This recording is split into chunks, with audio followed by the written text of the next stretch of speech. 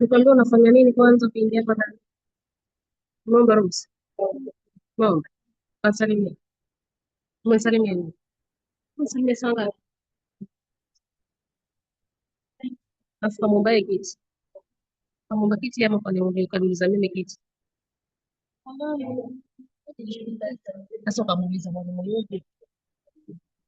Na mimi umeniuliza. Uliniuliza kiti, si ndio? Umenisalimia. Kwa nini hujanisalimia? Sasa wewe ukiniona mimi nataka unisalimie. Kitu si ukiniona. Sawa? Nasalimia sasa. Kizungu watu wasalimia vipi? Walimu wanatumia vipi asili?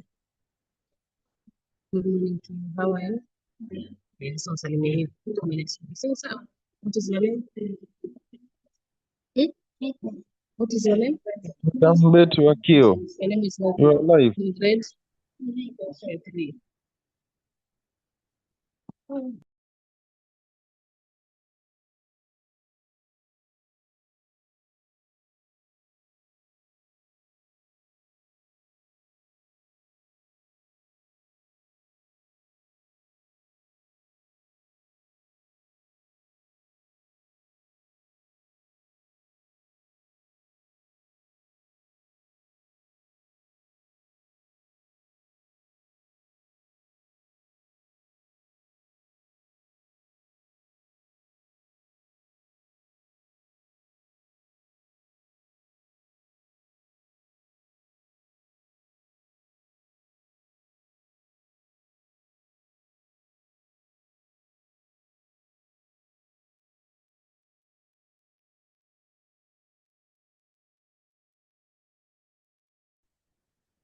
Hello in the house.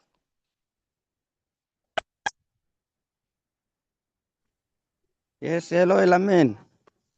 Yes, good morning. Good morning, sir. How are you?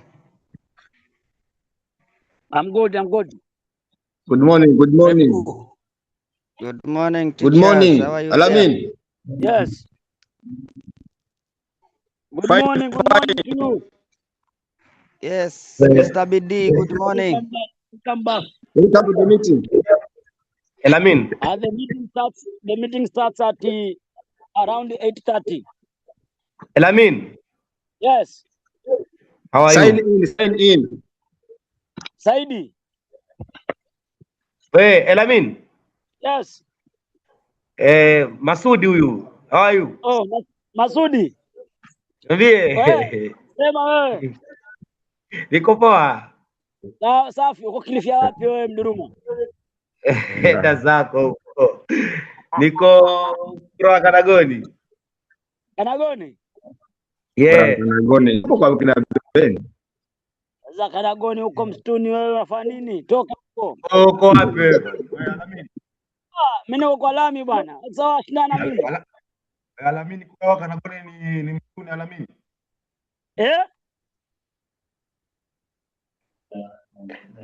Masudi.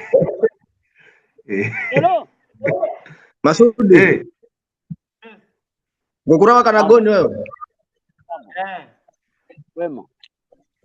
Msaidika. Salimie Beni hapo, Beni Ribai hapo. Beni Ribai sawa, ndampa salamu zako.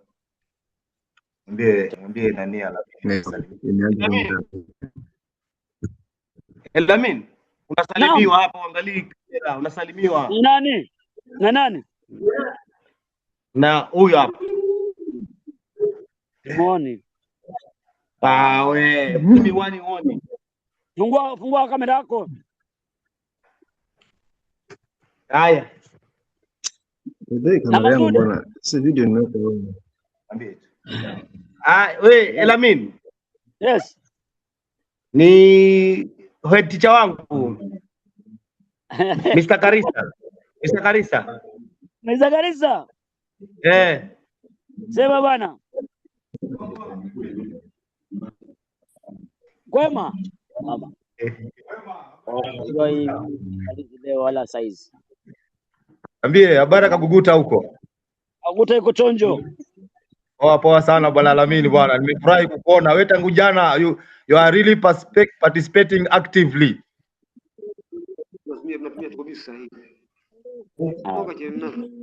Hiyo kawaida. Unajua sasa ndo mambo yetu haya.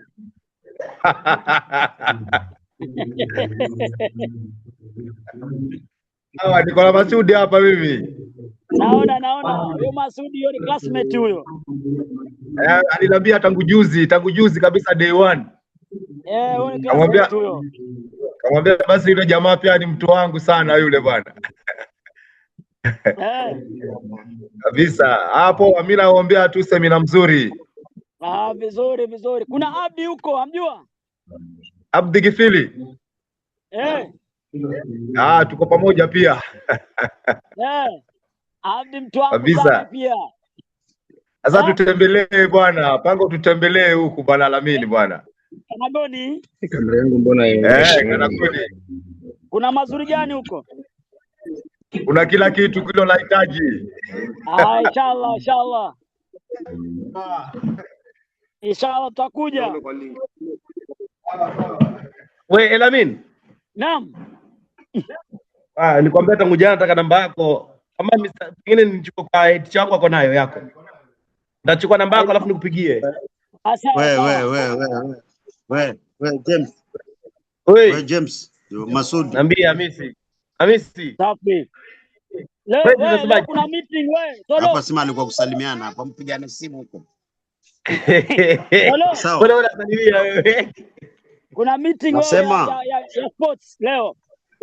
Kuna meeting ya sports? Piganieni simu. Wapi? Piganieni simu huko kando. Arafa. Basi sasa hivi tutatoka saa ngapi Alamin ndugu yangu hapa? Sikizeni bwana. Kama games teacher anaenda Marafa bwana. Tangazo maalum jamani. Hello guys. Special announcement. Good morning. Good morning. Yeah, it's a very special announcement kwako Bwana Lamini na wale rafiki zetu wenye tunasalimiana wa kutoka Kanagoni na huko kwingine. Si tuanzishe Zoom meeting nyingine ndo tukwe tunakujiana live na zetu bwana. Kazungu. Yes. Umesema jambo zuri. Lakini tuanzishe meeting nyingine kule tukwe mahali tunachati haya halafu tukirudi hapa tunasema haya mengine. Ndio nasema. Halafu tuende zetu hatujaanza meeting, hatujaanza training. Hii ndio sehemu ya kujuana mahali kidogo, angalau mwambie mwenzako kidogo, angalau mmepatana hapa, tusalimiane kidogo, alafu mambo yaendelea vizuri. Nakubali, si twende tukimbie kidogo mkutano wa sport alafu tukuje. Hapo umezungumza. Nakimbia kidogo huko. Sawa.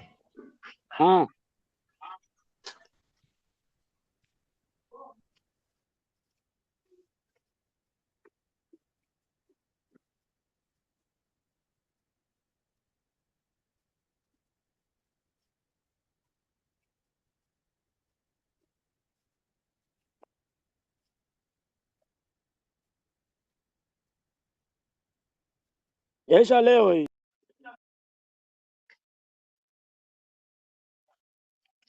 Bado hujakubali.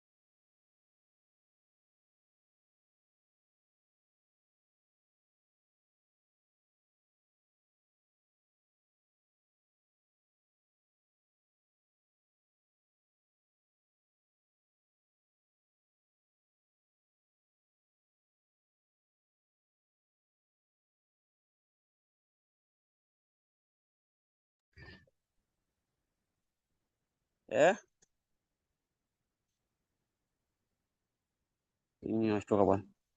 Nashtuka nini hapa?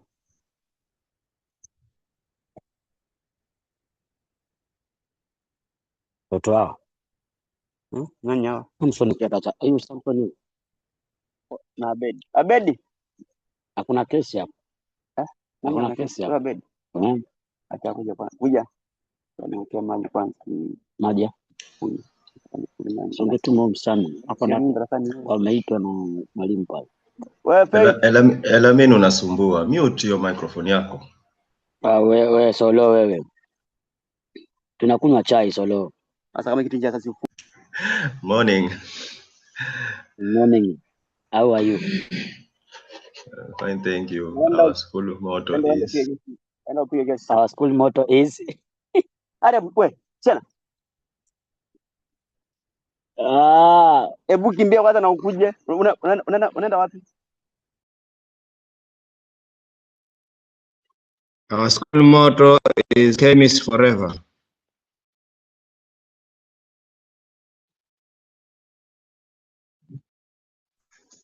Istabidi. Solo, kwani mnaingia bila kutereniwa? Solo, bado ni 8:30. Solo. Wanamwanzia ndio Nakusikia. amelogi. Vipi? Manda kuwasisi walimu wengine. Solo. Semaje? Manzia. Eh, Ambie mlamlam. fresh mlamlam. Eti. Niko sawa na wewe? Shukuru mimi. Unahiribaye huku. Nasema niko salama huko na hiribaye huku. Ako wapi nimuone? Ako class. Oh. Wataka kumsalimia? Na wewe tu wa nguvu. Kweli. Naambia. Sasa waifanyia shule wewe? Niko shule. Mimi yangu toka Madi niko indoors, toki ndani ya nyumba.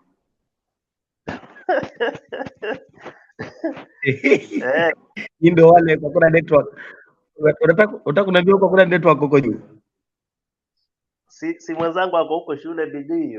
Mimi sasa nilisema nafanya hapa kwa nyumba. Ndio huyu namuona bidii yako shule, ndio huyo hapa. Wewe bidii? Hiyo ndio ofa ya mwalimu anaweza pata. Bidii.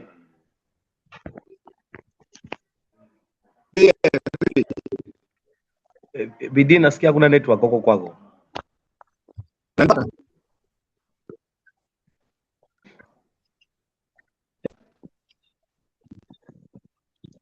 Bidii. Bidii ananiangalia tu. Angalia vipi?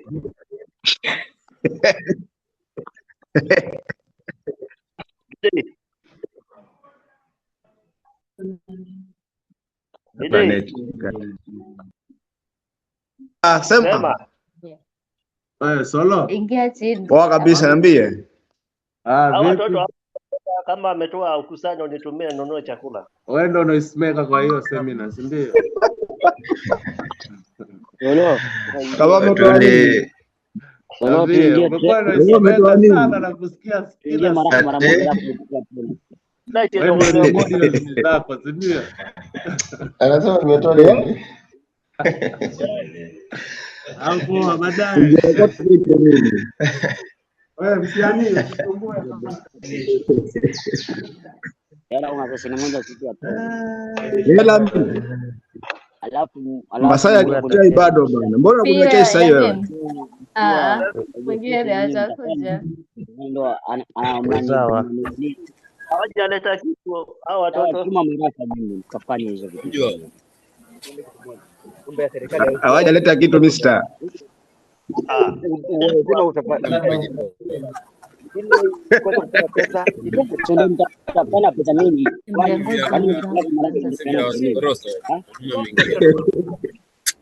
Masai haishi kabisa.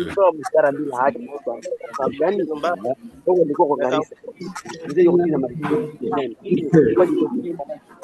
mimi raia. Niliambiwa utumie pesa yako. Hakuna allowance hapa.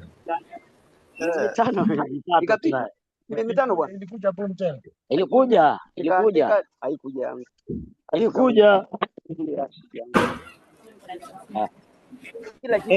Hii madam ni Marafa huyu.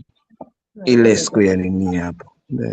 Natoka shule gani sijui. Jamaa kao.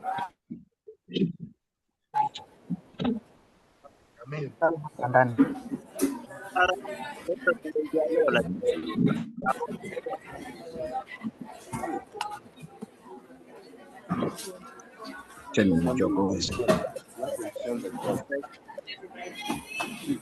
Marion. Morning. Madam Marion. Yes. Morning to you, how are you? I'm good, and you? Unaikumbuka hii sura? Naikumbuka, mbona sikumbuke? Elamin. Yes. Shule gani wewe? Unani bwana?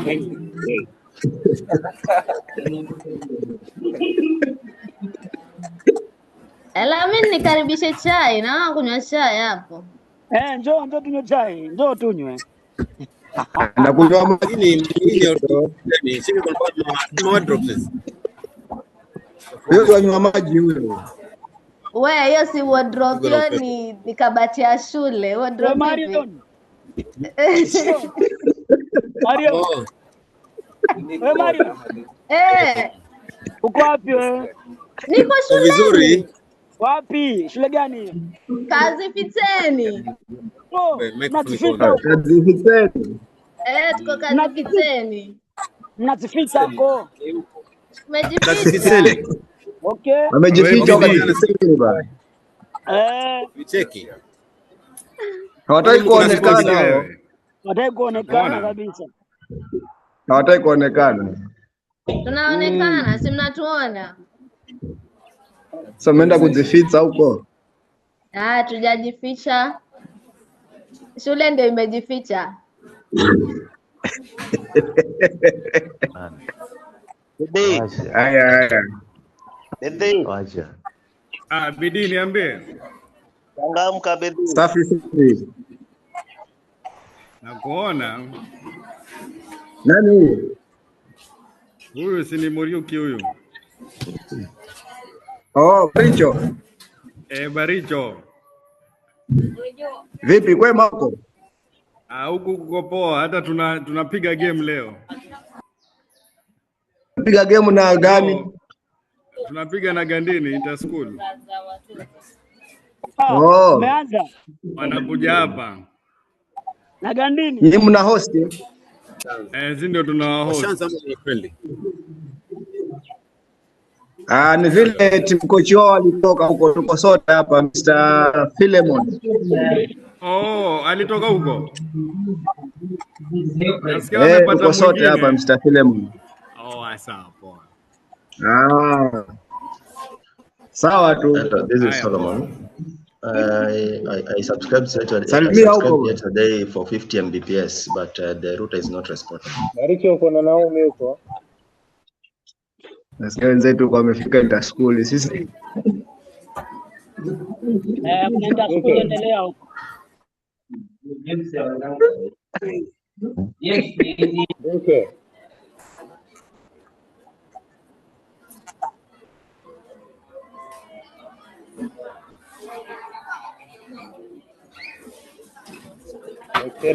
Hii masela hizi message za nini za wapi?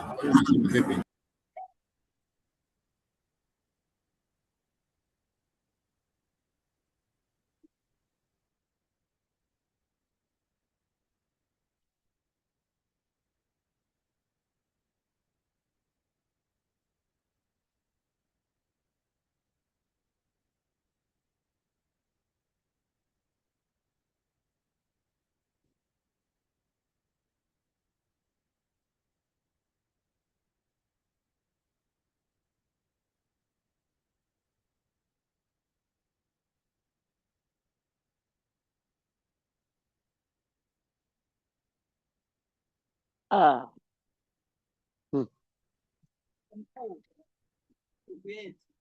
Akisema tuachukue. Wapi? Hiyo ilienda hiyo. Tatafanyia huko. Okay, good morning. Good morning Madam Olipa. Mumeamka vizuri? Huko sisi tunashukuru. Hatuna data. Poa. Mko sawa kabisa na mkalala vizuri? Vizuri sana. Hii ndio our third day. Lala haikuwa nzuri sana lakini tuko poa. Sasa before we start the meeting, I would leave somebody to pray for us. Na tukiomba tafadhali, let us respect God. Kila mtu ana mute. And whoever is praying for, okay, Solomon, Mise. Yeah, Solomon, tuombe. Wengine? Let us pray. Solomon, okay, let us pray. Solomon, ngoja kwanza. There are people here. Omoi, Asuga. Omoi, can you mute? Julius, Kiena, can you mute? We want to pray. Everybody mute except Solomon. And you know, we say when we want to pray, we need total silence. Let us respect God. Omoi Asuga has not muted. I can see you. Okay, Solomon, go ahead.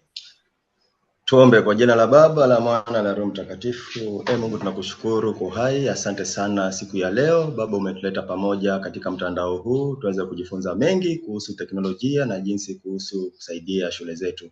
Baba, waelekezi wetu tunaweka mikononi mwako siku hii ya 3. Baba, utulete pamoja zaidi. Baraka zako zishukie kila mwalimu hapa na pia waelekezi wetu. Siku hii kifana tutarudisha shukrani na kusema wewe ndio Mungu na uinuliwe jina lako. Ni katika jina la Yesu Kristo naomba nikiamini. Kwa jina la Baba, Mwana, Roho Mtakatifu. Amina. Amen.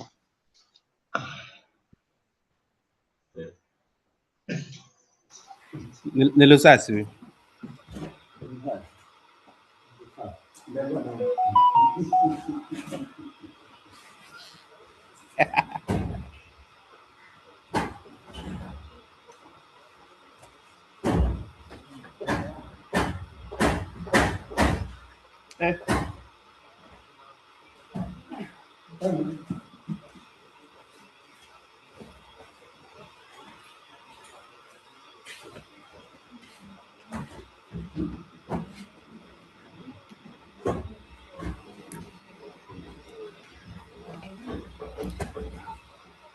Asante, I think we lost you a bit because we had a small hitch with the net.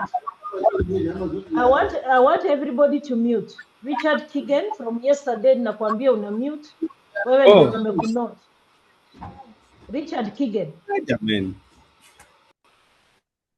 Kigen utaka kila mmoja kusikia wewe tu. Okay. Thank you. Because you know we are dealing with people who are techno survey, and we know where you can mute, where you can unmute. When people are talking or when somebody is talking, kindly mute, because unajua mnapata you make a lot of noise. There are others who are so keen, they want to listen what the facilitators are doing or what the facilitators are taking them through, and you are unmuted and you are making for them noise. Kindly, let us respect each other. Sawa sawa.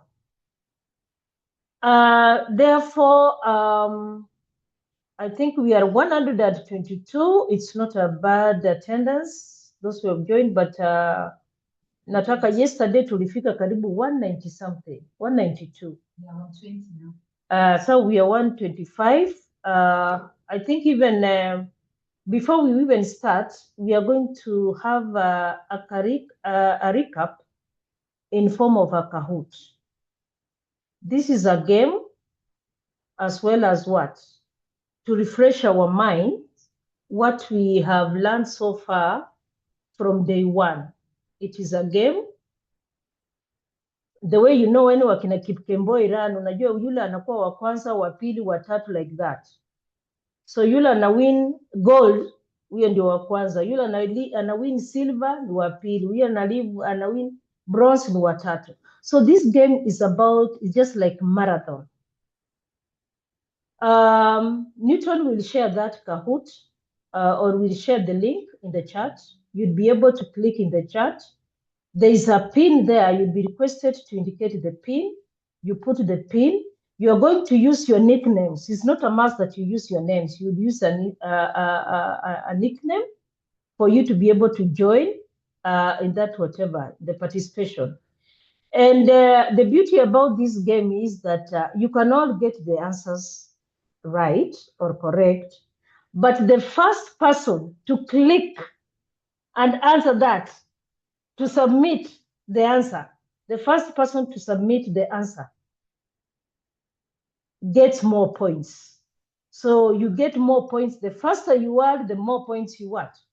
The faster you are to submit your answer, the more points you do what? The more points you earn. So ni kusoma raka raka, una click kwa answer na ku submit. unaendelea kuwin those points, okay? So there are those who would have, those ones who are having, using phones, they'll kind of have challenges, but you will still be able to participate because the questions are colored. We have red, green, blue, and yellow. So Newton will be reading the color. Those ones with the laptops should be able to see those answers correctly. But those ones with the mobile phones have challenges, but Newton will be able to say the color of those options because we have option answers hizo ni kama zinaitwa objectives. Zilikuwa tunaita objectives, you choose A, number 1. So atatumia red, green, red is this, blue is this, green is this, yellow is this. So you also be keen and listen as he mentions the color and whatever that has been written there, you can be able to answer. So let me find out if he's ready. He's not yet, but you continue brainstorming what you learned from when we started the training, even up to today. Because today we only have 2 modules. We have a report module and user. There was somebody who was asking about adding users who can be able to support. So that module will be, you'll be able to learn about that module today, and also how you can be able to generate a report from the system. And even before also, I call upon Newton, maybe you can be able to, so far, how many have managed to transfer their learners? You did that with your colleague. You are able to admit, you are able to transfer. How many were able to do that? You can raise up your hand. If you are able to do that process, Nuru Nyale was able, Kashuru, Solomon, Charo Ndudi, Mwangadi. So you are able to do that process of transferring and admitting, okay? You know, that is very good. So those of you who have challenges, what you're going to do as a group, you're going to have a WhatsApp group to be able to form what we call community of practice. As you form community of practice, I know you'll be able, this is Magari sub-county. You'll have to have your leader who will be able to add all of you in the group, because you'd have some window so that you can be able to practice. You will be able to continue. So you just continue adding as many learners as possible, then you practice this transfer process, because I know this is the one that has challenges. So you'll be practicing, you call your colleague, can I have the ULI number for your learner? Then you complete the process until that learner is admitted completely. You can even try to do you can deactivate this learner and see what happens in the system, okay? Before we go live, because we're going to give you a window so that you can be able to practice before you go live, you know. And I understand that people already have started going live. You cannot go live by trying to onboard before you get any communication. Your HOI will get communication. It will be a circular sent by the PS to tell you now to start doing what? To go live, to start onboarding your institution. But before you receive, or your HOI receives that communication, you would still continue practicing. Onboarding, those of, I know there are quite a number who have not even onboarded the institutions, they can be assisted. Those who have not even registered their learners, they can be also assisted to do that, okay? So, not yet. Are you ready? Okay. So Newton. So Newton is ready. Ruka hapo kuje.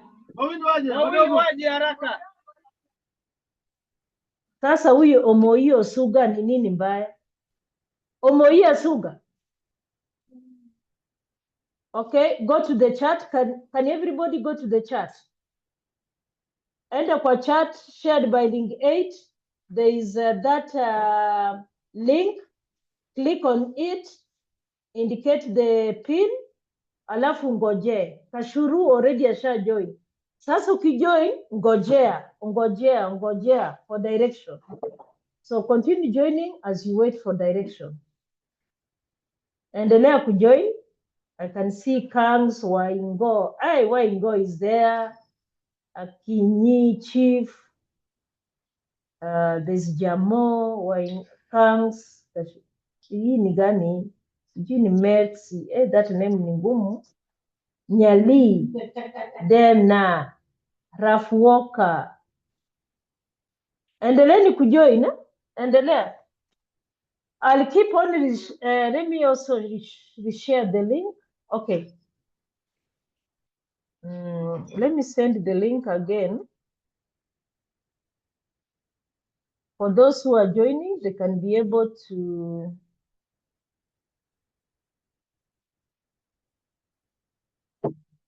let me copy and share the link for those who are joining. They can click on that link and continue. Kasongo.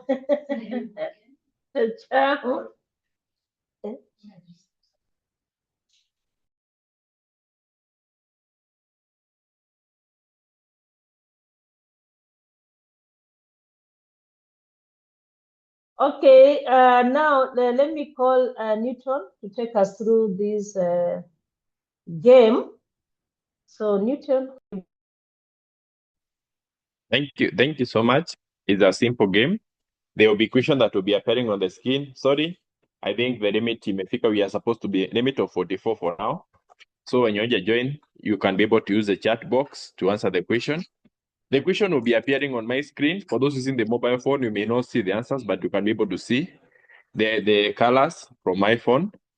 So there are two categories of question, multiple choice, and we have the other questions that inakwanga nini. The answer, there is multiple choice and true and false question.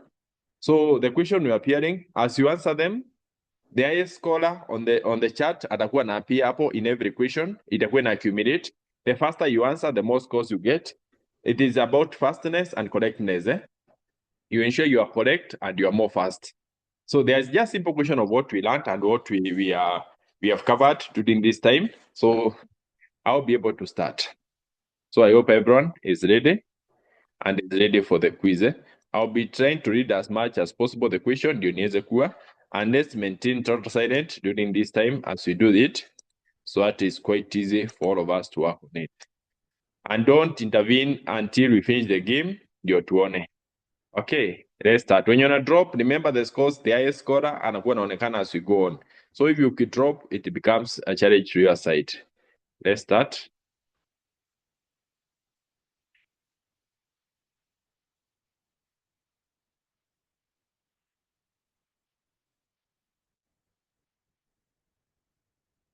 True or false?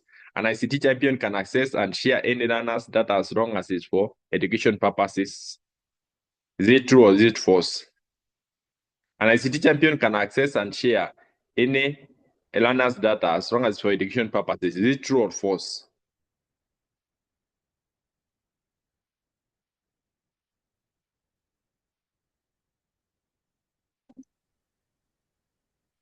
Here we are. 21 said it's true. The 8 of us said it's false. The question is, an ICT champion can access and share any learner's data as long as for education purposes. No. You must ensure the person unashare na yeye, what is he going to do with it? Does he has authorization? Because someone atakuja kwako akwambie anataka kupatia learners bursary. It is for education purposes. Mwingine anasema anataka kupatiana vitabu. It's for education purposes. But is he supposed to get that data? And I know most of us into an approach yangu anaambiwa share the data, you'll be able to assist. Kindly ensure you confirm what purpose na kuna authorization from who. Is it a written authorization? Is it a verbal authorization? What is the authorization in it from me? I hope you can be able to learn from that. Let's move to the next question. The scoreboard. There's a Rafael Walker ndiye amekuwa kwanza hapa. The others you can see yourself from the scoreboard. Let's move. True or false? Biometric data used for intendance of system is classified as a sensitive personal data. Is biometric data sensitive personal data? Blue is true, red is false.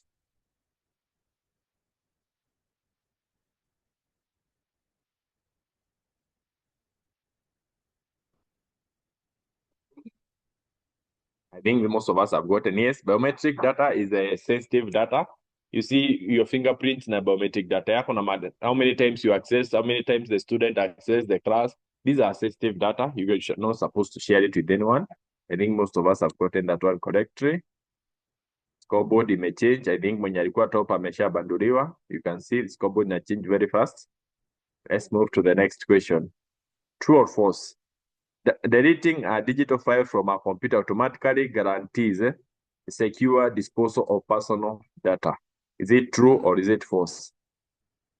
Deleting a digital file from a computer automatically guarantees a secure disposal of personal data. Is it true or is it false?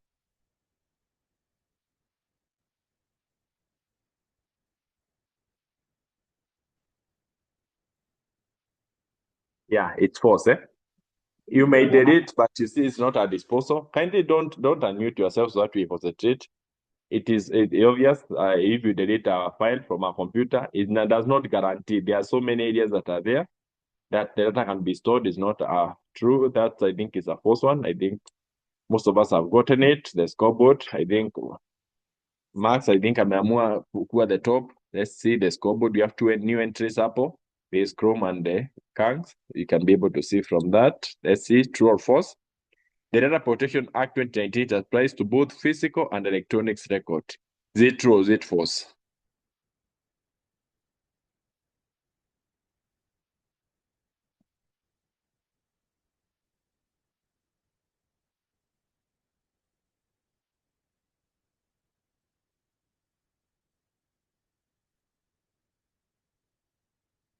I think this is true because remember hata the files that tuko nazo kwa ofisi, some of us wana printing wanaenda nyumbani, wanaenda kuziweka juu ya meza, the spouses anakuwa na access zake, the children kuna hizo za watoto, the villagers wakuja kutembelea wanaona hizo za watoto. Ensure you just ensure the data protection apply to all these areas. Your neighbor can find this data of his children kwako nyumbani and can be able to sue you. So ensure you protect all data at any given time. Scoreboard, new entries wako hapo chini wawili. New entries kwa scoreboard. You can see your number hapo your number as we go on. You are seeing your number that is there. Okay, let's move to the next question. True or false? A school may collect any amount of runners information as long as it might be useful in the future. So you can collect any data information as long as it will be useful in future. Is it true or is it false?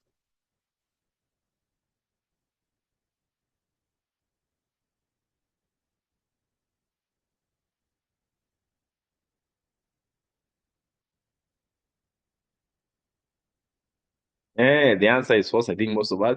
You see, you collect the necessary data. You don't collect data for the future. Sometimes some of us collect data for the future. We are not Data Protection Act inatuambianga don't collect data for the future. One of the things I want to insist, especially with ICT teachers, nyinyi mna collecting data. Don't ask for data yenye hutaki kutumia. Ask for data yenye unataka kutumia for the purposes that is supposed to be there. Don't collect excess data. Collect the data that you're supposed to use for the purpose that's supposed to be used. I think that question I may change scoreboard because most of us got it wrong. So we can be able to see the next question. True or false? The head of station remain accountable even when handling duties are delegated to other staff. So HOI and I remain accountable. Is it true or is it false? Even if he delegates the duties to you?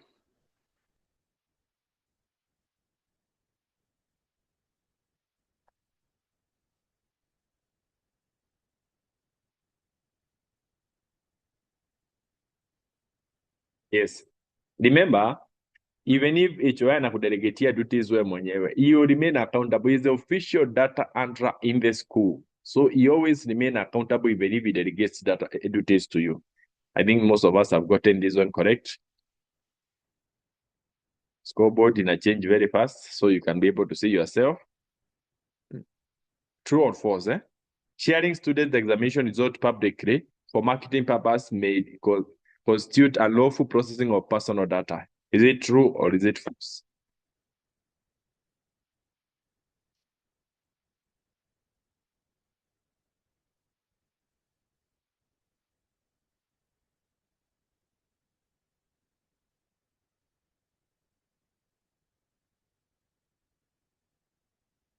Yeah, I think some most of us have gotten it's true. You don't share any information public for marketing purposes. These are breach of personal data. I think most of us have gotten that correct. The scoreboard. Scoreboard is quite okay. It remains the same. There are 3 entries in the scoreboard. Okay, let's move to the next question. True or false? A data breach only occurs when information is intentionally stolen. Does a data breach occur when the information is intentionally stolen? Blue is true, red is false.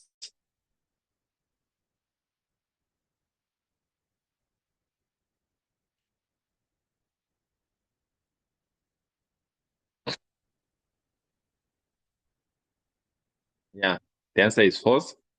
Data breach can hata kama ilistoriwa with the not intentionally, saa zingine watu wana steal data in different ways. I think a data breach can occur if information is stolen, even if it's not intentionally. I think most of us have gotten it. The few of us who have gotten a data breach occurs when information is intentional. It may be stolen for not intentionally. Some may be stolen by mistake. Some may be received by mistake. So not intentionally. I think most of us have gotten that one. Scoreboard, new 3 entries for scoreboard. You can see from that. Okay. Okay, these are quiz now. Which data protection principles is violated when a school collects unnecessary learners' information? So A, transparency. B, data minimization. Audit, accuracy. Blue, accountability. Red, transparency. Blue, data minimization. Audit, accuracy. Green, accountability. When you collect unnecessary data for the learners, what have you violated? Yes, the correct data is data minimization. You need to collect which data protection principle is violated when a school collect unnecessary learners' information. You just collect whatever you need. So you need to ensure data minimization. Only one person got it. So I hope all of us took Osawa. Now from here, now there are multiple choices. There are more than one answer. There are multiple choices. So you choose one correct answer. False or correct questions, Imeisha. So currently we are having the others. So I hope the others are quite okay. Let's see for the next one. The scoreboard. The scoreboard remains the same. The quiz. A teacher send a student record through a personal WhatsApp account. What is the biggest risk? Number red, increased storage. Blue, faster communication. Orange, unauthorized disclosure of personal data. Green, better accessibility.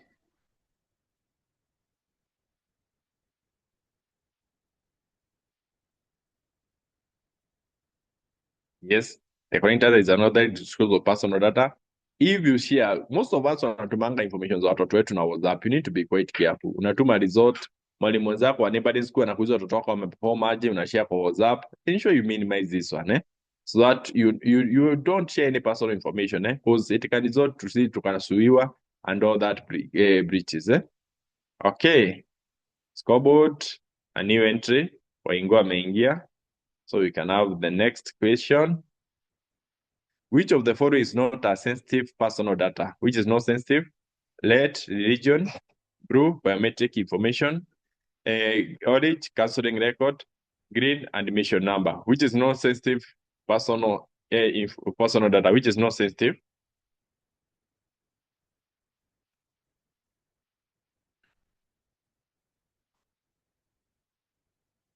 Remember we said sensitive data. We said there are 2 types of data. There's personal data. Personal data is what identifies us. our names, our phone numbers of our parent, our admission number. Those are personal data. But there's data that we call they are sensitive data. They are sensitive data. Ukisema religion ya mtu, that's a sensitive data. Biometric information of a person, that's a sensitive data. It may not be personal, but it's a sensitive data. Counseling record are sensitive data. Health records are sensitive data. But admission number, that's a personal data. That's a personal information. So the correct answer is admission number. You see, there are two categories of data, personal and sensitive. Remember, sensitive tulisema ni zile vitu ambazo wewe mwenyewe zinakuidentify, they are coming after. There are things zinakuja that you may not want people to know about you so much. They are very sensitive to you. So remember, some of us, our religion, some of us may not want people to the religion yetu. Biometric information, remember, we use it in several ways. Wengine wangetaka biometric information yetu mahali tuli access, mahali tulienda ijulikane. Counseling record, haungetaka mtu ajue. Some of the medical records haungetaka mjue. But personal data ni zile vitu wewe mwenyewe, tukiona hii information data without going anywhere, tunajua wewe huyu, this information is Newton. Personal data tulisema ni kama jina yako, jina ya mzazi, admission number. Those are things that hata mwenyewe tukiona hivi tunajua wewe ni ID number yako, NEC assessment number yako. Those are personal. But sensitive, they are the others. So the correct answer here is the admission number. There we have the scoreboard. There are new entries. Okay. Which is the best action when suspected data breach as occurs? Ignore it, delete all the files, report and escalate according to the procedures, notify the student directory.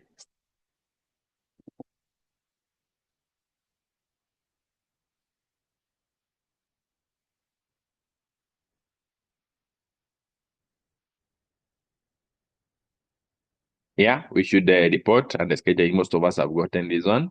Let's move to the next question.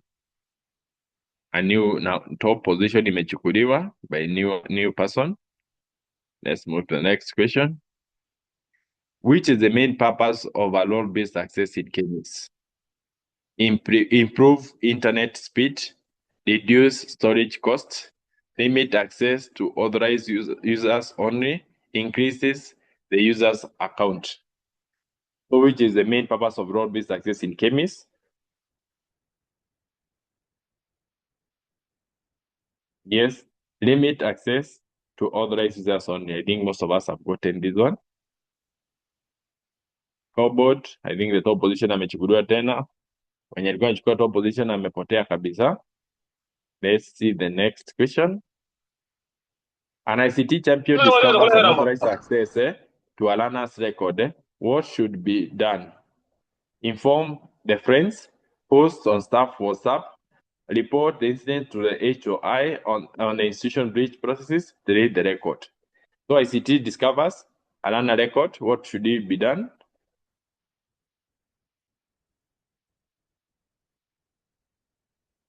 Yes, you should report the incident to the HOI and initiate a breach procedure. I think most of us have gotten this correctly. Kuna mtu amesema ana inform friends. I hope that is you should not be able to do that. Okay.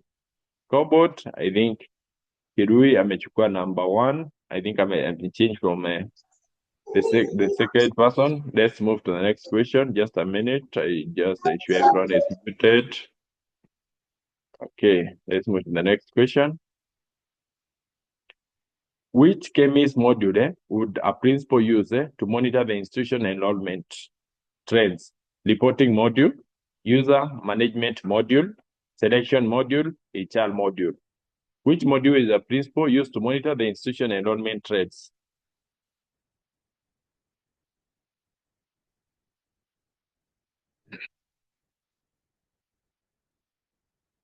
Yeah, the correct answer is a reporting module. User module ni tulisema ni ya create users. The reporting module ndio unaweza angalia enrollment trends. So most of us wameandika user module. User module is not for that. User module ni create users wengine kwa system. Reporting module tulisema hapo ndio unaweza angalia the reports zote. I'll be able to cover much of it today. Ndio tuweze kuangalia the reporting module part of it. Okay.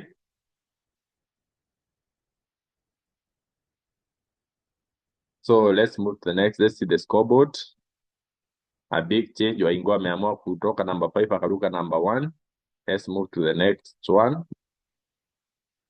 A teacher takes a photo during a school event and don't post it on a school Facebook. What should the ICT champion advise him? Post immediately because it's a school activity. Post only after the school's student agrees. Verify that parent or guardian consent has been obtained before posting. Post without names only.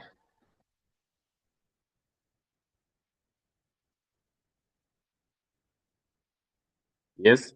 Anytime uko na friends wako, you have your teachers, your colleagues, wanachukua photo za watoto, ensure kama anataka kupost kwa account zake, mwambie a verify kama kuna any consent ama parent consent imeobtainiwa before posting it. Ensure that is done every time. It's good to advise our teachers so that they are not in trouble. Okay, let's go. The scoreboard. Yes, I think we have Nzomo who is coming quite fast. The other scoreboard will remain the same. Let's see the next question. The HOI asks a teacher to share the KEMIS password with another teacher as they are busy. What should as a ICT champion do? Share the password to save time, create a WhatsApp group and share the credentials, diffuse the recommendation and authorize use of account with appropriate access right, write the password on a notice board.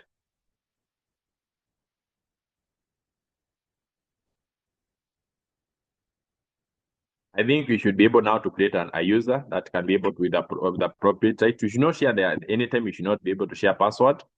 As an ICT teacher, we should advise your HOI this time, every time. Don't share password at any given time. So I hope all of us are quite okay.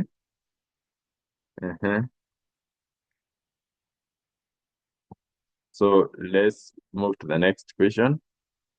I think the scoreboard Waingo is on fire and ameamua kushikilia hapo kabisa. We are in the last two questions, the last three questions, 18, 19, and 20. So let's move. Parent asks a copy of personal information to the school about their children. What the data protection principles support this? Accountability, transparency, and right to access, data minimization, and then detention. If you ask for mwalimu anakuja, mzazi anakuja na ask for information about data, which data policy is supporting this one?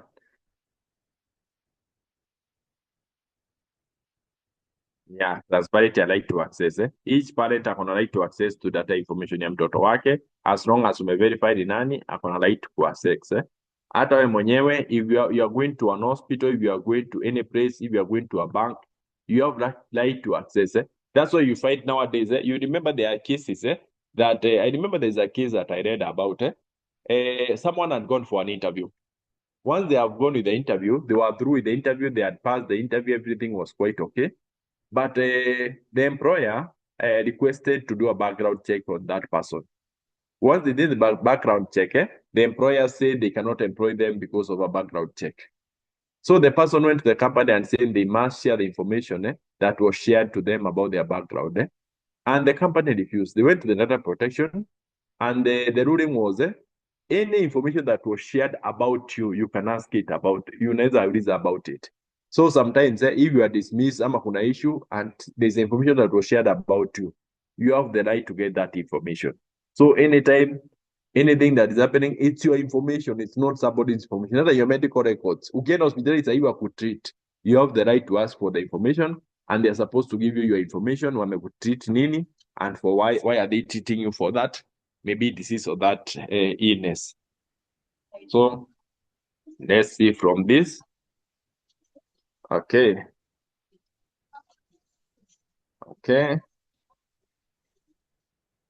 Okay, the scoreboard. I think Kirui ameingia hapo. Let's go to the second last question.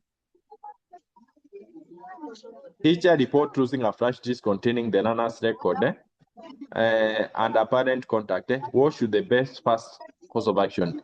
Buy a new flash disk, report the incident immediately to the potential data breach, wait to see if it is found, ask the student not to discuss it.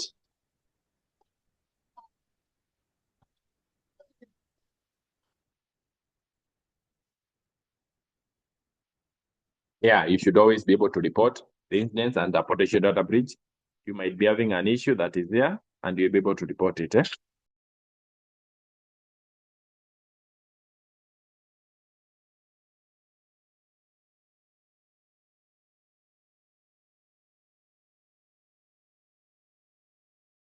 Watapia hapa mostake ndio watakuwa top. Hii ni question 19. So hour. When you score iko hivi, andika hivi and then you correct the last one.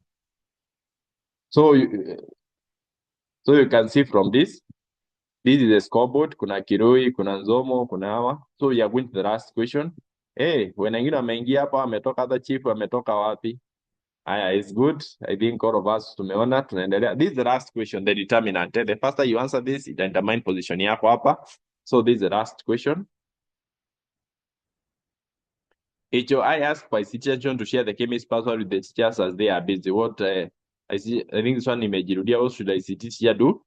Share the password to save time, create a group password, credentials, refuse the credentials, and create an authorized user account to access write the password on a notice board. Hii imejirudia.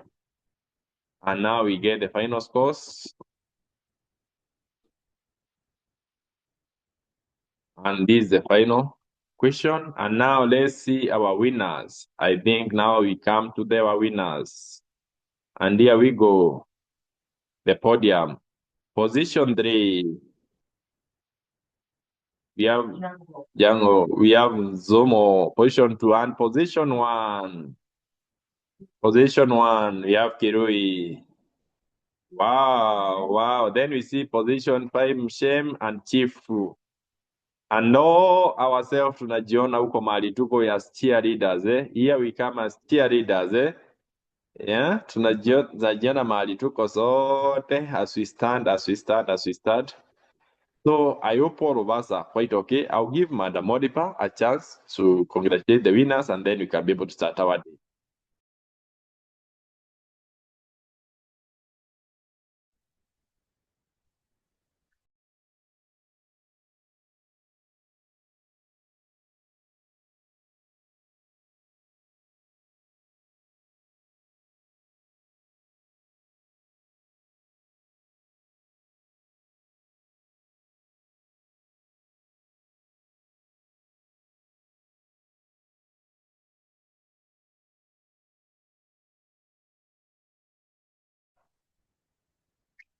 Good morning, everyone. We've come to a very important session where we are going to appreciate our winners. From number 3 is Jangwa. Oh, number Jango. Tunaanza number 5. Yes. Masha. Mashenzi. I'm advised by my chair that we are starting from number 5. Number 5, Mashenzi, put your camera on. We see you, and all of us, we are going to clap for Mashenzi. Mashenzi, please, whoever was using that nickname, kindly, can we all clap for Mashenzi? Mashenzi was number 5. Say something, Mashenzi. How was the quiz? We give Mashenzi an opportunity to greet the rest of us and say something. You took position 5. Mashenzi, put your camera on and say something. It was nice, and I enjoyed playing it. Thank you. Can we all clap for Mashenzi, the beautiful girl? Thank you, Mashenzi. You can put off your camera, and we go to number 4 was Chuf. Chuf, kindly put your camera on and let's see you and say something. That was a nickname. We are waiting for winner number 4. Kindly, Chuf. The person who was using the nickname Chuf. Chief. Who was using the nickname Chief? Kindly participant champion. Who was using the nickname Chief? I'm the one here. Okay, Chief, can you say something to the rest of the champions? You took position 4. How was the quiz? It was really nice, and I enjoyed answering the questions. And you have also learned something. Thank you. Yes. Let's clap for Chief. Let's all clap for Chief and appreciate Chief. Thank you, thank you. And now we go to position number 3. D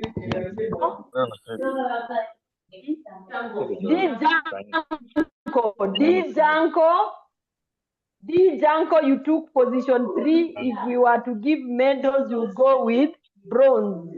Can we see D Janko? D Janko, kindly put your camera on. We are waiting for D Janko. D Janko, position number 3. Yupi. Do you have him in the room? Okay, if it is not there, let us appreciate him in his absentia. Kindly let's appreciate the Janko. Thank you, thank you. We go to position 2. Zomo T. The most incompetent PS ametoka. Bitoki naye alikuwa incompetent. Baadaye kuna docket hapa Kenya ukipewa. Kama uko incompetent unajulikana. Okay, let us appreciate education ahead. The moment umepewa education ahead. Can you keep quiet? Na uko incompetent. Watu wanakujua. So the moment ukipewa kama tourism security.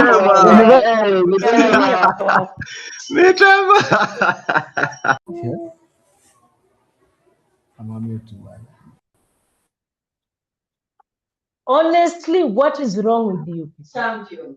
What is wrong with the champions? Our facilitator is talking and trying to appreciate those who have participated and they have won. Na wengine wanacheka from the background. What is wrong with you? I mean, shida ni nini? Shida ni nini hapa? Can you listen to Madam again? Ronald Kimnetich, I'm talking, and Mosha mute already, you're also talking. Excuse us? Emmanuel Owino. Okay, now we want number 2. Number two ndio peke yake anatoa kamera na ku-unmute. The rest of you keep quiet. Go ahead. Thank you, Chair. I want us to start appreciating champions that whatever we do, whatever we are doing, this is what is going to happen. You also want people to listen to you when you be talking to them. So it is good, of course, to give people a chance, and it is also good to appreciate others. So with that quiz, Zomo T took position 2. So can we have Zomo T put on the camera and unmute yourself and say something? Hi everyone. I hope it has been good for you, like it was for me. Thank you for everyone who have tried. I wish you all the best next time at this process. Okay, thank you so much. Thank you so much. Huyu means anaitwa John Dekake. Orori tua. Hiyo jina ni ngumu sana. What is wrong?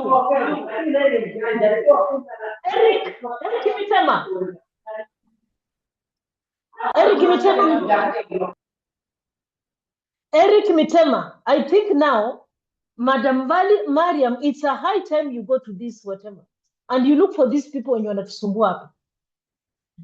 Madam Wakoliti atakuja shuleni. And you know, as we are talking, we are also going to write a report. Mukitusumbua tutaandika report. You know, Okay, Nzomo, congratulations. Can we appreciate Nzomo in a very special way again, and let us learn to appreciate others when they do good. Let's appreciate Nzomo. Thank you so much. And Nzomo, you can unmute and also put off your camera. We go to winner number 1. The gold medal. Who is going to carry our gold medal is none other than Kirui. Let's appreciate Kirui, and Kirui, put on your camera and unmute yourself and say something. Kirui here. Kirui, say something, and you are the winner of today's quiz. Thank you so much, and congratulations, Kirui. We The one salute and you. only. Let's appreciate Kirui. Let's appreciate Kirui. Kirui, say something as I hand over back to my chair. Yeah, proud to be Oh, number 1. There is no trick here. It's all about speed. The game was enjoyable. thank you, Kirui. I hope the rest have heard, and it was a good experience. Madam Chair, back to you.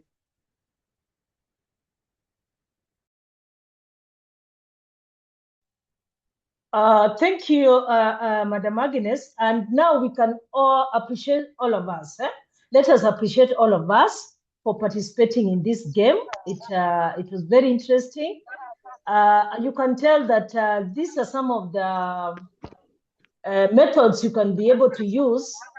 What in wapatie flowers, ma blue na ma green, ma land, ma yellow, nagani tena, and even your love for participating in this game. Okay, we would have wished that all of you participated, but it has limit. The game has a limit, and you know you also pay for it, so inakuwekea your limit. Now I'm going to repeat again, and I'm going to, because now I think I'm becoming angry. Kwa sababu munaweka wengine muziki from the background, wengine a lot of noise, and we cannot even hear each other. Kindly respect this training. Kindly respect this training. If you are not participating, if you are not talking, ensure you are muted. Because I know you know how to mute and unmute. See ati hamjui, but you're doing it intentionally. I know you're doing it intentionally.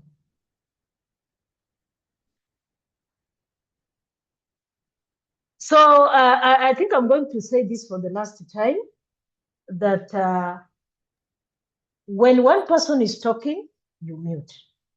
Otherwise, I will blacklist your name. I'll blacklist your name. So we are going to start with the first module. We are going to start with the first module. I mean, not the last module. We have 2 modules today. That is the report and also user management module. And then we want to close at around 1. So it's better that you give us humble time as we take you through the remaining 2 modules, so that in case maybe you have a concern or any question, we have facilitators, we have the quality assurance, Madam Marian, atajibu hiyo, atafanya hiyo kazi. We have Newton, we have also Madam Agnes. So I'm going to share my presentation. Kashuru has a question. Kashuru, una swali? Just a concern, madam. On Yes, those yes. who are making noise on the background. Yes. Some may be professional, some not. But this is the thing, maybe as you join, there's always a place whereby you switch off your video and mic. So before joining, because you place your name, and also putting off the camera is already off automatically, but the mic is on. Yeah. So for those who Yes. come, just click on joining and then they leave. They think that it is muted. So it's good before you join, you make sure that the mic is also off. So when you join, you are okay. Thank you. So for those who are switching off, maybe they come back and then they think they're just in a rush to make sure that they catch up some with the training. Maybe it's good and prudent that they switch off the mic before they join. It will help the other issues of making noise unknowingly. And you are very right, mister. That's very true. And also, you see, others are also in the meeting. They are there and they know that their mics are on, but you know what they want to do. They're just doing it intentionally. Others are doing that intentionally. Others, they may not be able to tell that maybe their mics are on, but we have who are doing that intentionally. And you know, they're laughing, they're talking, and they're communicating and disrupting the meeting, disrupting the training. So kindly, this is the last time I'm talking about issues of unmuting, and we hear a lot of noise. Give the others ample time. If you are not interested, leave the meeting. Uende ufanye kazi yako. So I think I'm done with that. Let me put it in. So under this session on report module, we are going to look at the principles. We should also look at the formats, which is ways you can be able to present your report, and what are some of the best practices that you need to portray as an individual when you are generating and submitting that data.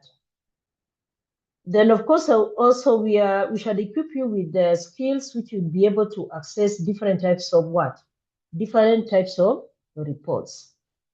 Newton is also going to send a link in the chat. It is now a Mentimeter. You know, now we are done with the COHORT. We are going to use a Mentimeter.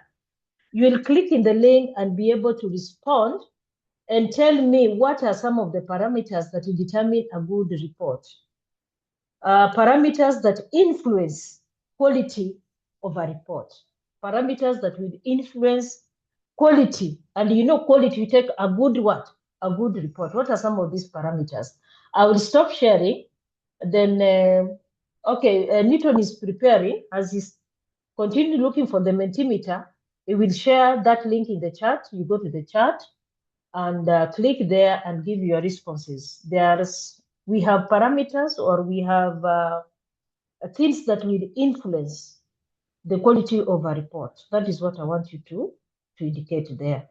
You click and give your responses. We want people to participate, as many as possible, because we said one of our expectation is what? Active participation. So you respond there. What are some of these parameters that will determine a good what? A good report. So before we continue, that is what you continue brainstorming, and you give me some of those answers. Akikuwa tayari, utaenda kwa chat, then you click kwa hiyo chat, you start giving your what? Your responses, okay? So as for now, before Newton shares that in the chat, I want you to continue thinking about that, some of those quality, the parameters that influence the quality of our report. It's already there. I can see, so I will stop sharing. So click that link, shared by link 8. So Newton will also share his screen so that we can be able to see some of those responses that you've indicated, some of your answers. And, you know, we can be able to tell those who are typing, those who are not typing, you know, what are some of those, the parameters that will determine a good report. I can see already in 0, nobody, okay, 2. The accuracy of the data, correct. Wow, uzi amezirusha. This is good. Huyu amefanya namna gani? AI. Accuracy. Mpaka anafanya information presented should be correct, factual and free from errors. Completeness. The report should Newton usi nini kwanza, nataka kusoma hiyo. Kwanza ndio uende kwa zile, okay. Zileteni. The report should cover all relevant. Oh, yeah. Wow. Aspects of the topic without leaving out important details. Clarity, ideas should be expressed in a clear, simple, and understandable manner. Relevance content should directly address the purpose, objective, and the audience of the report. Objective findings and conclusions should be unbiased and based. Timeliness, okay, information should be current and submitted within the stipulated time. So, Ebuenda Ju, ni nyingi, consistency. So let us see time-bound, validity, clarity, accuracy, short and precise, objective, relevant, concise, accurate, reliability, detailed report should be measurable, short and clear, reliability, clarity, accuracy, timeliness, actionability, smart, accuracy, goal-oriented, mwingine amezirusha hapo, ziko hapo basi, this is good. All those that you've given me, hizo zenye wengine naona wameenda kwa ChatGPT AI imewapatia kila kitu. Thank you so much. Let me give you flowers. Pole please, wengine tuna screenshot. Hiyo najua haiwezi enda polepole kwa sababu points zinaendelea kurudi, na unajua zikiendelea nayo screen inaendelea kusonga. So as people are typing and also the screen nayo inaendelea. So correct grammar. So kuna hizo zingine zimeandikwa hapo kwa chat. Yule ambaye ana screenshot yaende hapo, amepata, ndio hizo zote ziko hapo. So let us clap for ourselves for the good work we have done. Ndio hiyo nimewapatia flowers. So Newton, you can stop sharing your screen. Thank you so much for participating. And I can now share my screen again. Let me share it. And we just want to look at some of those parameters, zile ambazo mulisema.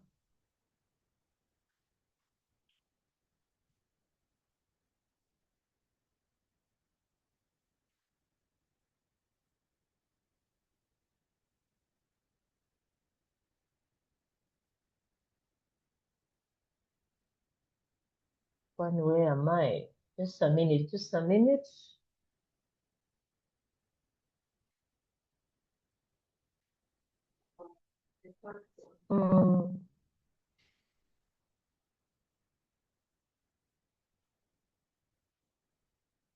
Okay, now it can now move.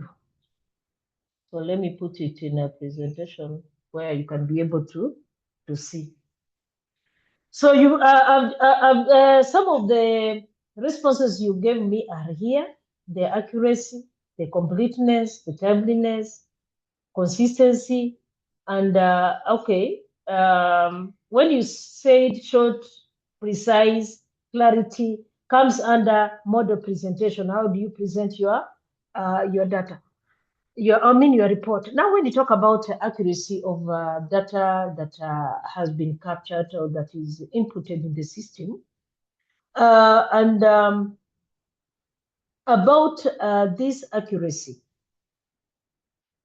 reports that needs to be generated. Once you input that data, you ensure that the data that has been inputted in the system is correct. And we were even emphasizing when you started onboarding the system, we said that anything that you capture about the profile of the institution should be correct. Okay? So that in case maybe you want to generate data about the institution, it should be one that is will reflect correctness, one that is verified, and one that is what? Up to date. Because you see, you find that at times that you receive new learners. Once you receive new learners, you ensure that learner is admitted immediately. If there is a learner that is transferred, as you are doing that transferring yesterday, you update that kind of data immediately. So in case even when you generate this kind of report, it is up to date because you've done the updating.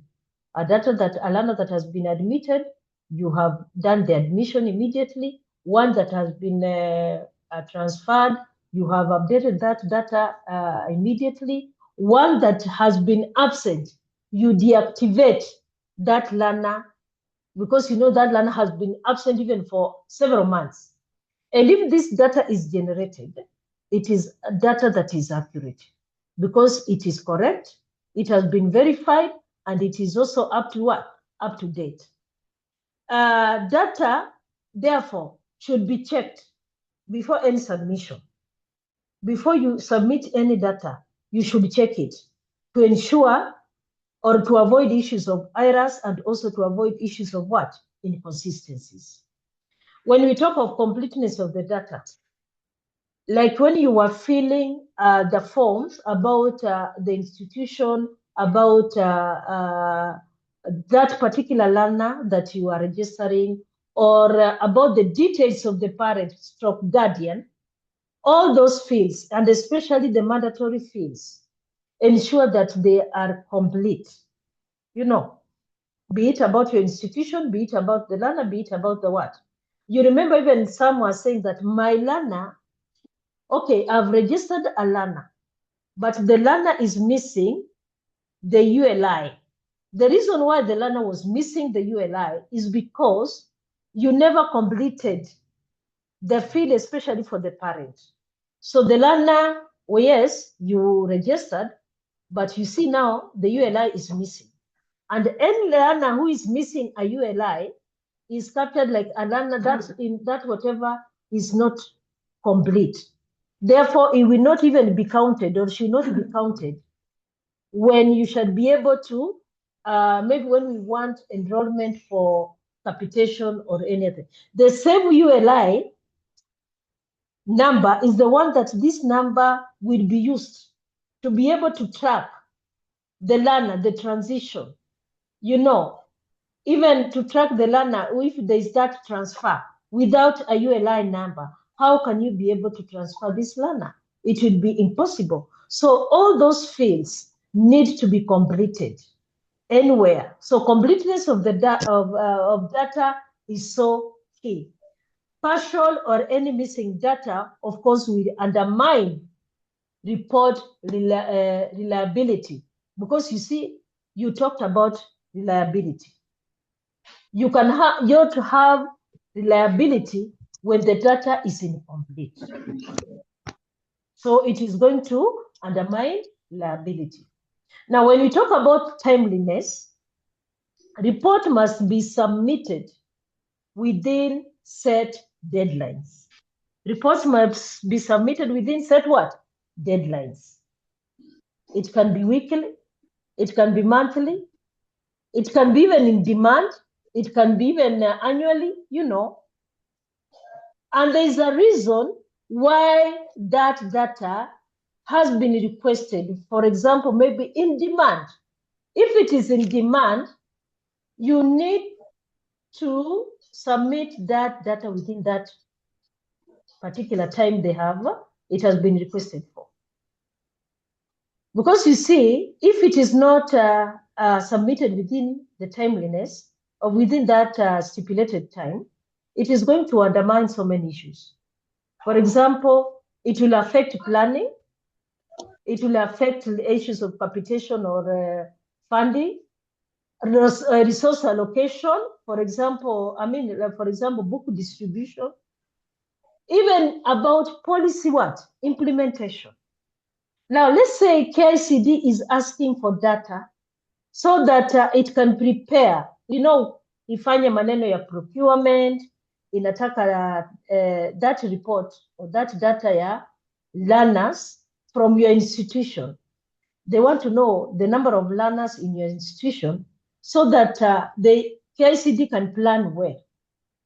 How many number of books will be required by this particular what? School. And the others, okay, submit their data. Your institution delays. What do you think will happen? Of course, your school will miss out on books distribution. The same even when the data is needed for girls, for sanitary distribution. Your girls will miss out on that.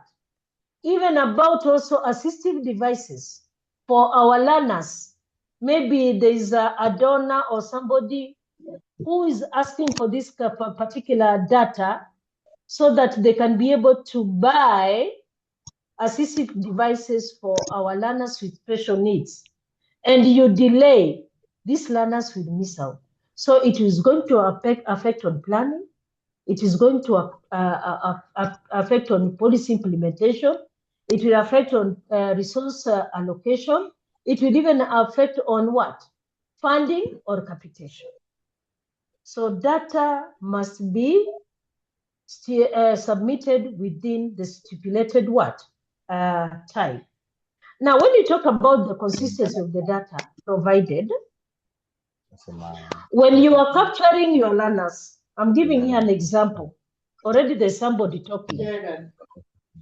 Can you, my facilitators, keep noting those ones who are unmuting and they're talking.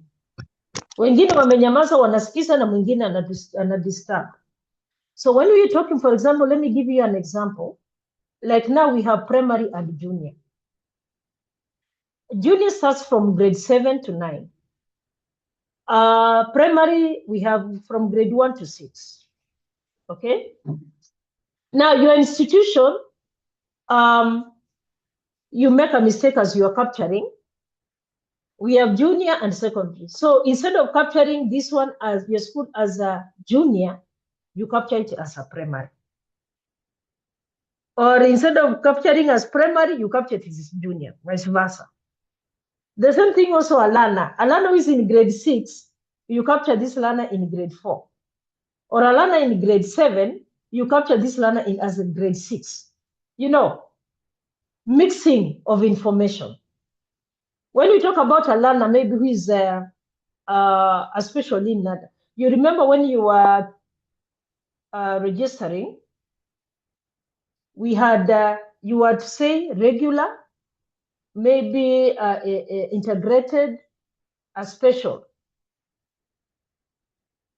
When we have learners with special needs in your institution, you need to capture this learner as a learner under special need learner, and you even choose the correct category for this learner. If it is HI, hearing impaired, indicate that. If the learner is physically impaired, indicate that. If the learner is autistic, indicate that. But you find that you capture this learner as a regular learner. The system will be shown as a regular learner. But ideally, on the ground, the learner is a special need what? Learner. So even when you'll be able to generate this data in future, this learner will miss out on so many what? Beneficiaries. Because you see, we have KISE. Sometimes this KISE needs this kind of data. And even with capitation, we have we have special grants for these particular learners. So your school may miss out on this special grant for learners with special needs because we capture kama regular. So let us try to be consistent. And when we are capturing this kind of information, let us capture correct information so that in future now, when you are retrieving the data, when you're trying to generate that data, you generate data that is what? It is correct.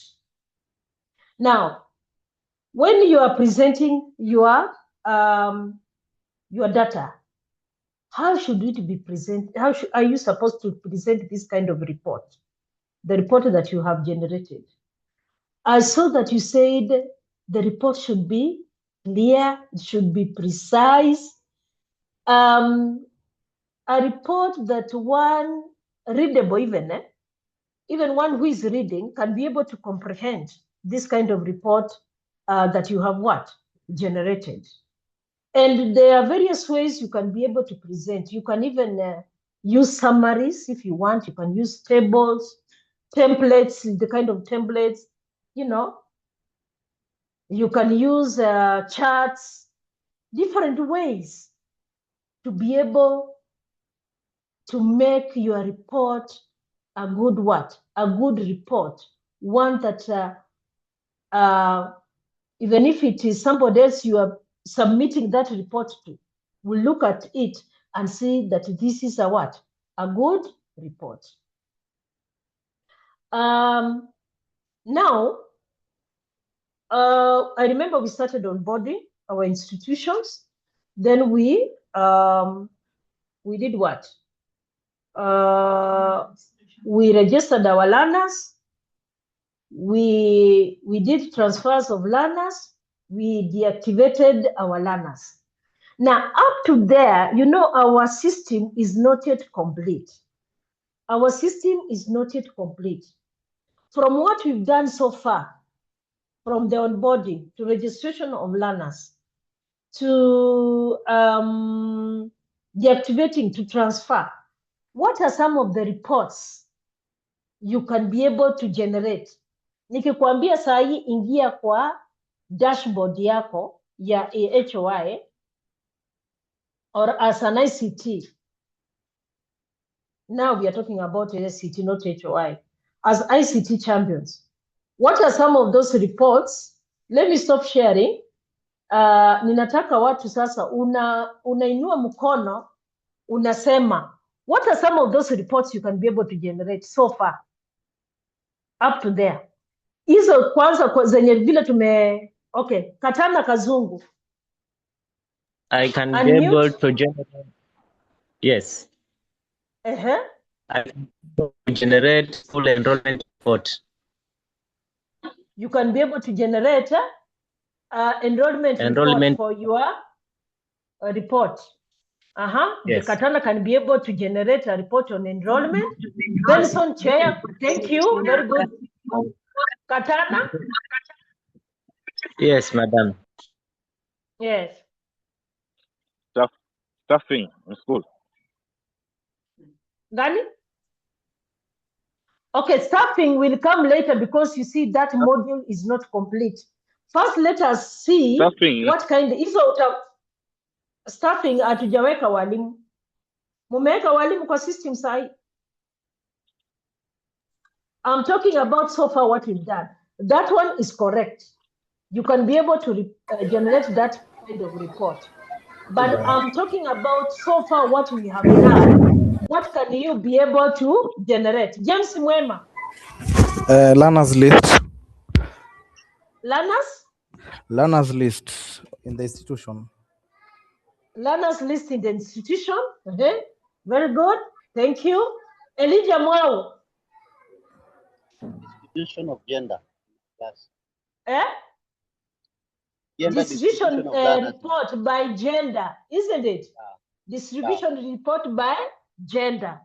Male or female, isn't it? Because we have boys, we have girls. Thank you for that. Ronald, teach. I can generate inactive learners list. Inactive learners list. You can generate inactive learner list, isn't it? That kind of report. You can do that. Very good.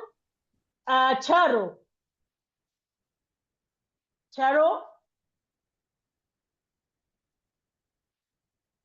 Charo Amanda. Onesimus. Yes, Onesimus? I can too generate list per grade.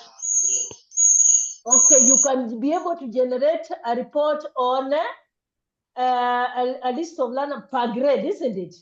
Tumesema you can do it per gender. Now you can also do it per grade. Okay. BD, Karisa. Another one. Which one? Okay, ni kama amepotea. Mercury. In case of Mercury? learners with special needs, I can be able to generate their list. Exactly. Good. You can be able to generate a report of learners with special needs, even with the per category.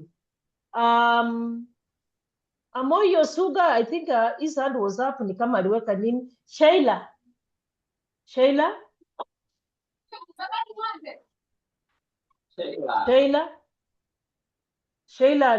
Sablon. Hello. I can Yes. generate report. I can generate a report according to their interests.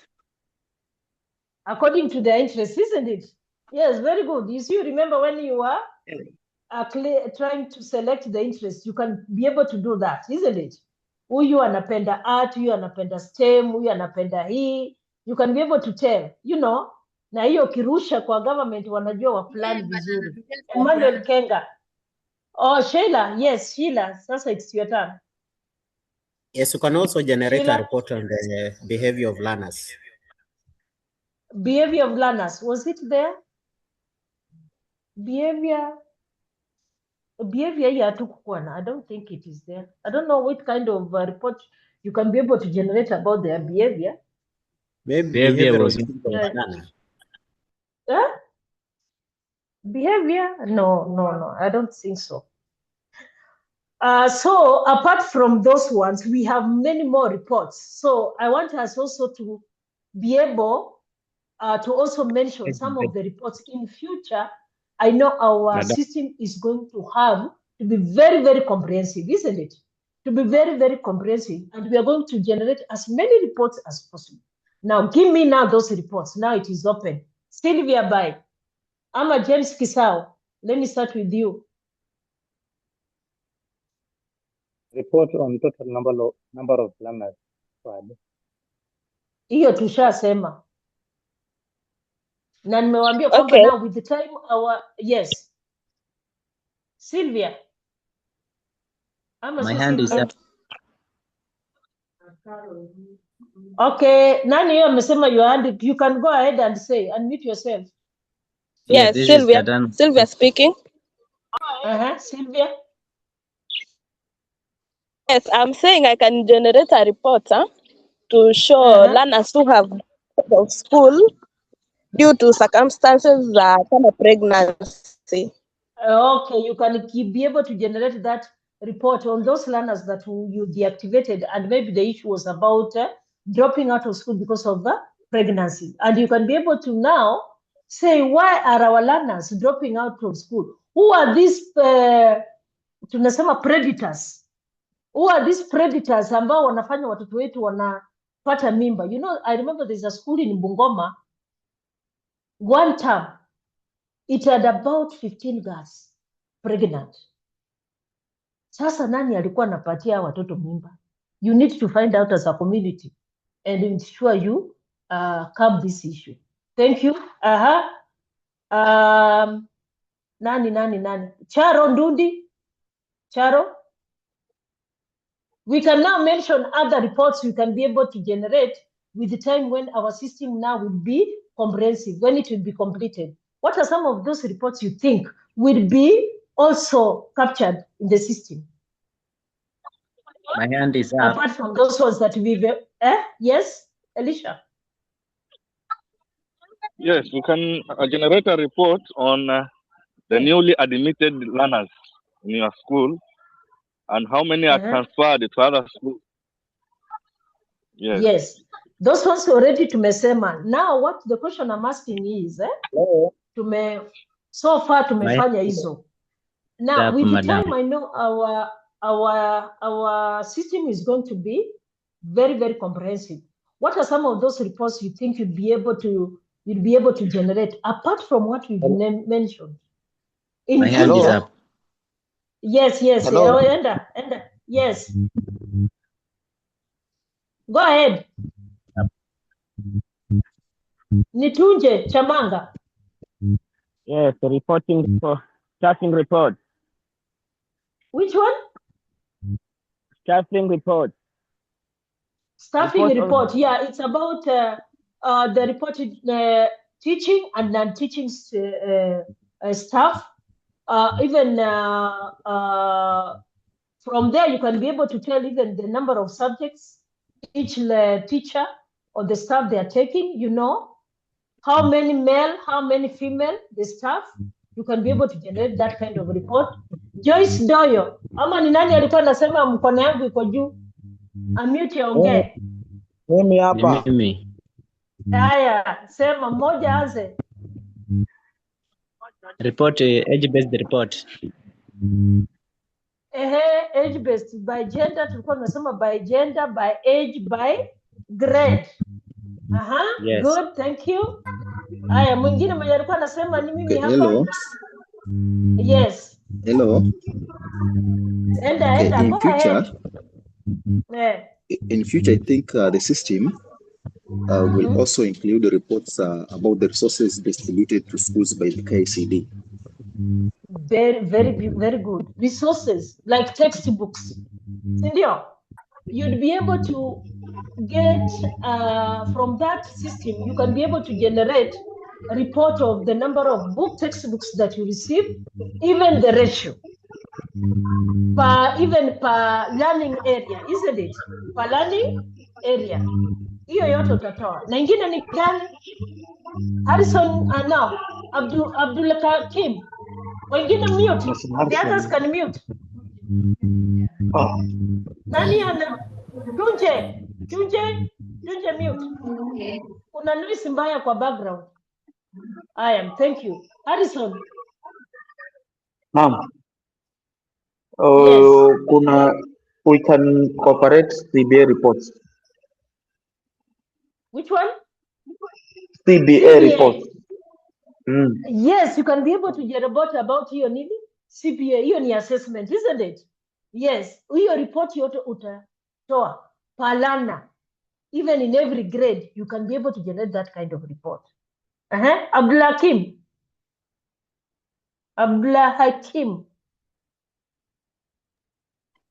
We can give the stage-based report also. Which report? Stage-based. Oh, stage-based. Here it's about, is it learners with special needs? Sindio? Yeah. Yes. Wale ambao ni wa vocational, wengine intermediate, wengine wa pre-vocational. You can be able to generate that kind of reports. Good, thank you. Yes. James Kalu. Okay, hello. Yeah, Yes. the school account. About? The school account that are being used, the school accounts. Yes, you can be able to get the reports on school accounts. Kama hiyo ya capitation, hizi ya capitation, and kuna capitation, kuna two bank accounts, GPA and tuition, kuna account ya infrastructure, and several accounts. You know, you can be able to get several accounts. You generate because mnaambiwa kuna pesa, ikikuja, you open this account for this this money, isn't it? So about now, that will be under financial. You can generate a report on financial. So a financial report. A school can be able to tell that in this particular financial year, this is the amount of money that we received in account A, in account B, you know. And in the final year, this is the total amount we received. In infrastructure, this is the total amount we received, okay?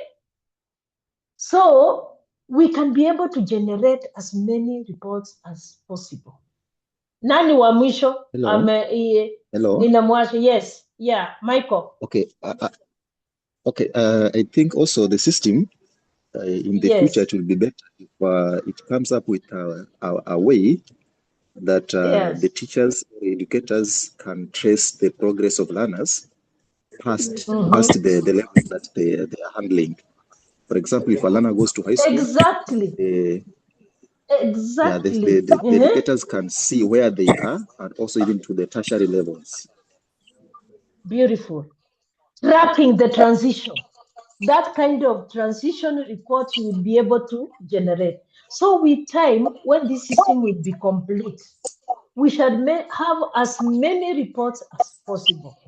School registration status report, we can have institution profile report, we can have learner enrollment report by gender, by age, by grade, you know, we can have learner transition, as you said, and progression report, we can have teacher deployment, you know, and the distribution report, you know. Even the government can be able to tell that in this particular county, we have more teachers that have been deployed there. And you know, they will compare in relation even to the enrollment. Wajaribu kubalance. In the country wa balance waone kwamba hapana. This county inaumia, ina walimu wachache. You know, when that report is what? Generated. Teacher workload report. It will be able to show.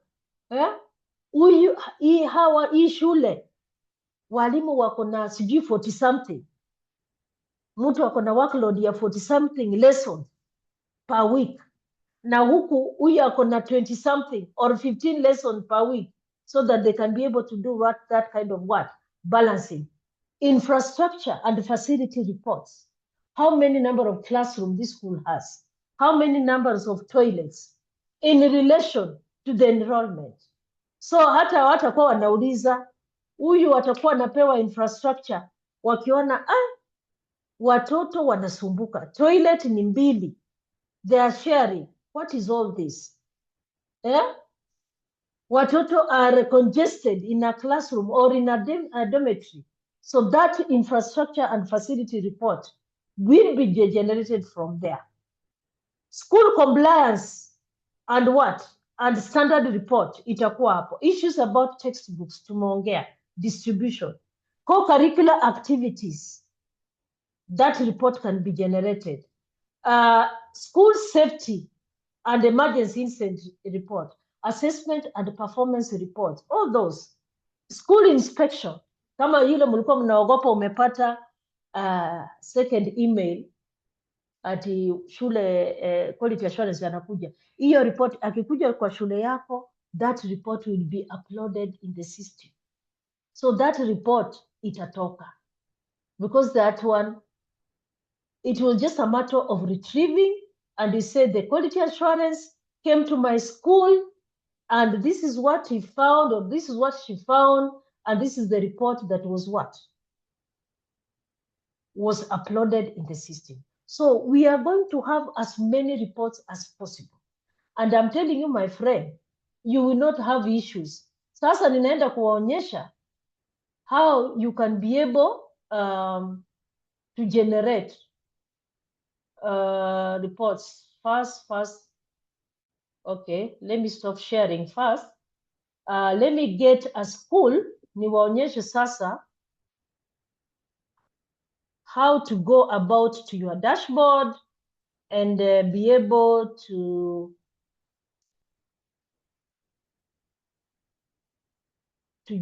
generate as many reports as possible.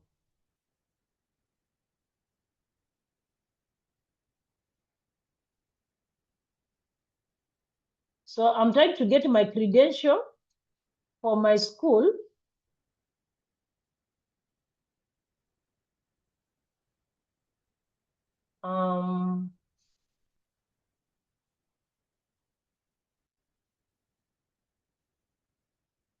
So I'll just share my screen so that I can be able to get to my dashboard. Already you know the URL we are supposed to use, Uniform Resource Locator, but mine already, it has saved itself here. So I'll just click here, because you just have to training.kemis.go.g. So I need to log in. Let me push this one from here first.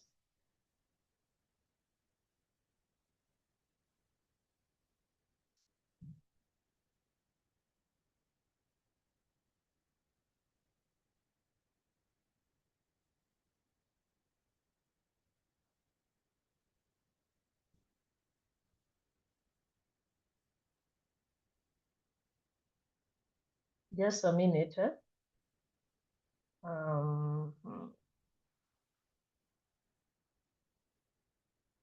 Okay. I need to push hii ndio itoke ndio niende kwa login. I don't know why it is not becoming active.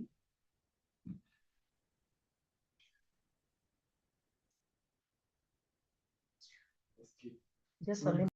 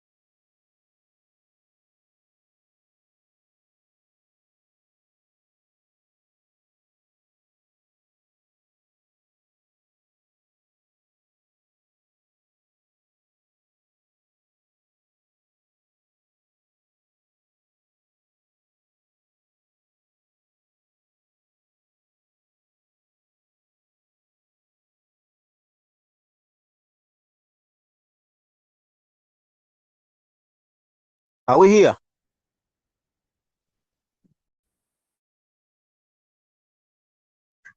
We are Yes, there. we are.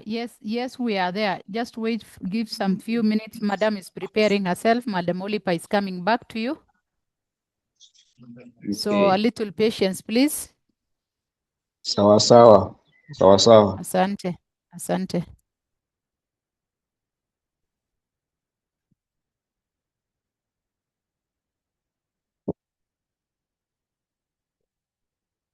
Your hand is up. Charo Ndundi, your hand is up. Any concern?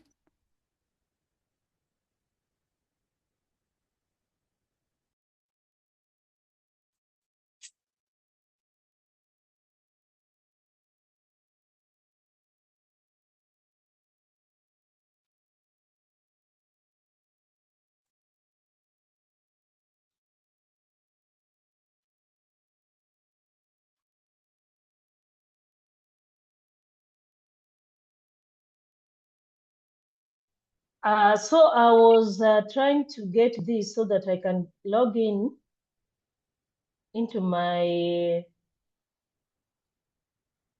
school dashboard.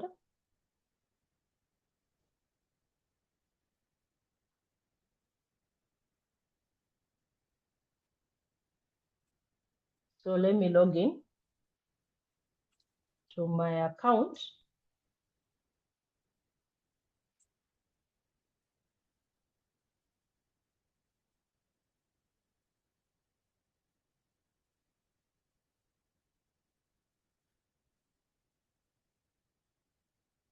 Okay, you can see that is my school, Mamboleo, and I'm the HOI there.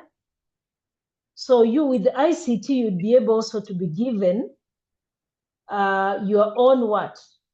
Your own, I think your own dashboard, because this one is for the HOI. I'm just showing you for the HOI. But as you'd be given access to the system, you'd also have your own account. But I want to show you for the HOI because I don't have that one for the ICT teacher. So you can see from this dashboard is that I have about 6 total active learners. I have 0 total inactive learners. I have new admissions who are 11. I have 22 total transfer requests. And you can see transfer requests by status. Released already I have 19. Pending I have 3. Appeals I have none. So gender distribution, I have this. Total learners, there are 3 translating to 50%, female 3 translating to 50%. And when you scroll down, you can see that incoming transfer requests, there's a queue. These ones I have not completed the process of the transfer. I can approve or reject. Mango, I can approve or reject. So these ones are pending. The transfer are pending. That is why you say that when you have this kind of case, you need to update immediately, so that even when you are able to generate this kind of data and submit it, it is an updated what? An updated report. We have approval already 19. And here now we have quick actions. So from here, you can be able to see, I can be able to generate these reports of 6 active learners, 11 admission. I can be able to generate this report of transfer requests if it is needed. I can generate this report of gender distribution, that is a distribution per gender, and many others. So there are 3 ways you can be able to go so that you can be able to generate reports. There is a quick way where you can click here. You can go this is a quick action, the shortcut. Najua kuna long route na shortcut. So unaweza enda hapa, you click.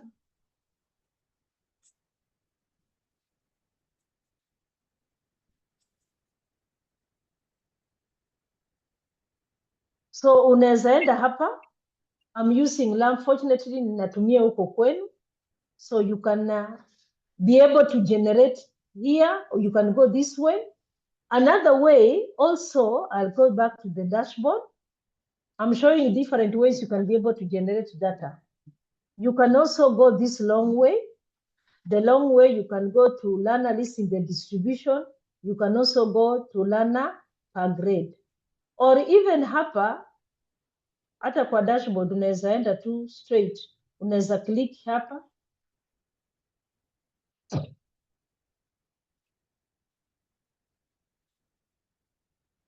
But sasa hii haitakuletea vizuri. You will not be able to. So you use this one. You use this KEMIS reports. You go a learner list in the institution, or you go to the shortcut way.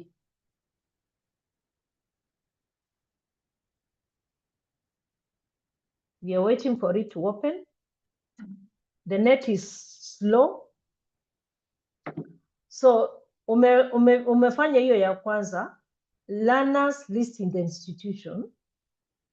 Let me click hapa kama nione kama kuna learner.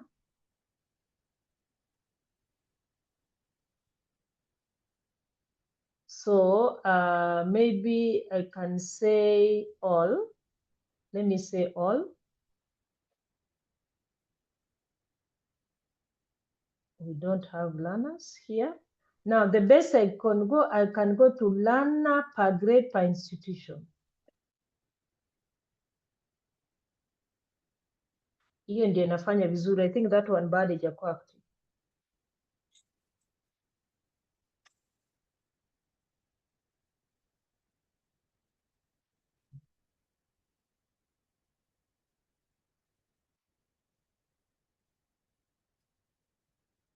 The net is low. So ime open. So hapa okay, kuna primary level. So this one was ideally primary. Haikukuwa imewekwa because hii ni primary. Haikukuwa junior. So let me wacha niwaonyeshe primary. So the institution level is primary. And even you can try to indicate the dates from the time you started registering those learners. That was 2026. And maybe it was around, I can say even March, when you started registering your learners. I'm giving an example, and say even 9, can say that. To even say, hata tuseme mpaka to say to June, let's say today is, okay, to even today. And I want to generate data for all my learners. So for all my learners, it's all the grades. And I want to for all the gender. So I've not done this disaggregated data. Now this one is for all, not disaggregated data, is for all.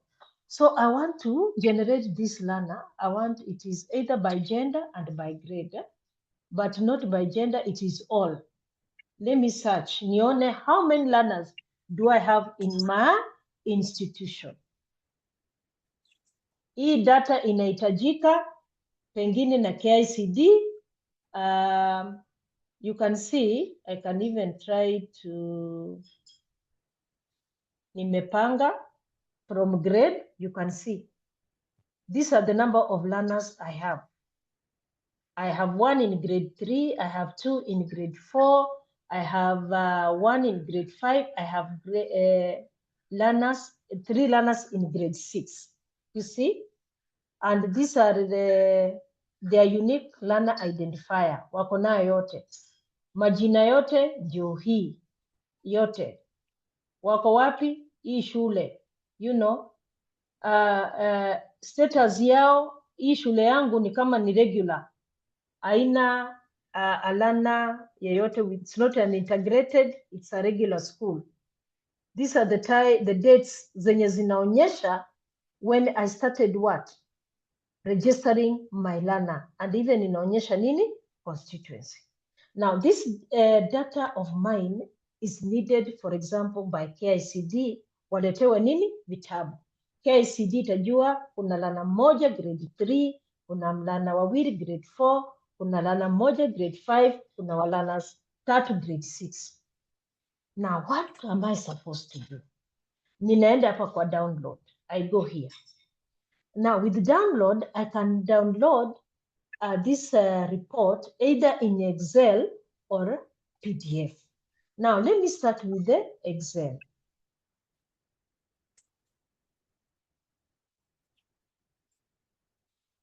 Ndio hiyo hapo juu isha download.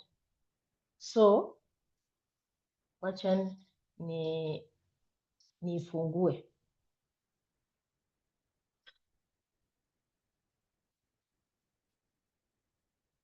Inaonekana. So I'll stop sharing so that you can see the data that nimegenerate ama download in Excel. So let me share hiyo data ambayo nimefanya nini? Download. Are you able to see kama mnaona hiyo data? Hiyo report, nataka kuona thumbs up. Mona thumbs up, I want to see thumbs up. Are you able to see? Now you can see. Good. Imeonekana ndio hiyo. Elisha, your hand is up. Ni kuonyesha umeona ama ni swali? Kama hamuna maswali, muweke nimeona. Umeona? Okay, thank you. Yeah. So, mumeona now, umeenda, this is now, you've downloaded your enrollment. Water, it's not that by gender, but umeenda water, you want all the learners.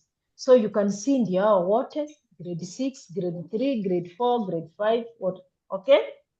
Na hii sasa unaweza enda vile mnajua hapa kwa file, you save. After you save this information, you can send it as a soft copy or you can print it and share it as a hard copy. Na ukiona maneno ya kuandika sasa kwa mkono, we are no longer doing that. And it will just on the click, umemaliza, umetoa hiyo information yote, umetuma, kama inahitajika kwa ministry, unajua mpaka ipitie kwa Ministry of Education, kwetu, ikishapita kwetu na sisi tunashare tu KICD. Alafu KICD kiangalia, inajua hii shule inahitaji this number of books, because the total number of learners they have in grade 4 ni 4, grade 3 ni moja, grade 6 ni hivi. Okay, I'll stop sharing that and I share back again my screen hiyo ingine. So umeona now hii, this is one way you can generate, you can all. So it is the same again, hata ukienda hii ya PDF utatoa, itaonekana kama ndio hiyo imeonekana, ndio hiyo. I can stop sharing hii. Ilikuwa na share. Oh, hii ilionyesha.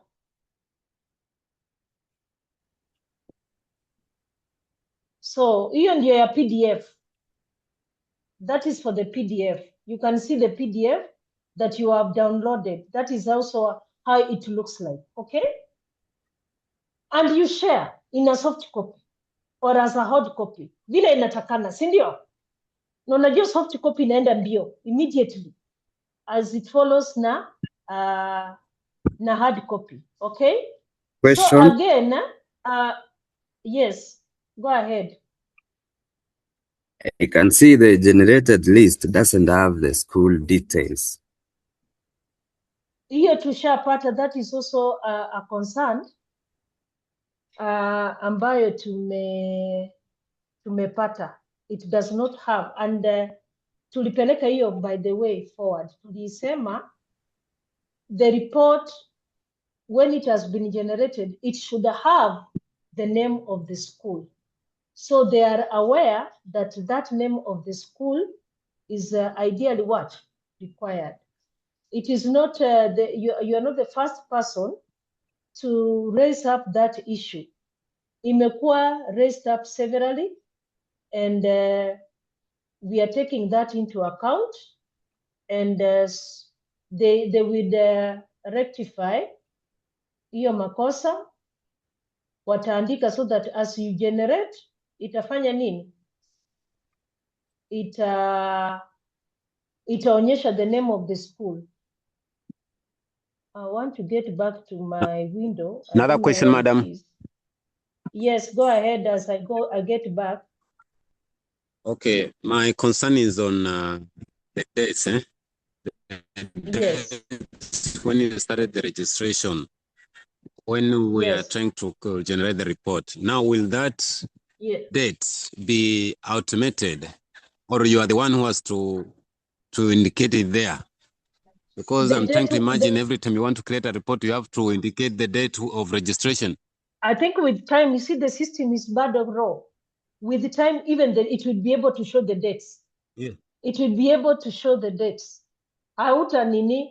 Hautakuwa unaandika hiyo mkono. Everything itakuwa online. Yani, it will not be manual. So it will be able to generate. You can imagine, even when you are creating, you are capturing the learner. So now it created the dates. Like these learners, when we registered them, these two were registered on 26th, that you can see. Huyo alikuwa registered 27. Huyo alikuwa registered 29. So even when you also be able to generate a report, it will give the dates that you generated that kind of report. Okay? Itakuwa automated, itatoa.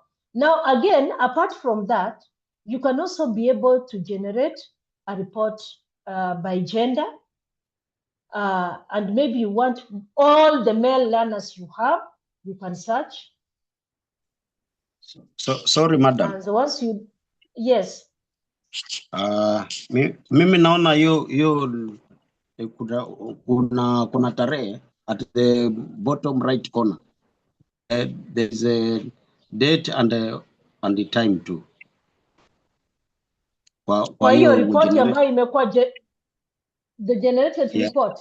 Good. Yeah. Sasa unaona, umeona. Yeah, the time enye umetoa.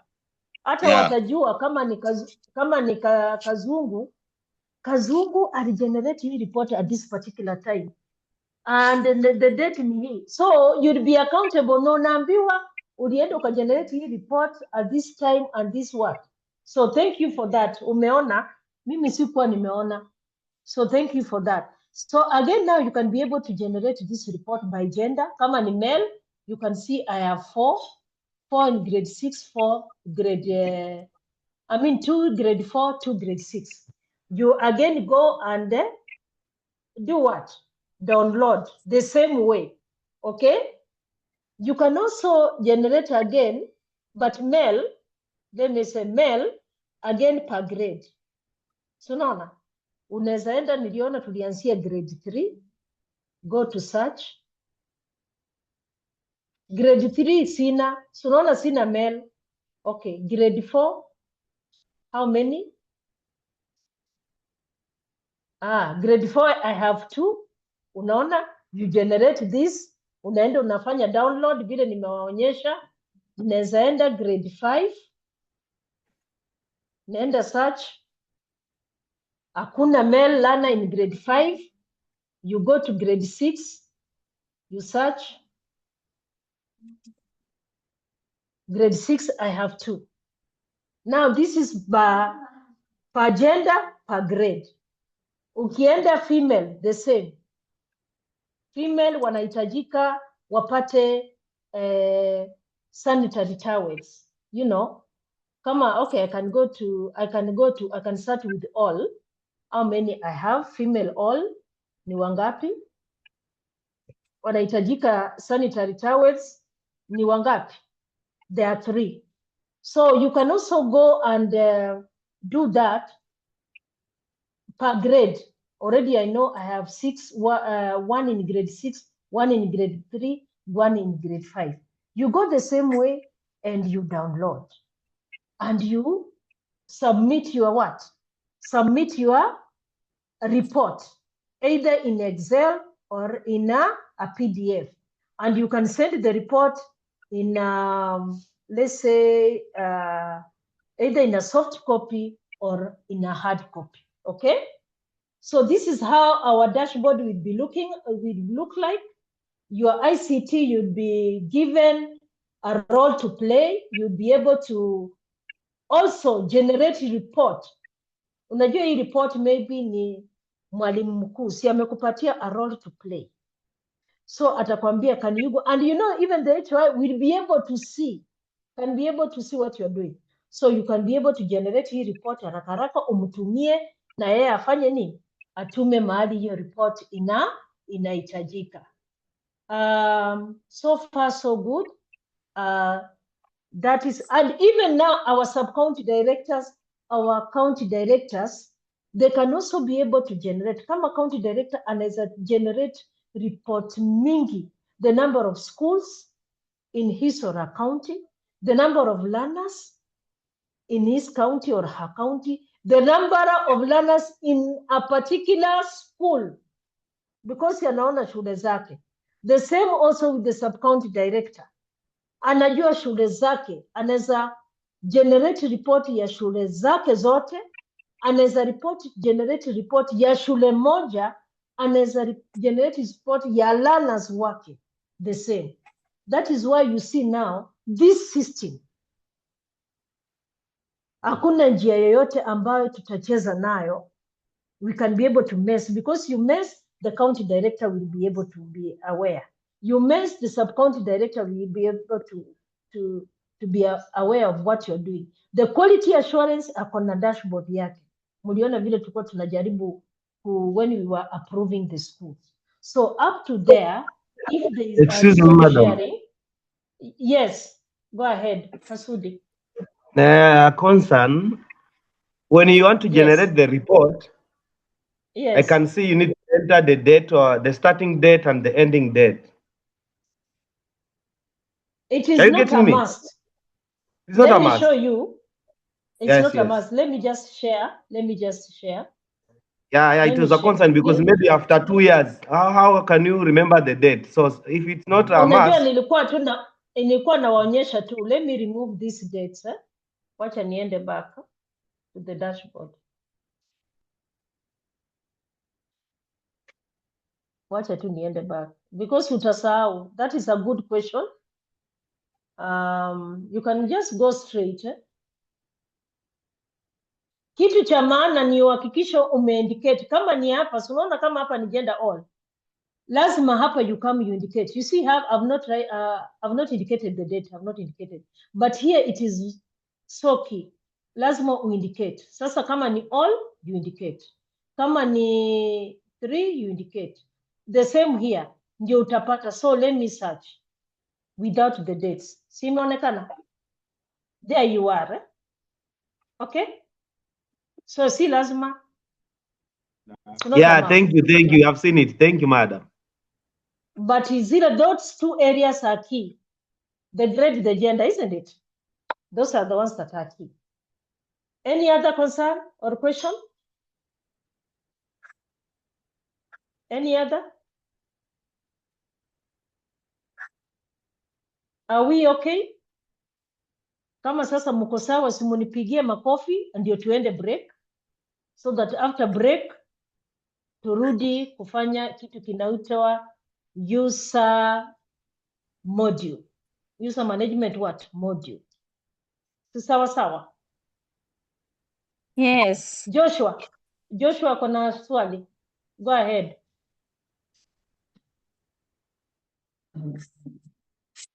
Joshua Kalama. Joshua, nimeona mkono uko juu.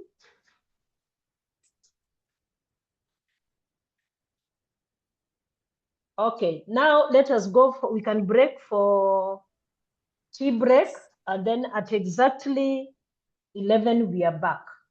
Si sawa sawa? At exactly 11 tukue hapa for user management module, ambao sasa nyinyi ndio muko ndani kabisa.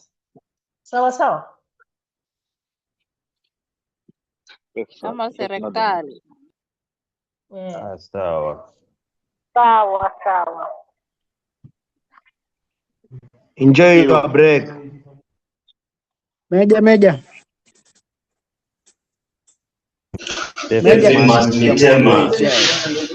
Mimi naombea chai. Meja, ombea chai. Ombea chai bwana. Masudi. Hata kama wengine tukinywa upepo. Yes. Benson yuko hapo. Benson, nataka Benson. Benson nataka nisalimie tu. Sawa, acha nakuja. Ni bidii jamaa. And then break. Dixon. Yes. Ombea chai bwana. Hamisi. Hey Jeras. Hamisi. Then break bwana. Tuombe. Hamisi. Aya, tunaomba. Hamisi. Ewe Mwenyezi Mungu. Tunaomba. Kwangu hakuna chai bwana. Ewe Mwenyezi Mungu tusaidie Baba, utulinde tunapoenda kunywa chai, katujaze nguvu na afya na tuweze kurudi salama ili tukaweze kupata yale mengine yaliyobakia. Baba, tunakuomba uwe pamoja nasi inshallah. Amen. Asante bro.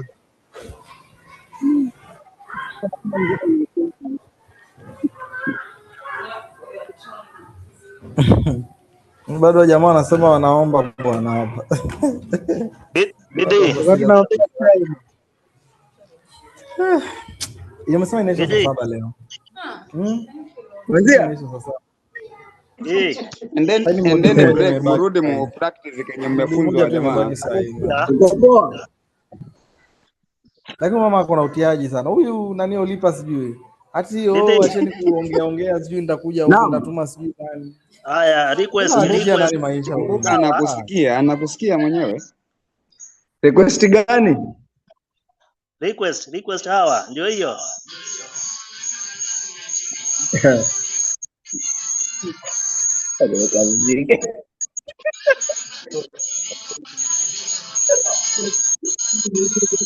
Hiyo ndio request.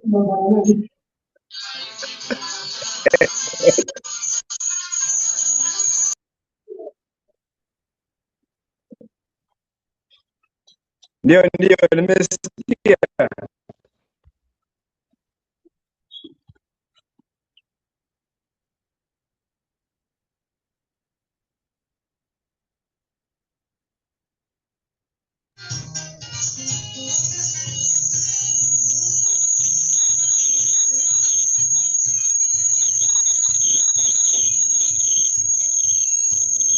Hiyo iko na scratch bana, tafuta ingine.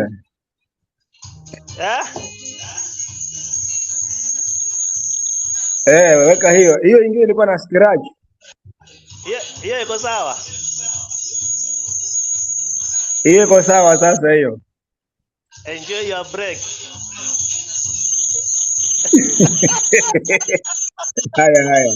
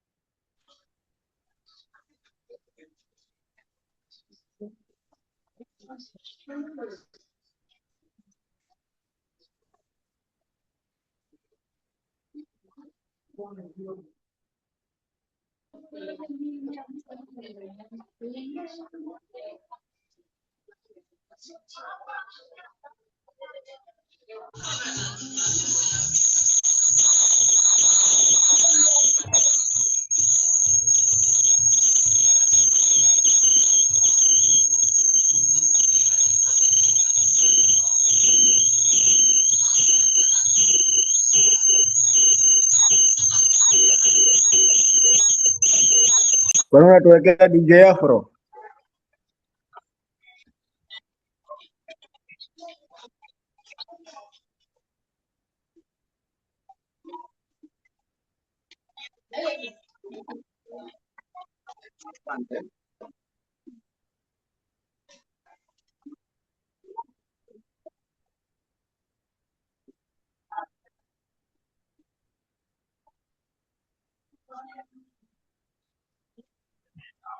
Hao ni akina Katitu ama ni akina nani hao?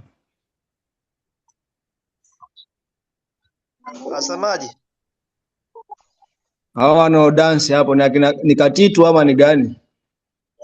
Kativu nawe. Kativoi. Haya. Unajua tumechoka kukaa sasa tunaboeka.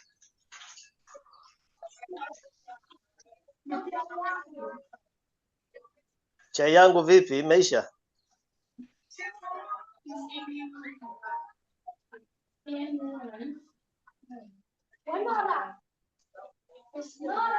Mabariki chai na wengine hawana chai ya kunywa. Kunywa maji. Kunywa maji kabisa.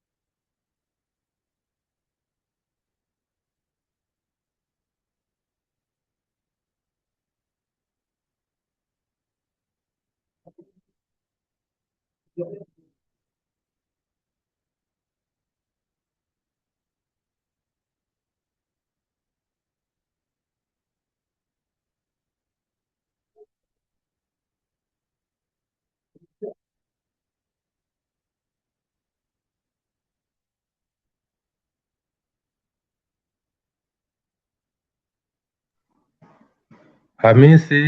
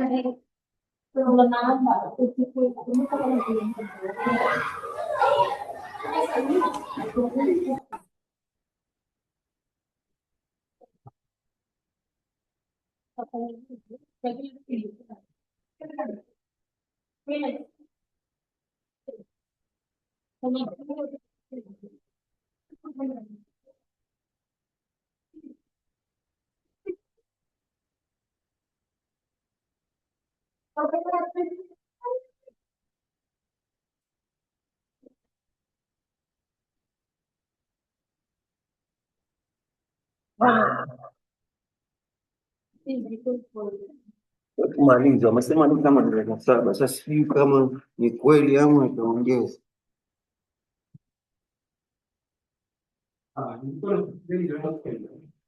Sahi, mwalimu, una njaa ama? Una njaa?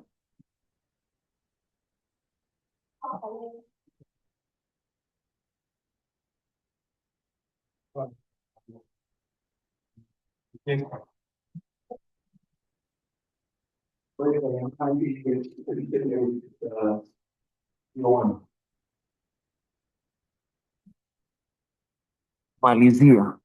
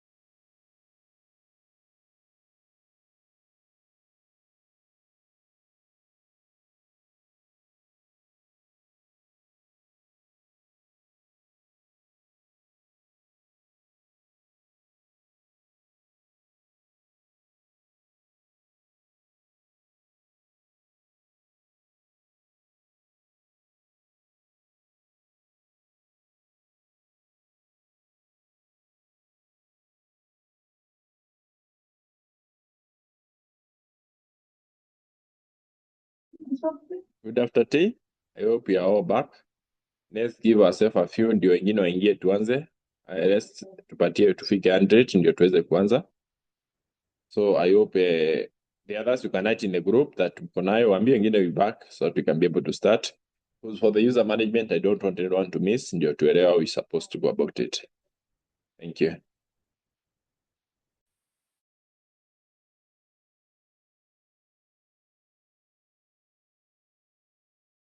As we wait for them, you can do the evaluation on the chat. You make evaluation on the chat. You can be able to do that as we wait for them.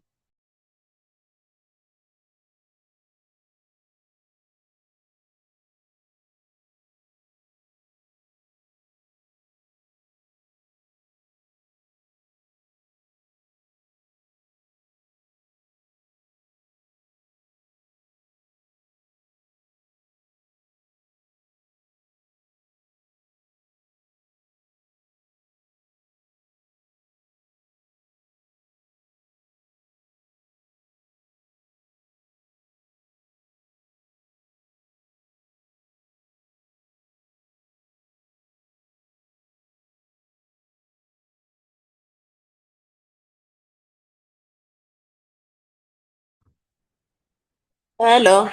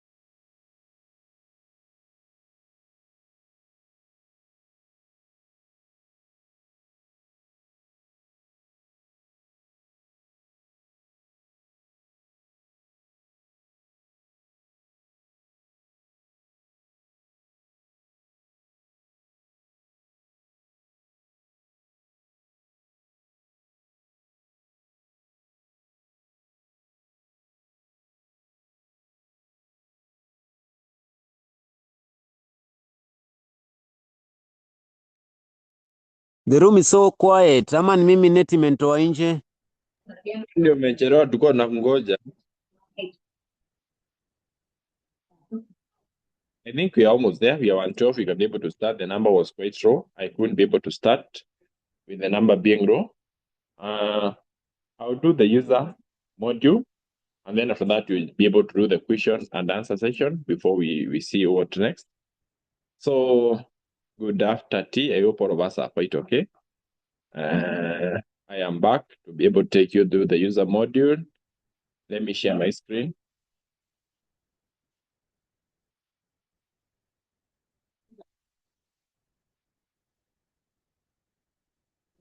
Just a minute.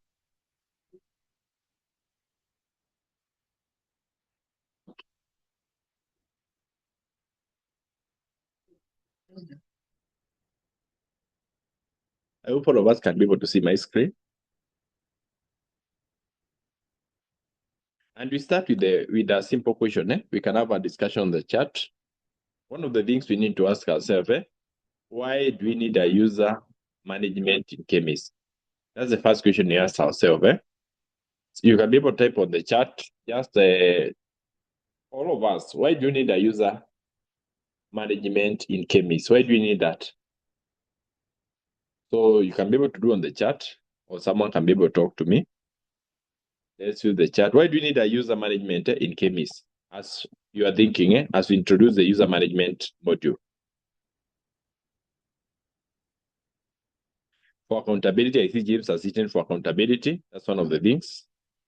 And kindly, Mimi ni ICT usiniwekee AI hapa. Kama unaniwekea AI uniambie uedit. I need authentic answers, Help us to manage data in schools for transparency, for security of data.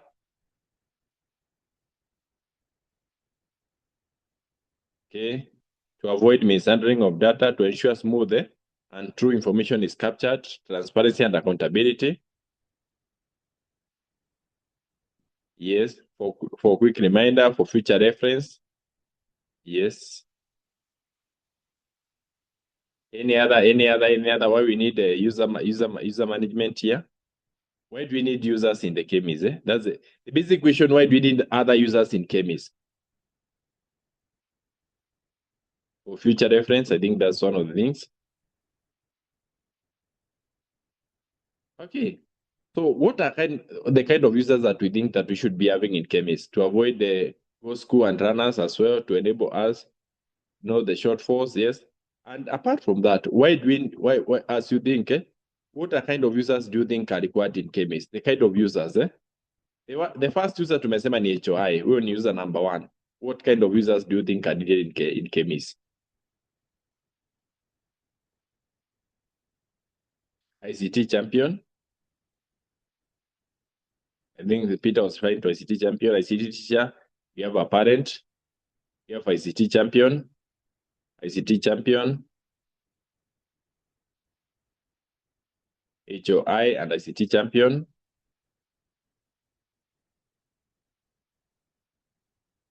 For accountability, yes.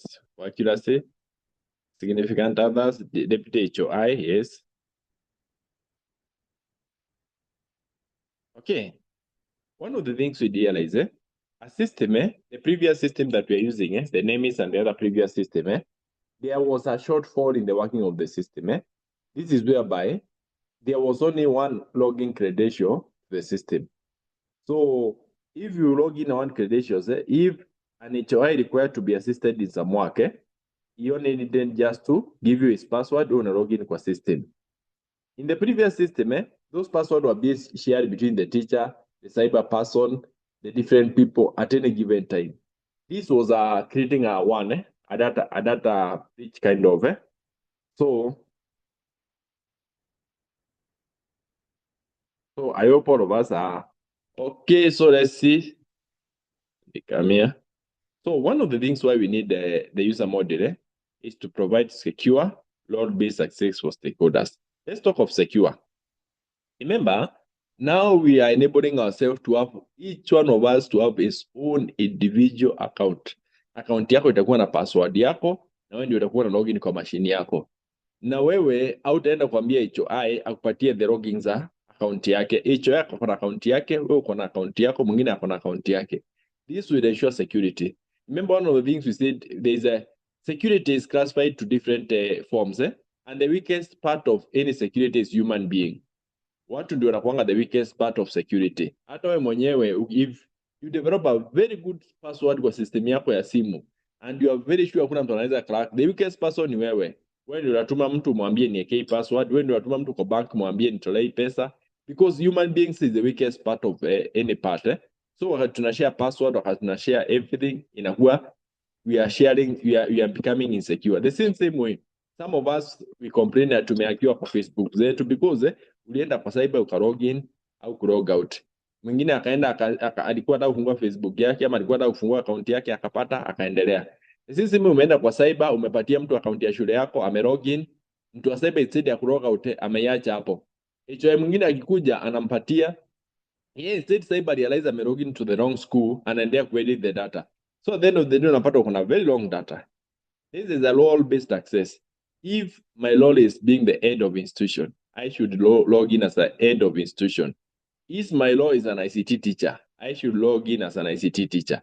If my role is a deputy HOI, I should log in as a deputy HOI. This will ensure that each one of us can access the system differently at any given time na zake ziko hivyo.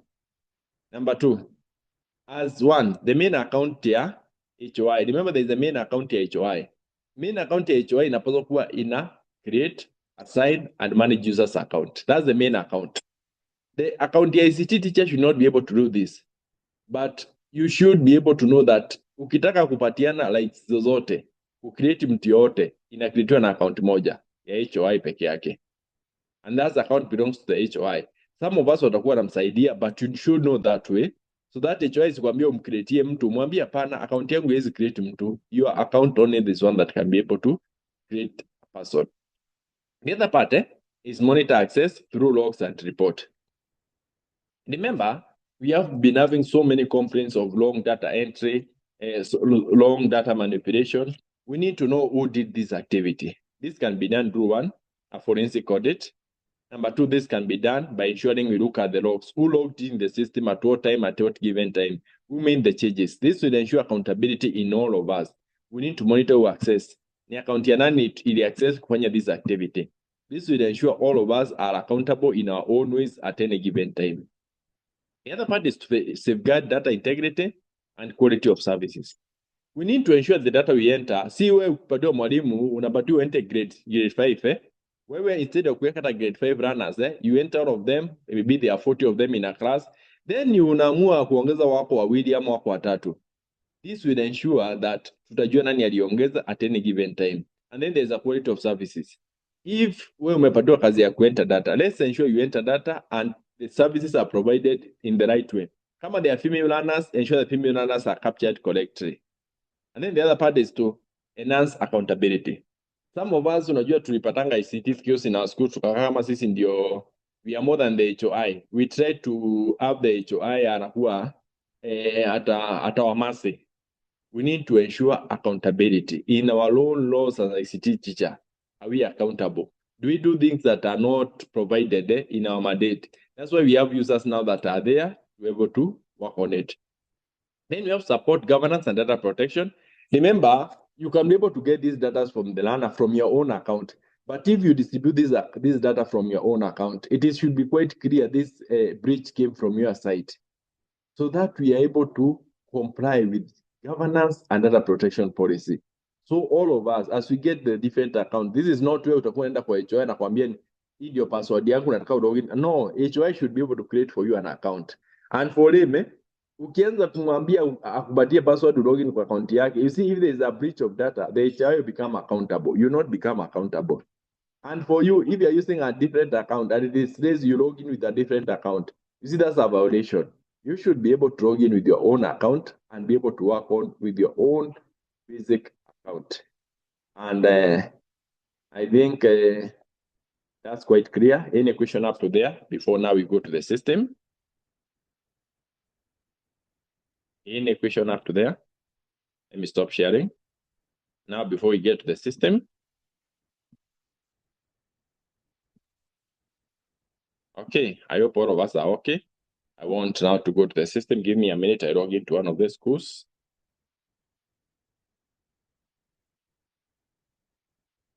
Just a minute.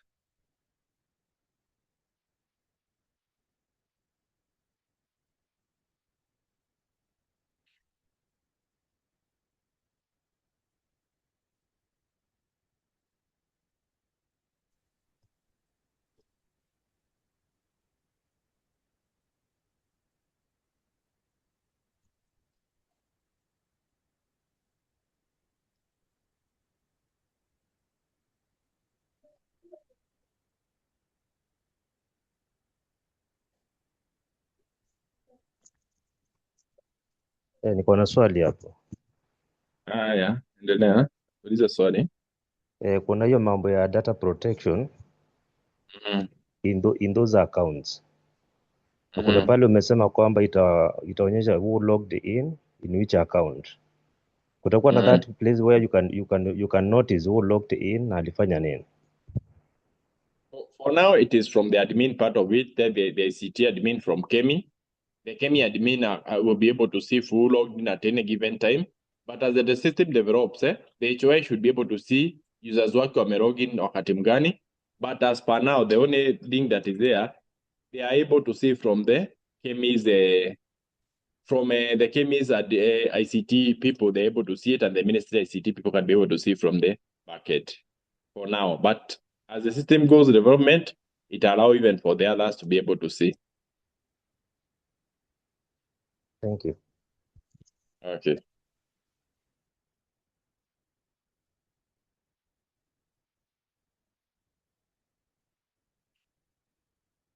Okay, let me share my screen. Okay, hey, Julius, do you have a question? I see your hand is up.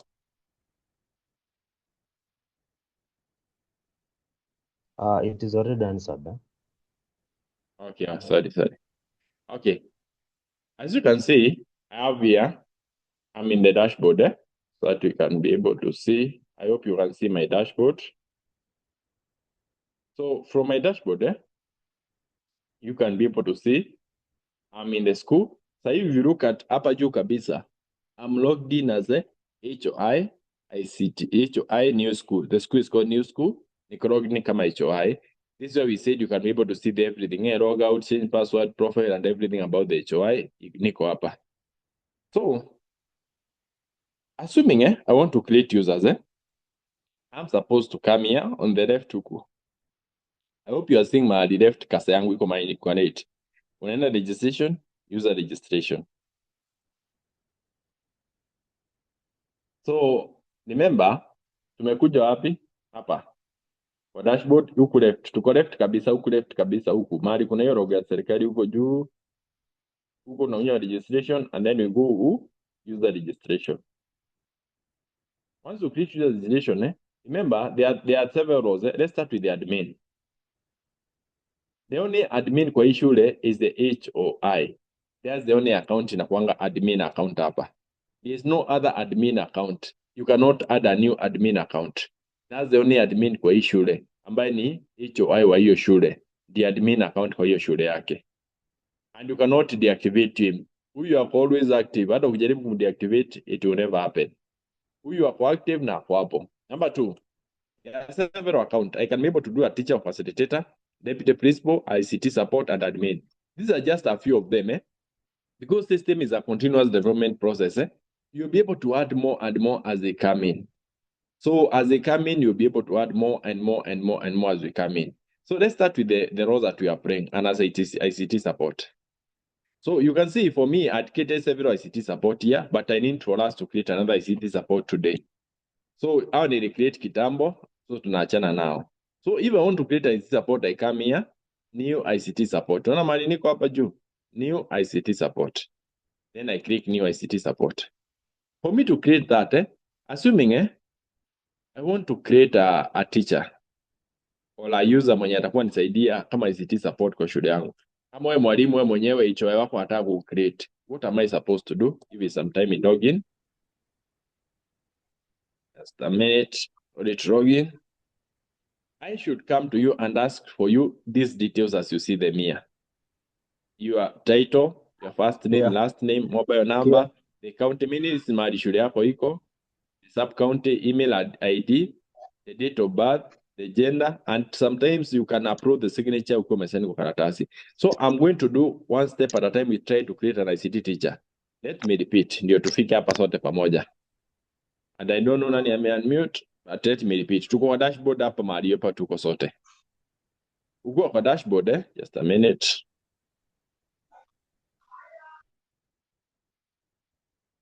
When in the dashboard, you see from here there is registration, and then there is user registration. You click here. So when you click there, the admin account yanaapia hapa automatically. Tusema admin ni moja peke yake, of which admin ni HOI peke yake. The school has only one admin, HOI peke yake. You cannot inactivate them, hawezi mtoa kwa system. Huyo ni permanent there. So let's look for the other one.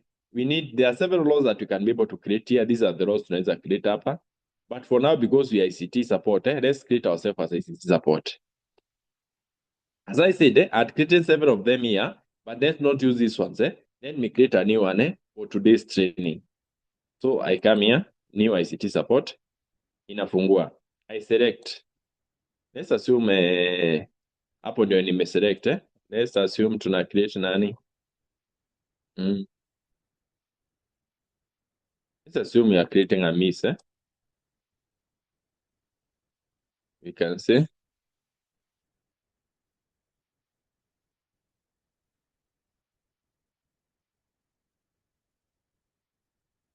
Kindly hiyo screen kidogo iko chini sana, si hatuoni. Niongeze, I think macho yangu ndio inaona vizuri kidogo.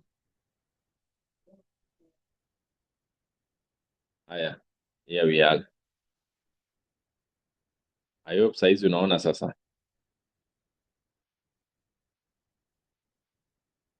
Sasa hivi uko sawa? Haya, umesema ni Miss, unaweza Mr. Professor, Miss, Doctor, Mrs. You can say Miss, eh? You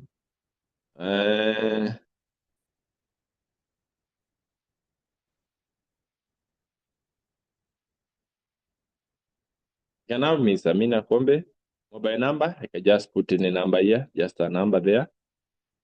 The county, we can say, we can do it as Kilifi. Sub-county, we can have it as Magarini.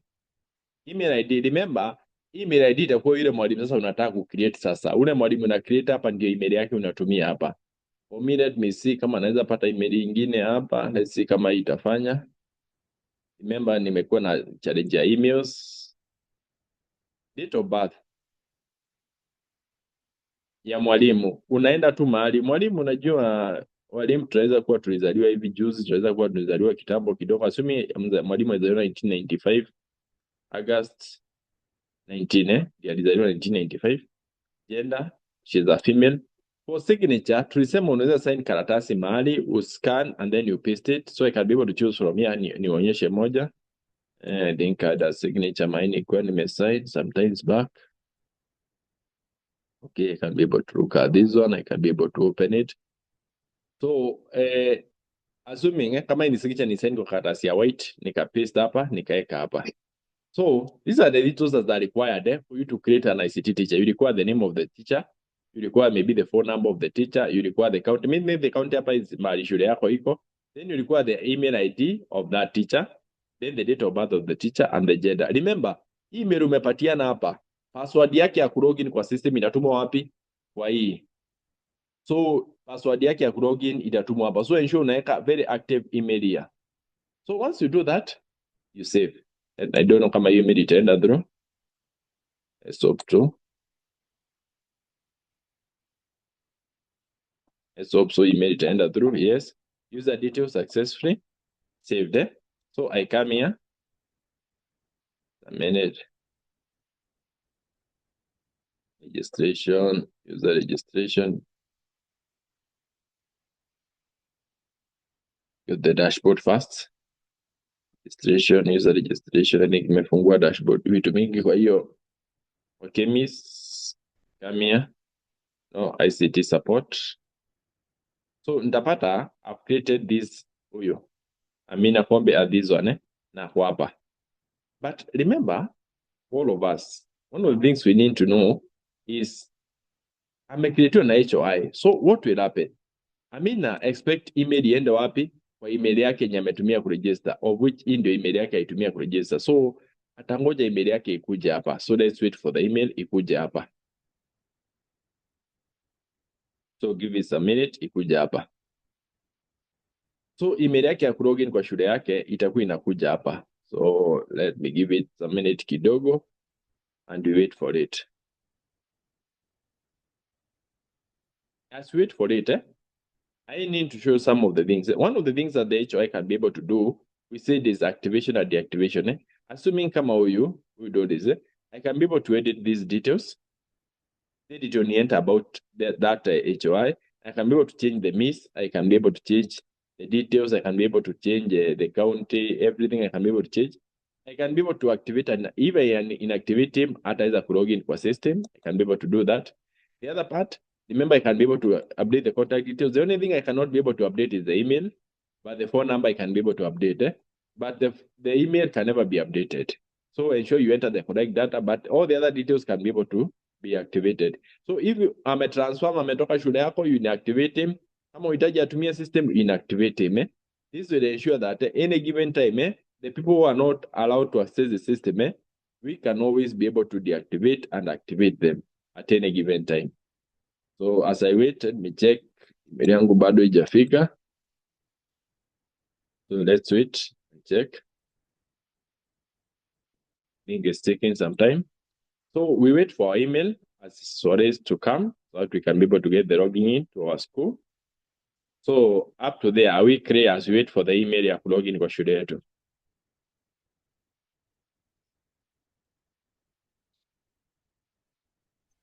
Hello Newton. Oh, yes. Hello. Nimesha add kwangu ICT support. Yes. Lakini simuoni na nimeshamuana na imeniambia nimeshamsave. Aya, ukienda hapa kwa registration Aya, then ukuja kwa user registration Kwa user registration. Nipatie. Yeah. User registration iko hapo. Nipatie time kidogo yangu ifunguke. I don't know niko challenge ya net leo. My network seems to be quite slow. Kidogo tu yangu ifunguke. Ingawa challenge with the net kidogo tu. So ukienda unapo kwa select hizi rows, hapo select. Select hapo uende kwa ICT support umselect hapo ndio utamuonea hapo.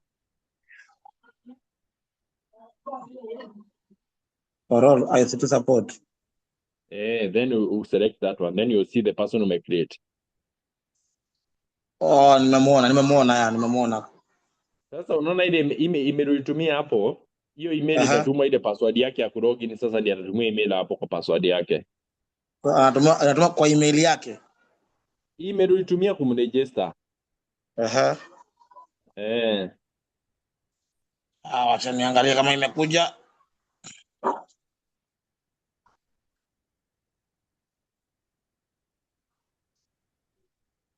Okay. Dono leo net yangu iko chini kabisa.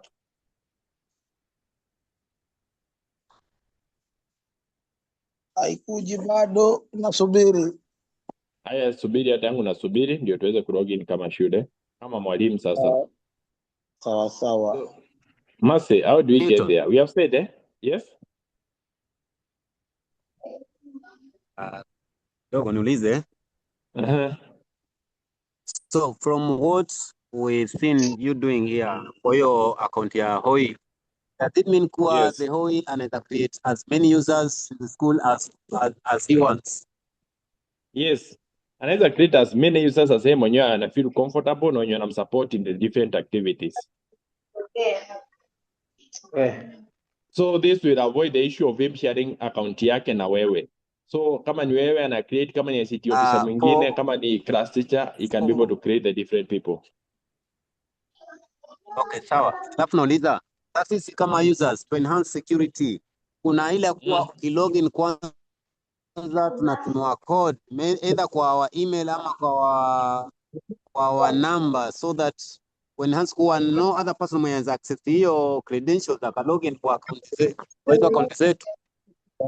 Yes, that's why we have said the email yenye tumetumia ndio tunangoja itumie credentials. So HOA atatumia email yako. So akitumia email yako itatuma credentials kwa email yako, and the same way to login kwa account yake ndivyo uta login. Ita login the first time, it will request you to change the password, you change the password and you'll be logging yourself. If you forget the password, the new password itakuwa inatumwa kwa email yako bado. Yani namaanisha hivi, like every time I log in itakuwa kuna code natumwa kwa account kwa either namba yangu ama kwa account kwa email yangu, so that mtu mwingine asije aka access ile credentials zangu akawa anaweza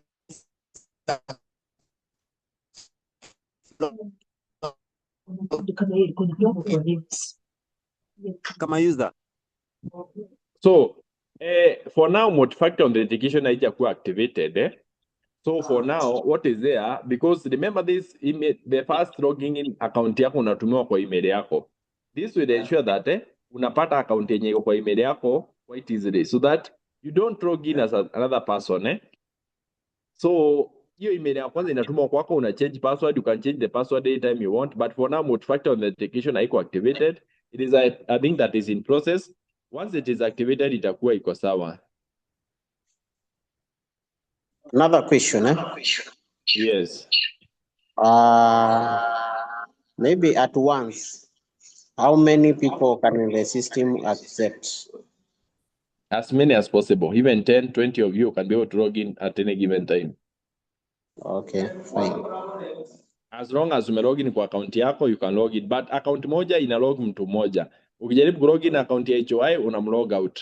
Yeye akijaribu kulog in account yako ina kulog out. Every person akilog out is a single logging in credential. I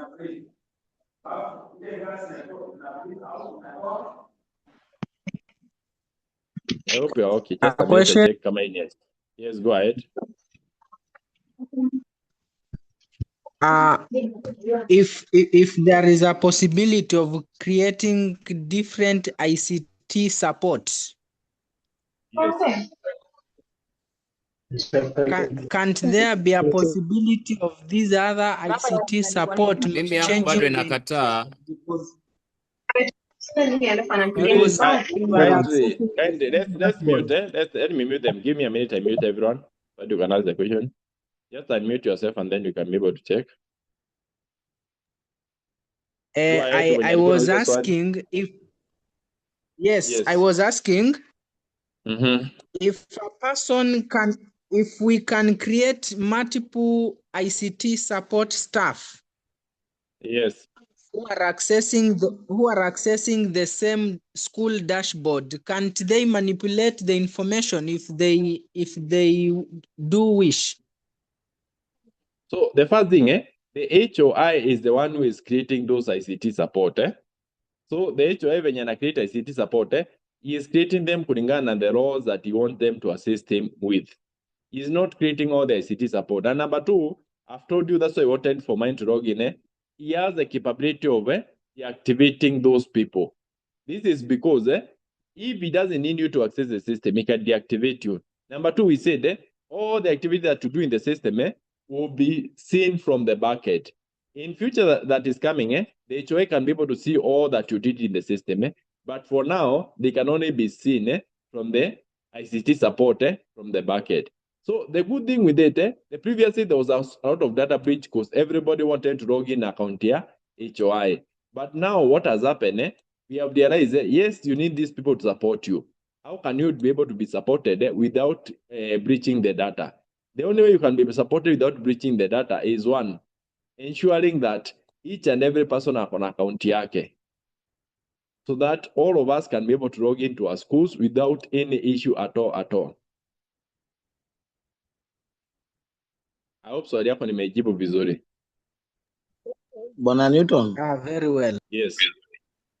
Your password I need a login link please. Login si imekuja hii yangu naiona hapa, yako imekuja?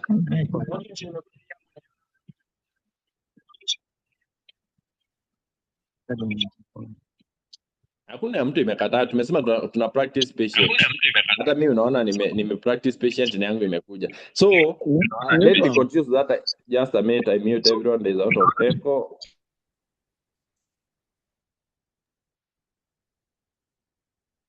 So as you see, once unaregister kama mwanafunzi, unaleta inakuja hapa. Amos, mbona password za jamaa tulizo set zinakataa? I don't think zinakataa. I'm in the system na login sahi.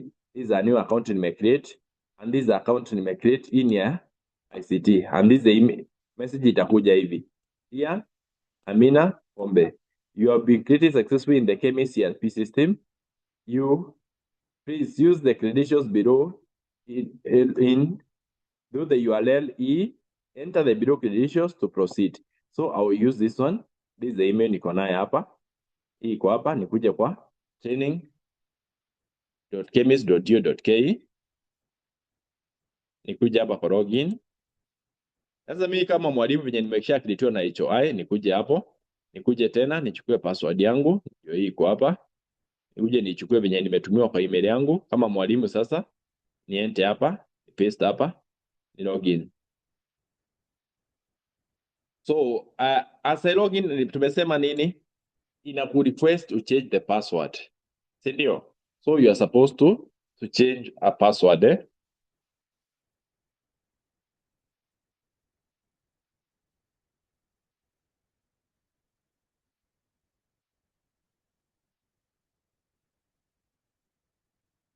So nikuje ni update the password. Then I come again, ni login because nisha update password ya email yangu huyu mimi kama mwalimu nimecreatewa kwa email yangu. Nikuje ni enter the email hapa. Then ni login.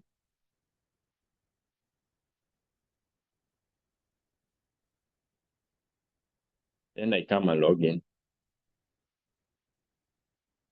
Okay.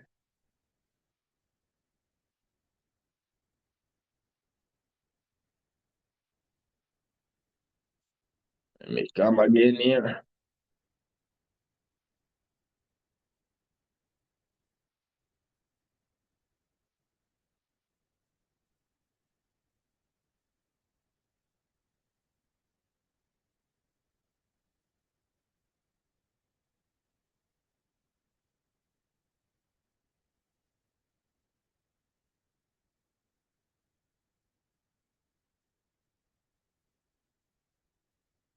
Yeah.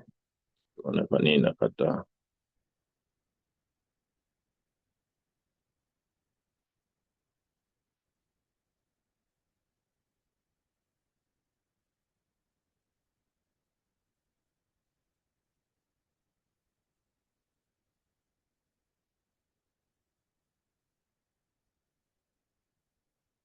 Okay, let me say the password again. See kwa nini nakataa. Okay, let's wait for the new password. See kwa nini imekataa yenye nimeset. But I can always be able to reset it back. Give us a minute nitumie ingine.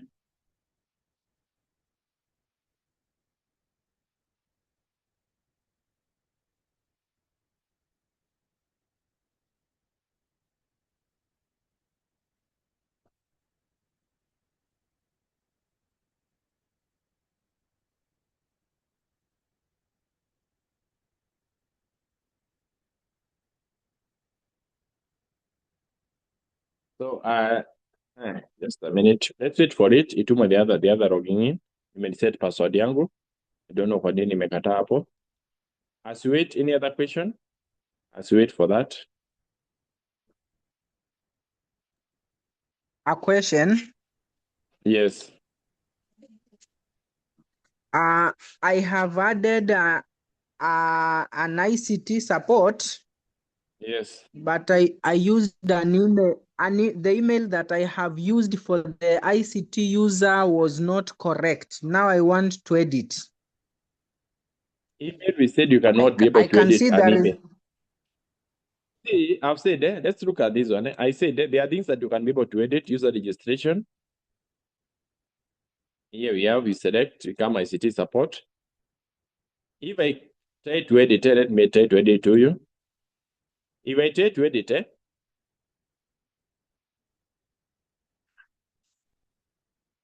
just a minute, you don't. I can edit Miss.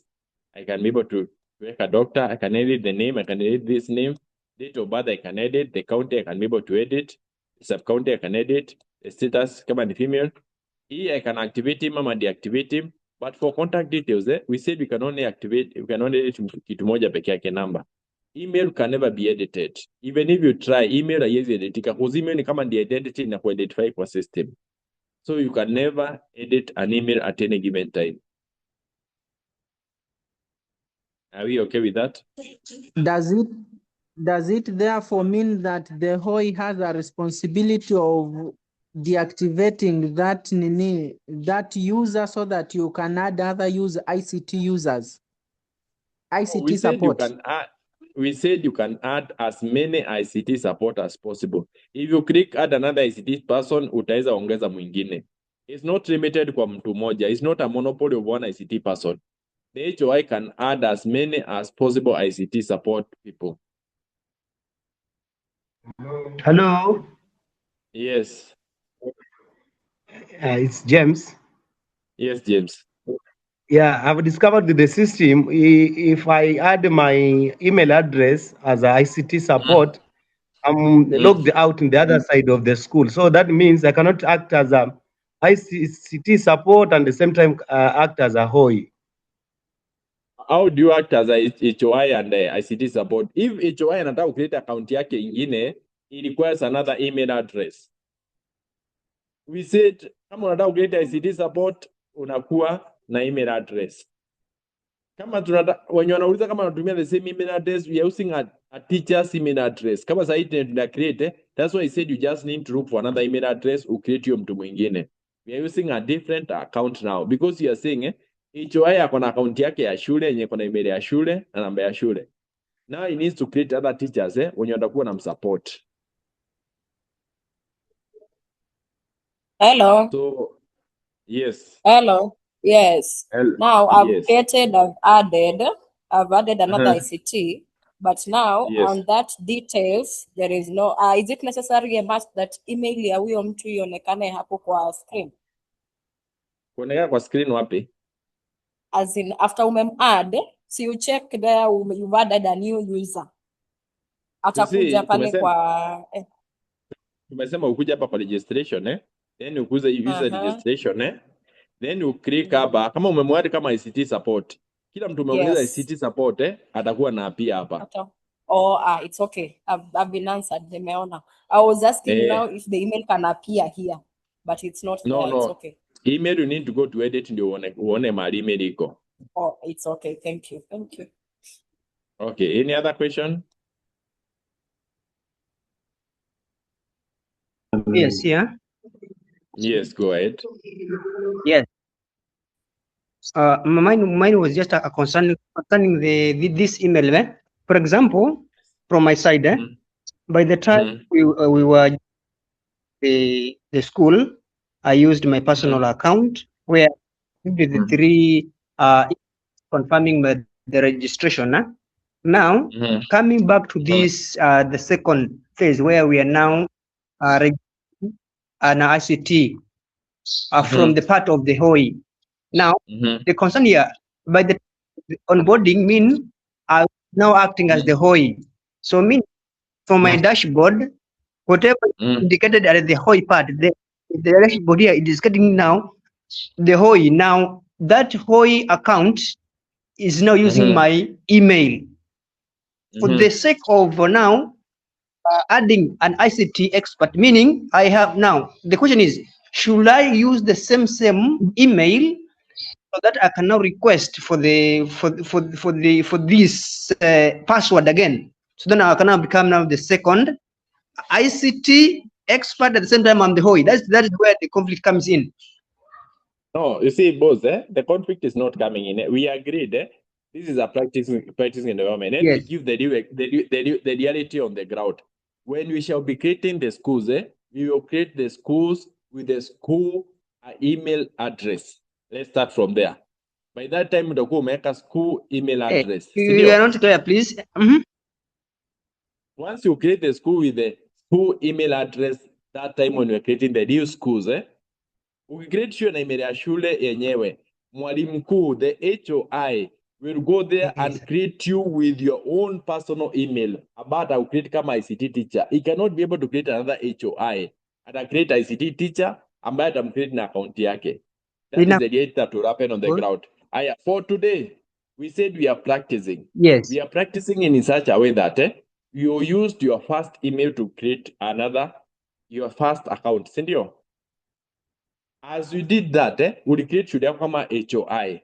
For now, una try to create ICT teacher. Why don't you create another teacher mwenye ako kando yako, mwalimu wenzako, your friend that is there? You create him as an ICT support. A login kwa system, kwa mashini yake, ama kwa simu yake, aone kama anaona kenye unaona, where go HOI. What is he seeing? That's the easiest way we are doing it. Number two, as you have seen I'm doing here, I'm creating something we call temporary emails. You can go to the browser, create temporary email, but temporary emails inakuanga very volatile. Ukifunga browser hivi kila kitu inapotea. That's why you see me, I can be able to do several things, ni create temporary emails. Kama saa hii nimecreate hapa, kama hii, these are just a minute. Like this one, this was a temporary email ni create jana. So, nikiona kama hii wenye ni create jana is not serving me as I have, I can change the email and use it. But remember, always, temporary email are very volatile. So, I hope I'm quite clear. Am I clear ma nimekuchanganya kuliko? I will repeat it. Sorry? Hello. Hello. I'm experiencing a problem here. I'm trying to create a new user. Then at the end where there is a save and a close button, when I try to press save, it says bad request. No, just refresh your browser. That's an issue with the browser. Not an issue with the the wrong browser. credentials. Okay, thank you. Sorry? It might be an issue with the browser. Okay. That's what I'm trying to create. Yeah. You see, you are creating here, Okay. you're creating save, eh? Then we try Yes. creating it. So I'm trying to create another user here. Yes. Sana when we request change your password. Once you click here, save. Yes. See, now it's the process of saving. As you see, user details save successfully. So it might be either a browser from your side, and unapata ICT support create sahi mwingine. No, trying to get another one, There's another one organize them as the date of creation. You may create just a minute. You may create this one. So this one, Yes, I see. Yeah. Let me refresh it. Okay. Let me see from my email. So any other question? Let me look from Okay, the I have chat a box. question, sir. Yes.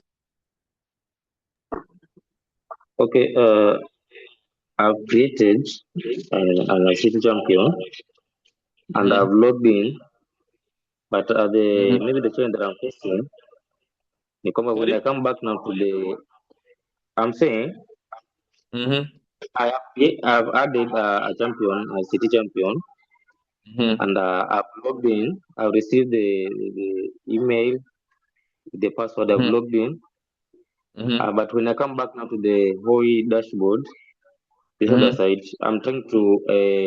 We have the activate, the part where you can activate and inactivate any user.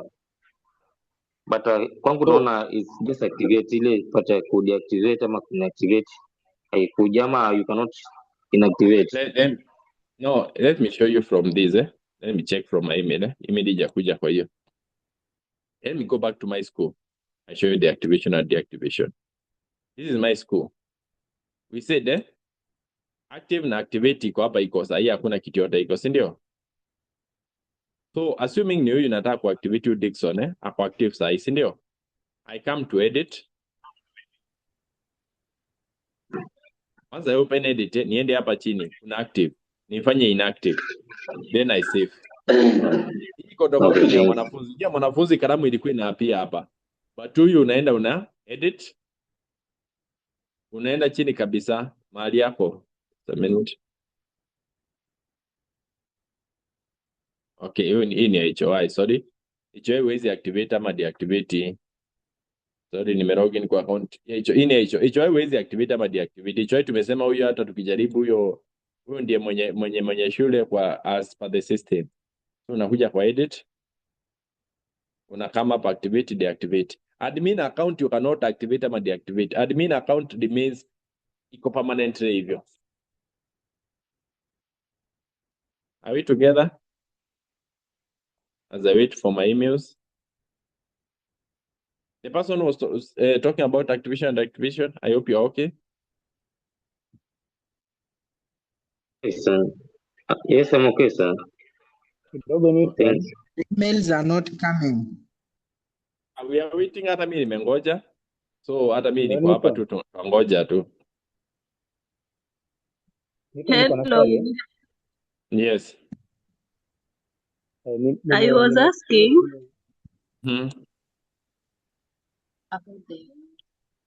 Go ahead.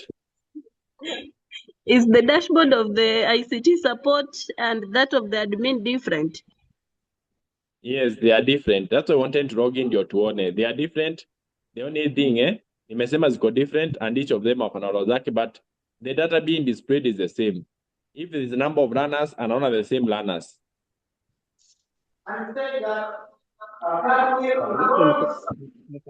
Yes. Nilikuwa nauliza nimecreate hiyo ICT champion. You may create ICT champion? Sasa nataka ni login. Sasa pale kwa Haya, login pale kwa email naweka ya admin ama naweka ile ya champion. ile email ulitumia ku create. So unajua ile email ulitumia ku create kama sasa mimi recover password yangu, hizo recovery password imetumiwa. Remember nimejaribu ku login yangu ikakataa.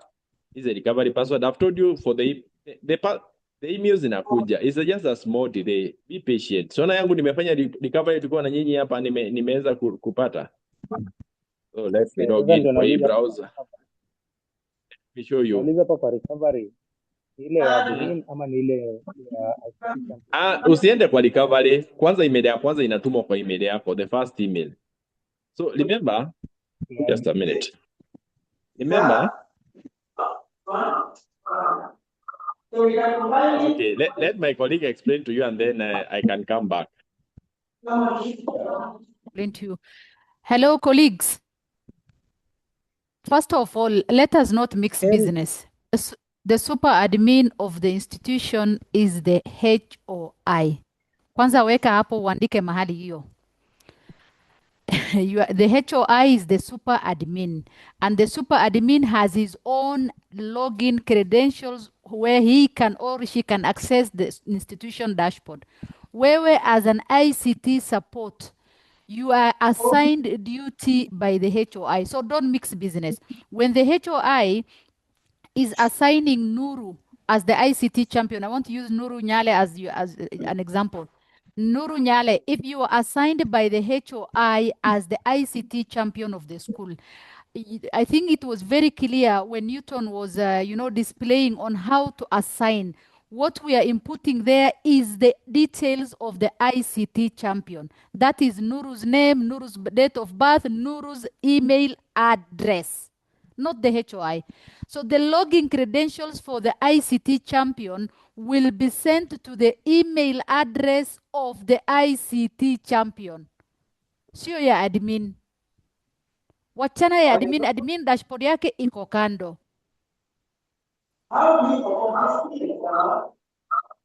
Hello, mmenifahamu? Before I hand over to my colleague. Yep. Is it clear? Tuko sawa madam. Sawa sawa. Clear. Sawa. Moja lakini kila mtu anatengeneza. Hello. My name is Agnes. I know as champions, as ICT champions, we were used to doing all these responsibilities. We were logging in with HOI details and logging and entering students. But as Newton was telling you, as he was taking you through the user management, everybody is going to be responsible of the data that they are going to enter in the system. So there is no exchange of username and password anymore. The status quo is changing as we move from NEMIS to KEMIS. So as champions, let us embrace the change. We know changes are not very easy adapted, but with KEMIS, we have no option. So kindly, if we look at those students who go for exams with Mwakenya, they are always the first ones to finish. But what do they write? They write what they had in Mwakenya. They don't even read the questions to know what they are supposed to answer. So as Kilifi and Magarini sub-county, let us listen to what the TOTs are teaching, but not what we know. As we leave this training today, if we live with this notion that we are the champions, we used to do this in NEMIS, we'll all think. And it is going to be like the 3 days that we have spent here with you, Magarini, it's a total waste. Kindly take instructions. We have moved from NEMIS to KEMIS. And Macu, we've not even mentioned NEMIS. NEMIS was mentioned as a transition, as the improvement of the systems that we have had in the Ministry of Education. But as we are taking you through on what we're supposed to do in KEMIS, just get into this boat as fresh as you left school. And with that in mind, we'll go far. But if you get into this ship, ukijua nilikuwa nafanya NEMIS na nilikuwa nafanya hivi, we'll all think as Magarini. and will have wasted a total 3 days. So kindly check instructions very, very, very keenly, and we'll move together. Thank you. Back to you, Newton. Thank you so much. I think the clarification has come quite clearly. We are learning the new trends. We are not building. We are to meet them. So as I said, remember all of us. Once we log into our schools, we are supposed the HON na login. Saa hii tulikuwa na practice na account yake ndio tujue mahali tutakuwa tunamsupport. Sorry, I'm trying to minimize something hapa inanisumbua. Ndio tujue mahali tutamsupport. That's why tulikuwa tunatumia account ya HOI. Remember we said tunatumia account ya HOI, ndio maana tulikuwa na login na account ya HOI, ndio maana ilikuwa ndiye tumsaidie. Just a minute. I want to log in kwa issue.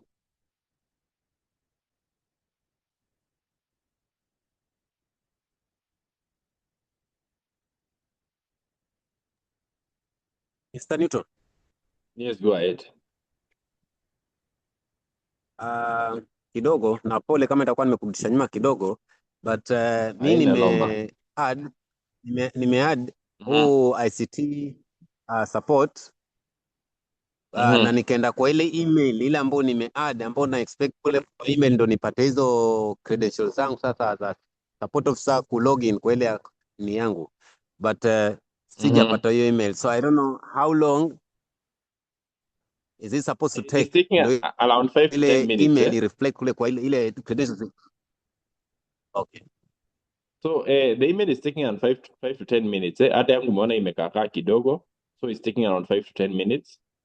So let's wait and see. Okay, sijui kwa nini email inakataa kudogi. Just a minute. Another thing which maybe you should share to my colleagues. Yes. Hello. Go ahead, Ashuru. Yeah. If you that email you use it as a HOI, you will never use that email for the purposes of the training the ICT teacher. You cannot use the same email, so you will never get any email. Yeah, so you must use a different email. So the one you are using or we have been using in that account as the HOI, you should use a different email. Yes, that's what's supposed to be done. Just a minute, Kashuru is very right. Yes, so to me, the same. Excuse me, Kashuru. Yes. Go ahead, ask. Mr. Kashuru, now suppose I use a different email. Now, where will the other email be sent? Will it be sent to the new email I'll have used, or it will be sent to the admin? I mean the HOI. No, you are the one who is going to receive the email that you will use as the ICT. You will get that email plus the login credential, you as ICT, because the assigning is done by the HOI.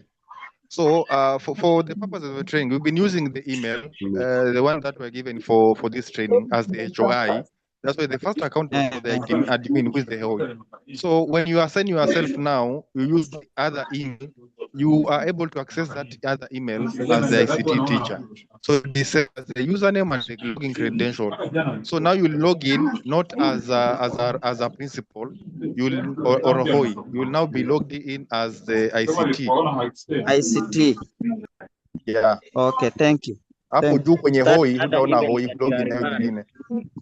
Your personal okay, email. Thank you.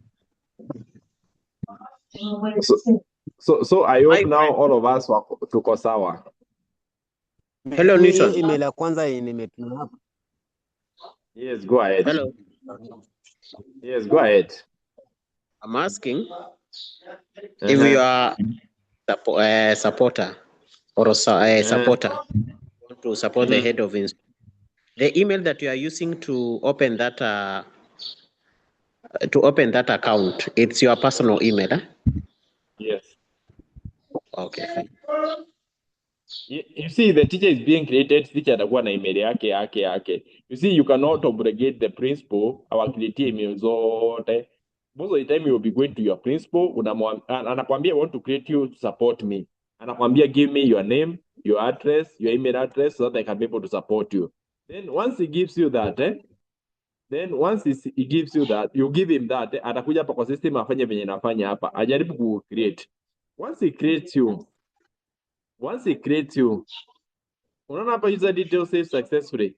Automatically yeye akienda kwa ICT support atakuwa anapata the new person mwenye amecreatiwa. Huyu Moses amecreatiwa hapa.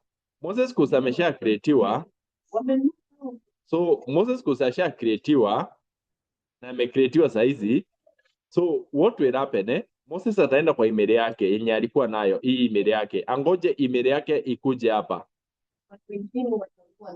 So once akuje hapa, atangojea email yake hapa. Email yake itakuwa na password yenye ana login kwa shule yake kwa hiyo portal ya training.kemis. So kumaanisha atakuwa na login, atakuwa he doesn't bother kama hicho yako na account yake. Natakia atakuwa amecreate account yake hapa. I hope you are all quite okay. Even some of us are saying they have done it successfully, and you can compare the two dashboard. I was trying to get another account nilikuwa nimecreate.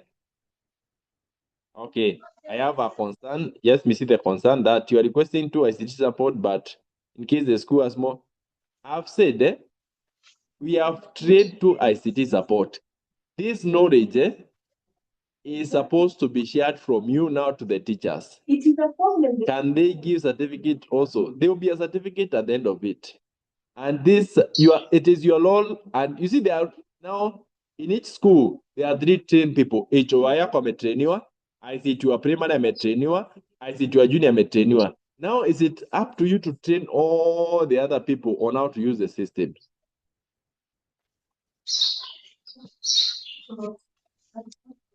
So I hope you are doing quite okay on that.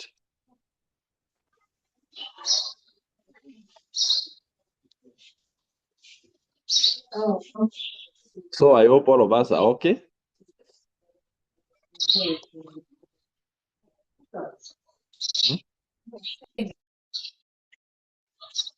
Is this question Excuse of me. hi, I have hello kidogo to James. Let me answer this James question. James asked, hi, I have a concern that you requested 2 ICT champions in case a school has more ICT teachers and they have all trained.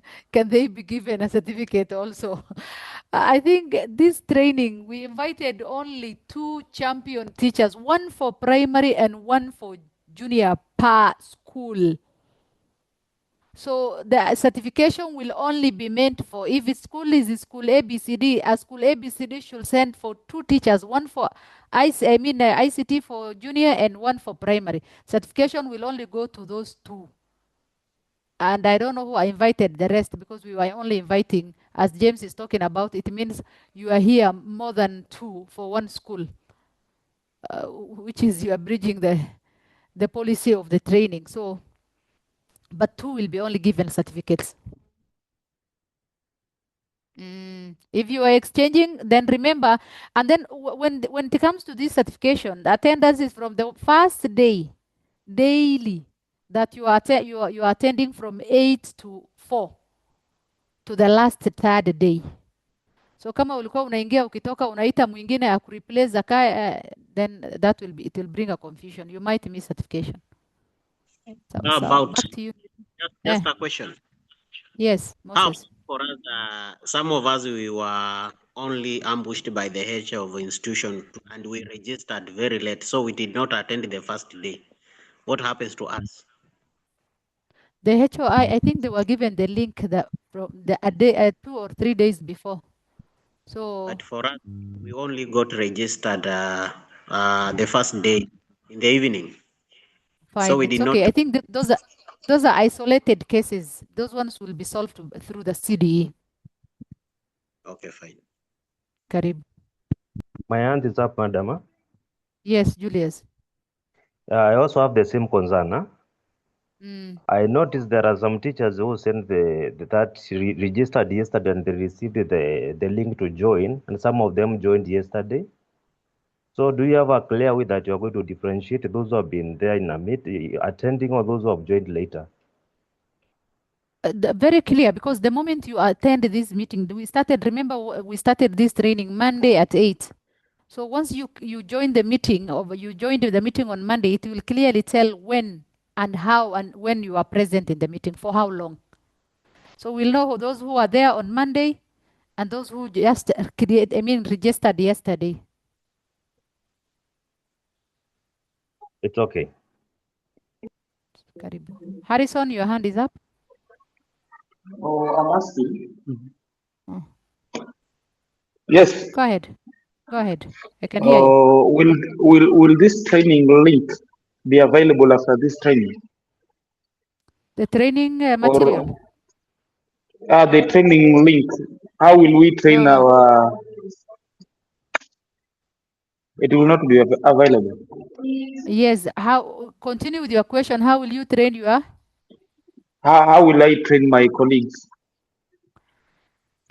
I thought your colleagues are with you and you train with them. If you want to create a link to train your colleagues, you create the link for yourselves and you join, because we will not be there when you are creating your, when you are training your colleagues. So train your colleagues at your own, How will they do these all practices? Okay, Harrison, if your question was about the dashboard will be available. If you are asking the training link, the training environment, is it the URL we were using? Yes, still it will be there. I think the one I was answering was I thought you mean the meeting link. I meant the dashboard. Yeah, it will be available. Okay. Yes. Hey, You can, yeah, by I have the a way, you question can too. as well. Yes, yes. Kenneth, go Now ahead. that yes, now that earlier you had said that the CBA portal will be consolidated in this platform, but Yes. I can see so far we've not touched on that part.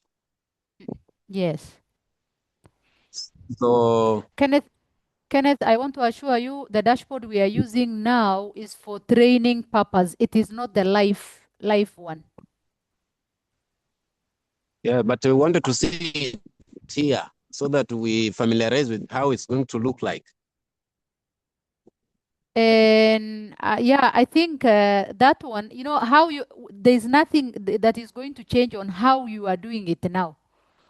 Once you can navigate your ICT champion, do you need to be trained on what to do in CBA? No, you don't, because you already have the knowledge. So once it is deployed to the system, you will automatically continue what you are doing with the platform of CPA that you have now. For now, we cannot train using the live dashboard. We can only use the training dashboard. You can't do an experiment without rehearsing. The teacher cannot just come to the lab and do an experiment without rehearsing it. So we are rehearsing now for us to do the actual experiment when we reach there. Okay. Thank you. Karibu. Okay, I have a question. I have a question. Kindly let us not repeat questions which were asked already. Yes, go ahead, Baraka. Okay, my question was during the registration of or adding of the learners, on my side, I experienced a challenge and maybe secret I can address that you may I added all the information about the learner, but the ULI haikuwa ULI, pia, yeah. and yes, and I tried to edit maybe kuongeza some information nikajaribu kabisa, but the ULI is not there. So what will happen in such a case? Maybe to could look alive. What will happen? Yeah, thank That's you. the first Baraka, question. Then, yes, continue. okay, then maybe I was asking if you can share your contacts, maybe some of our trainers, maybe in case you have an issue, and maybe to send up for ground, we can try to contact us so that you can help us. Okay. Are you done with your questions? Okay. Can I respond now? Yes. Okay, and the first question was about a learner without your ULI. That one is caused when you fail to fill the parents' details or the guardian's details. If you fail to fill the parents' details or the guardian's details, it will not the ULI will not be auto-generated. So just go back as you are practicing. Just go back and see whether you've filled the part of the parents' details. The second question on the contact is there is a support team. Every region has a support team who are supporting when it comes to the life rolling out of the schools. And that one will be shared through the CDE, the county director or the regional director of the region will share the contacts of the support team.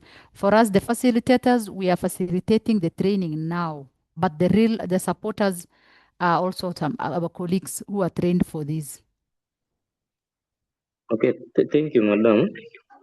But on the same way, in the issue of ULI, I was saying maybe I entered the information, maybe some of the information I have to, maybe I have to edit it, right? So even after maybe then if I enter the information, if I edit now, enter the information, the ULI is not still appearing. So in such a case, and after you saved, you wanted to edit and see why the ULI is coming. What did you edit? What did you add it there? I went back to the parents' information, I got the information. I added all the details that was supposed to be added there. I saved, but the ULI now didn't appear saved. And then what about the learner's detail? Did you check the learner's detail if there's anything missing? Yes, I checked everything. I think that is just a network issue. Otherwise, once you fill all the details, just like the other learners we've seen yesterday when we were doing the practical part, and the other colleagues of yours who are registering learners, ULI is supposed to be auto-generated once you fill the part of the learner's details, the required areas, and also for the parents, and you upload the birth certificate. Okay, let me just maybe I'll try again and see if it's okay. So Baraka, I'll advise you, the more you practice, kidogo tu Kashuru, the more you practice, please you repeat more so that you see the areas maybe you left on your own now that you know how to add a learner. I'll advise you do it more twice or thrice, you repeat and see. Kashuru, go ahead, Kashuru. Yeah, when it does not appear after adding, let him refresh. I think I had 2 cases of my learners when I was adding. It was not appearing. I think even the facilitator, Mr. Newton, there was such a case yesterday. So let him just refresh. It will appear on the left-hand side. Oh, thank you, Kashuru, for that.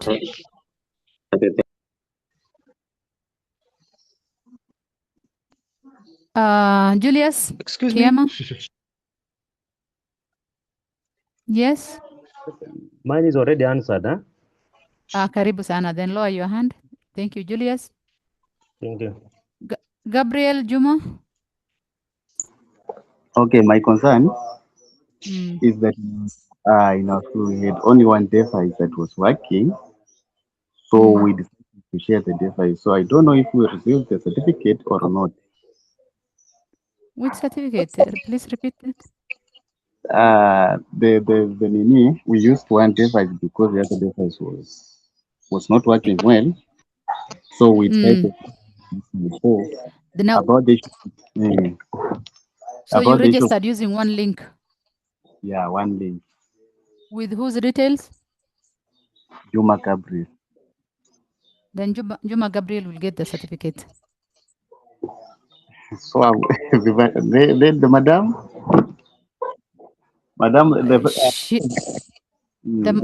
it is only you. It is only you who knows the madam is with you. But for us, we don't recognize. We only recognize those who are present and registered for the meeting.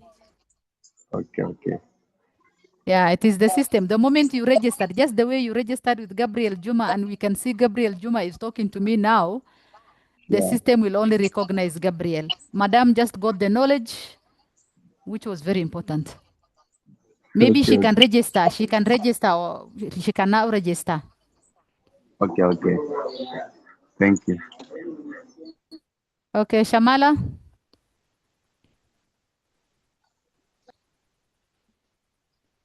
Benson, go ahead. Yeah, my mind is just creating the user. I've just created it, but at the end of the day, after uploading the signature, it's saying bad gateway. It's bad not request, mandatory. yes. It's not mandatory. Which signature and picture are you talking about of the user? Yes. After feel. maybe I've just Go on. Hmm?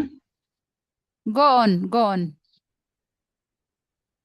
Just continue with your question. You know, you are yet. I think you've not finalized your question. I'm waiting for you to finish. No, my question was after I've just now saved. It is not a bad request. So what might be the possible, because I've just filled all the fields that is required from the title until upload the signature. It's jaribu utoe signature and then save. It should be something to do with the network. It is something to do with network, Benson. You Let can him log out log and out log and log in. in again. Yeah, or even it will go refresh the through. page. Sometimes when It'll it go through. delays, it has such errors. So let him log out and log Yeah. in again and do that immediately. It will help you. Yes. So, madam. With yes, the signature, you mean? Yeah. Benson. Yes. I think you are advised very well. Log out as you are told by Kashuru. Log out and log in. You can as well remove the signature. You only fill if you want to fill the areas with the red asterisks. Those are the compulsory ones. If you see the optional one, it's not working for you, just remove it and try. Try all means.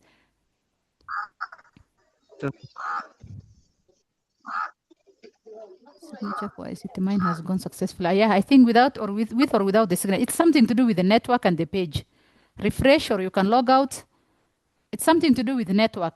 It has nothing to do with the system. James, go ahead. So I was. Sorry, I was asking, is it mandatory for the signature?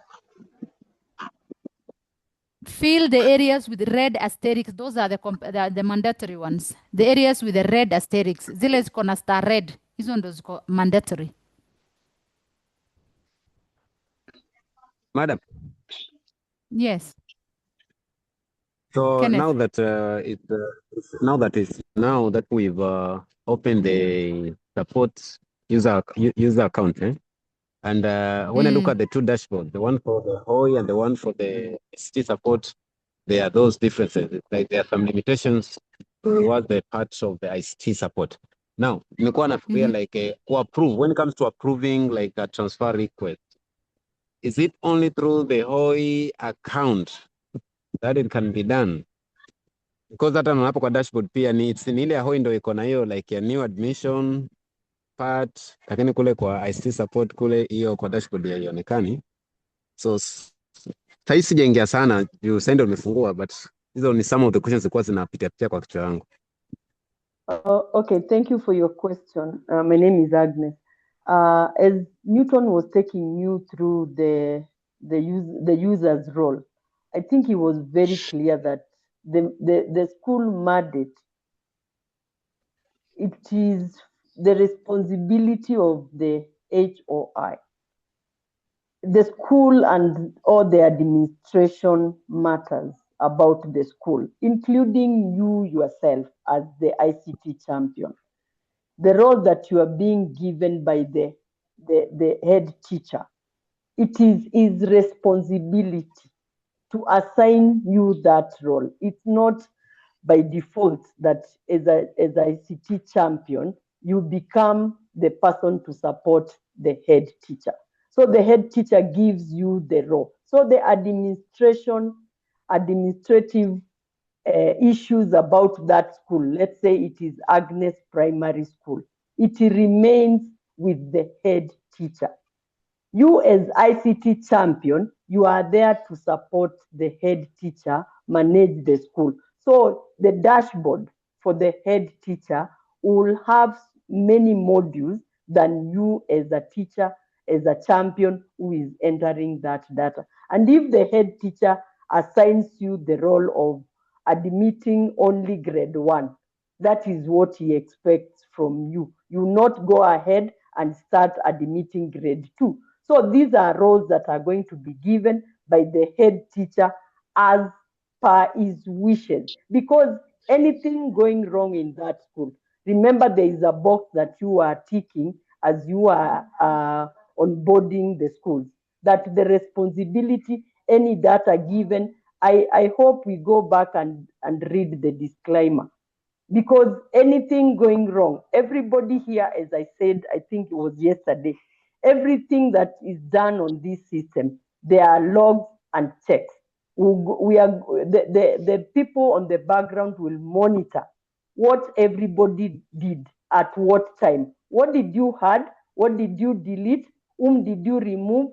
What account, if you are given the responsibility? But the responsibility of management of the school, and that is why Newton kept on saying the admin account, it's untouchable.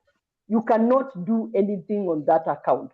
But the head teacher of that school can decide to inactivate Agnes, and I will no longer log into any responsibility about that school. I hope that is clear, champions. Thank you. Back to you, Marion. Okay. Thank you, Okay, Madam thank Agnes, you. for that. Thank you. Yes, go ahead.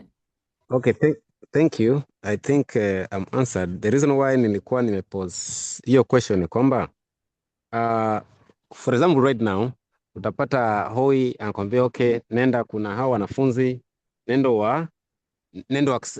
wa approve hizo transfer requests zimetumwa. So nilikuwa nafikiria maybe unaweza pewa hiyo go ahead na hoi ku approve, so wewe mwenyewe ukikuja maybe kwa ile account yako as ICT support utaweza ku approve, ama sasa utatumia zile credentials zake ulog in sasa kwa ile account yake as hoi nao ndo uweze ku approve. So ulikuwa najaribu kuona kama it's something that once you have been given the go ahead you can just do it in your user account, ama then you'll have to go back get his details now ndo login as a hoi ndo ufanye hiyo kazi. Kenneth. Yes, madam. Yes. I think I've just spoken like 30 minutes ago. Let us get into KEMIS as new students, like the way we go to standard 1. Let us rubbish anything that we used, all the practices that we used to happen in NEMIS. Let us get into this ship as new, as clean as cotton wool. Let us not carry any practices that we were doing on NEMIS. If we get into KEMIS with that notion, as Margarini champions, our boat will sink even before it leaves the ocean. And I keep on repeating this. I've supported NEMIS from 2017 to date. But I am new as you are today when I get into KEMIS. Why? KEMIS is very, very different. And I think my colleague Newton mentioned that there are roles and responsibilities. There is no time, and even if the head HOO gives you the responsibility of doing the transfers, the responsibility of who transferred still remains with the head teacher. So I don't think that there is any head teacher who will give responsibility to somebody to go and practice their mandate. And it's upon us as champions to even advise the head teachers that it is wrong. These days, there is data, there is account penalties, and I think day one, I think Newton took us through on what penalties one can get if you breach the contract of somebody's account. So as who, Mr. Kenneth, will you log to the head teacher's account with whose permission? Even if you log in, the MAC addresses for the machines can be collected. We are IT literate. It's no longer blame game anymore on KEMIS. So as we continue learning and practicing on how to onboard students on KEMIS, let us take the responsibilities as given to us by the head teachers to avoid many problems going forward. That's my take. Thank you. Hello, madam. Hello. Before she can, let me also add something. Before madam can also come in. I think we trained the HOI. Before we brought you on board, the HOIs were trained and they were told their mandate, what they are supposed to do to ensure that this system is implemented well. And they were taken through and told that they are the super admin. You people as ICT, you come in as people to support it.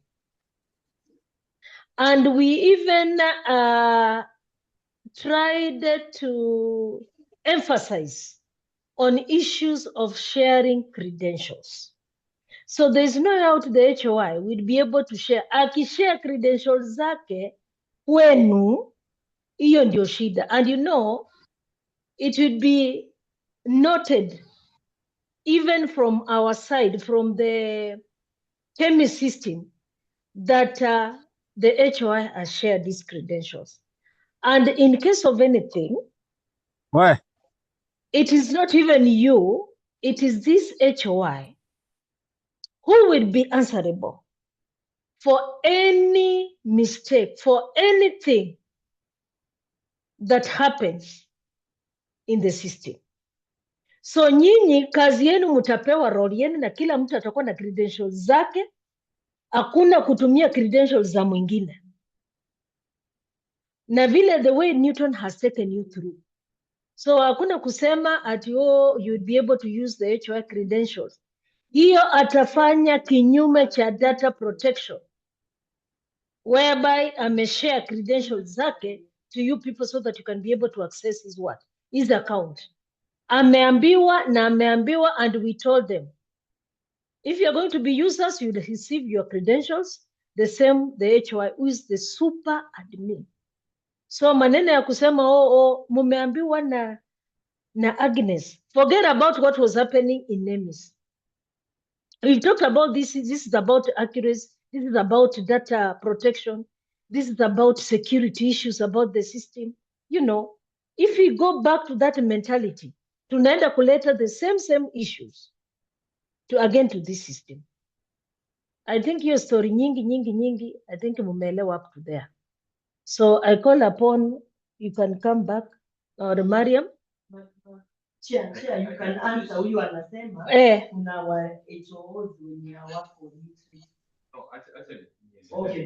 Okay. Madam. Okay. Kama mko room wawili kindly mute. Onesmus, if you are muting yourself, just ensure you are when you are room yako wako alone. Let me just clarify this from a technical part of it, not from the admin part of it. One of the things we need to know why we are creating this is one, there was an issue of all of us sharing password. That is against the data breach. It is against of one HOI. It is against the Data Protection Act. Let's start from there. From the law part of it, sharing credentials is against the Data Protection Act. Number two, there's a Computer Misuse Act.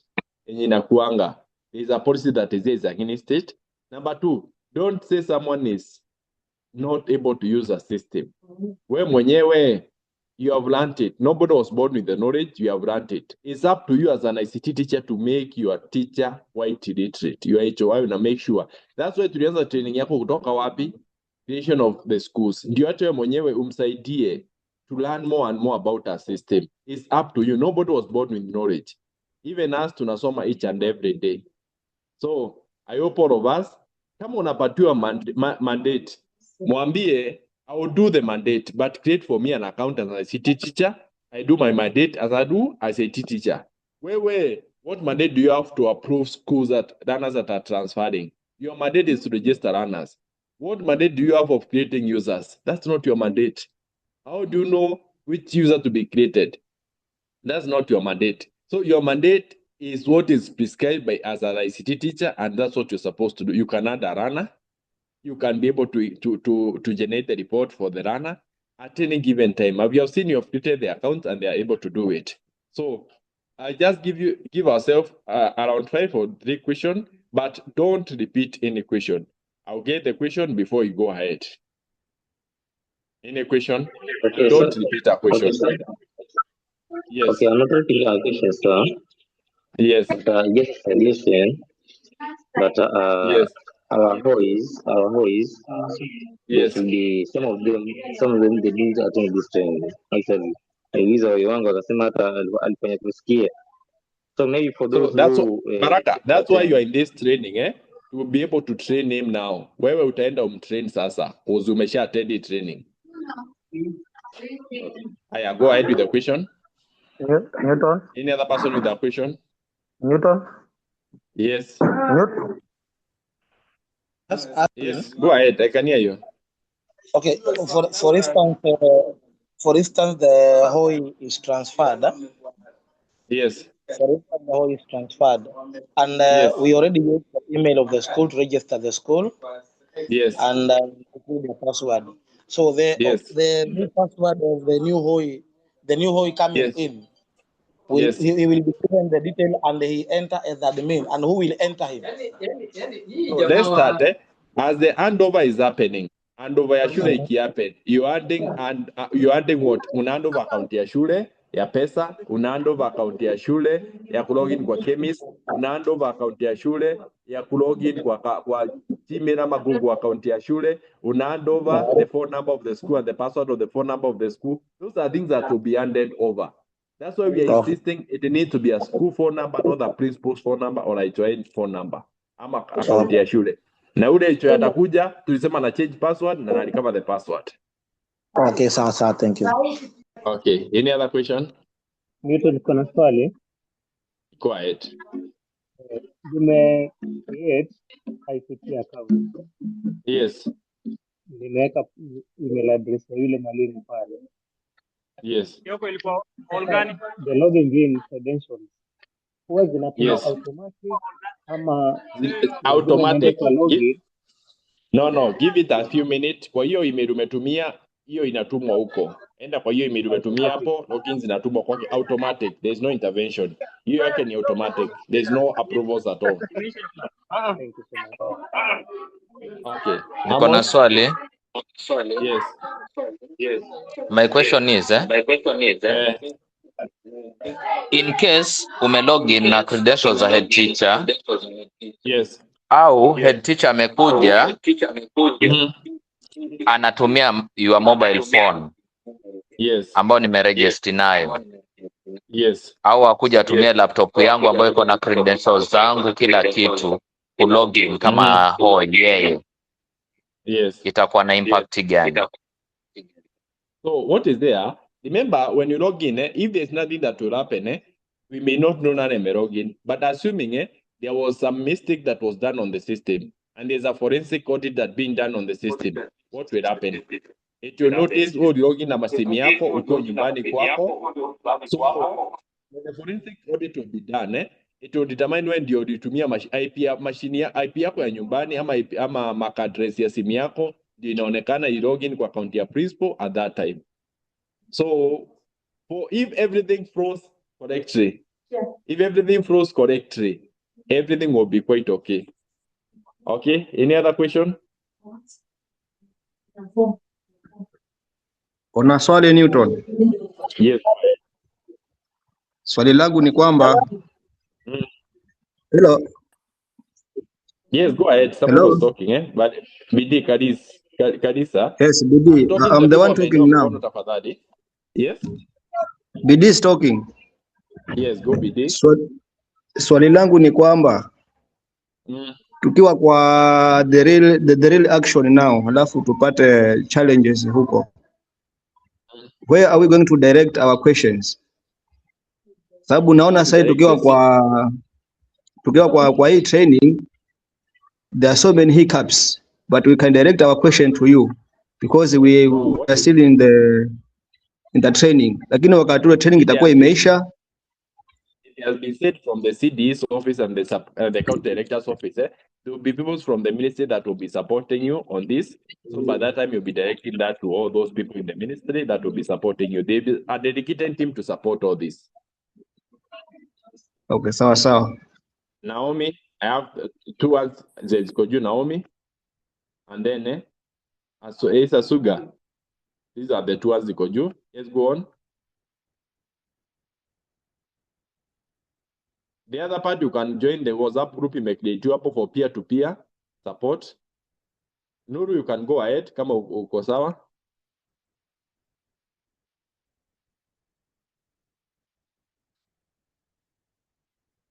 Nuru, you can go. Nyare, you can go on.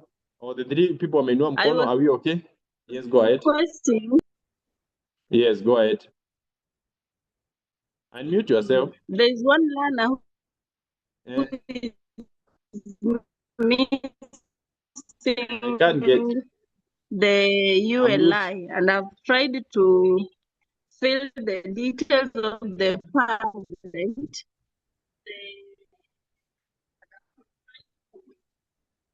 I can't get you. I'm losing you. I'm completely losing you, But kabisa. still the learner has not gotten the ULI. What should I do? Just edit the data and refresh. I think you have been told that. Even Kalisa has told you that one. Kashuru has told you that one. Just refresh. Kavenua and refresh wangu jana, and you can be able to see. Na kuna mtu hapa anashare anaonyeshana venye ICT support dashboard inakaa. Someone has shared that one, and the other dashboard iko hapo kando yako. Yes. Naomi, you can go on. Yes.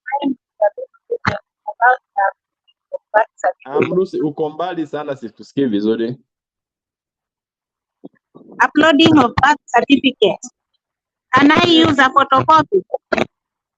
Yes, as long as it's a copy that you, a clear document. As long as there is a PDF clear document, that's okay.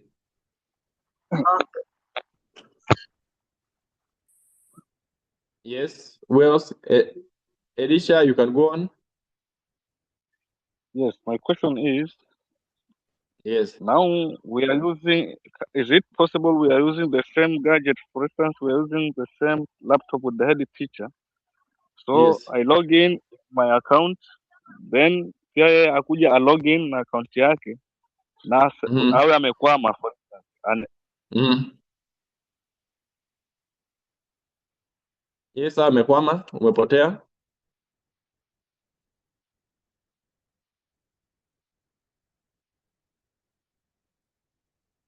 Just click total runners hapa. Click majoto runners wako, utaona hapo runners wako hapo. Yes, there's a small delay from the background. Elisha ulipotea. I had the use of one thing I need to clarify. You can use the same machine, but one thing that needs to come out quite clearly. Don't allow the temptation ambayo HOI anakupatia na kuambia kupatia account yake utumie. Don't allow that temptation. You can use the same machine, you can log in the same gadget, but don't allow the temptation. That's why it's easy. What we are doing, we are training you so that you get your own account. If HOI anakudelegatia kazi, mwambie I need to have my own ICT account to support you. That's the only temptation tunataka. Some of us wataka ku remain na power HOI. Acha na power HOI. That power, leave it to the HOI. Wewe ukitaka kumsupport mwambie uko na issue na logging in, acha nikusaidie hapa. Ukishamsaidia unamwacha. Then mwambie kama ni kazi unataka nikufanyie, naweza kufanyia kwa account yangu quite easily. That's all we need. Tusikwame na account za HOI tafadhali. That's all we need. Na tusikwame na, you see, power is so much. Some of us wanataka power ICT. Acha na account ya HOI. Ukiwa account yako ya ICT, as you can see from here, this account inakupatia all that you need to do as an ICT officer. You don't need all those account ya HOI at all. Hiyo ni account ya shule, it belongs to the school. People need powers. People So need if powers. you need power, tosheka na power yenye umepata kama ICT support. Hiyo power mnataka mingi sana, achana nayo. I talk from, I know the perspective inakuja cause people hapa anataka power. Hiyo power unataka mingi Niko na sana, swali. achana nayo. Except Niko na swali. Yes, go on. Yes, go on. Sasa tunajaribu kusaidia mahoi ama kuwajaribu umesema wale, kwa mfano umesema wengine hapa anaweza hata kusaidia wale ambao mahoi ambao hawakufika kwa training hapa kwa wakati una create hii user you want to register a teacher. Naona kuna kwingine kuna hapa teachers to facilitator, kuna ICT support. So we already know that admin is the HOI. Sasa hapa kwa teacher facilitator ama ICT support, like what's the difference between these two? Hao ni walimu wako na, Hawa ni walimu wako na different categories. Deputy unajua ni deputy. Teacher unajua ni teacher. ICT support unajua ni ICT support. So hao ni watu unajua. So there's nothing that is there. I mean pale kwa responsibilities, like kuna pale kwa teachers of what is the difference? Si unajua teacher ni mwalimu. Deputy principal unajua ni deputy principal. ICT support unajua ni ICT support. Admin ni principal. What else is different? And others are coming up. Of course, nisikize kwanza. Ndio nasema what's the issue? My question is like why do we, like pale kwa teachers or facilitator na the support do they have at the end of the day will they have the same responsibility pale? No, you see, the law is defined by the ministry. The law of a deputy principal, you could define the ministry. The law of ICT support, you could define the ministry. And if it's the law in the system, it will be defined by KEMIS. KEMIS data defined. In future, even these laws, the HOI will have the capability to customize these laws in future. But for now, they could define quite well by KEMIS. That's why ukilog in kwa dashboard ya teacher is a different one from ICT support. Yes, go on. Yes. Newton. Yes. Nilisha narudi, ilikuwa nimekatikiwa na bundles. Yeah. Sijui umejibu hiyo swali yangu.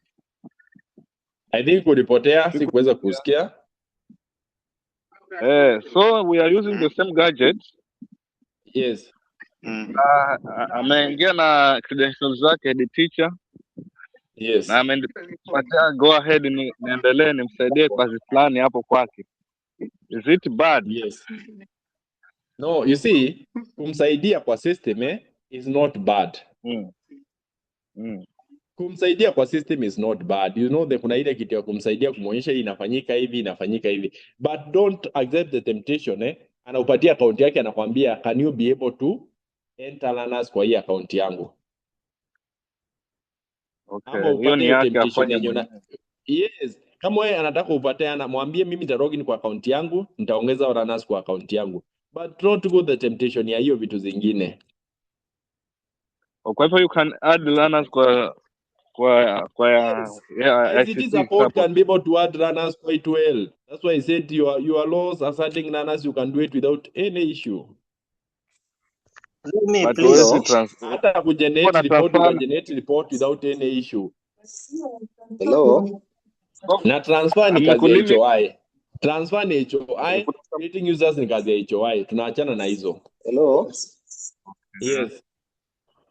Okay, maybe I can help with the various questions that are rising.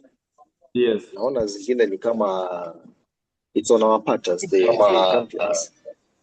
We have the training platform side, and I think there's no limitations. I think walimu wanaweza ingia bado create accounts for the teacher and that create account for the deputy. Wajaribu kulog in waone the different roles kwa kila. Yes. Yeah, itakuwa rahisi rather than kuuliza, and yet they have the freedom to do it at their site. Yes, and then you can use the WhatsApp group for more discussion about it. Hello. We can use here for some few minutes.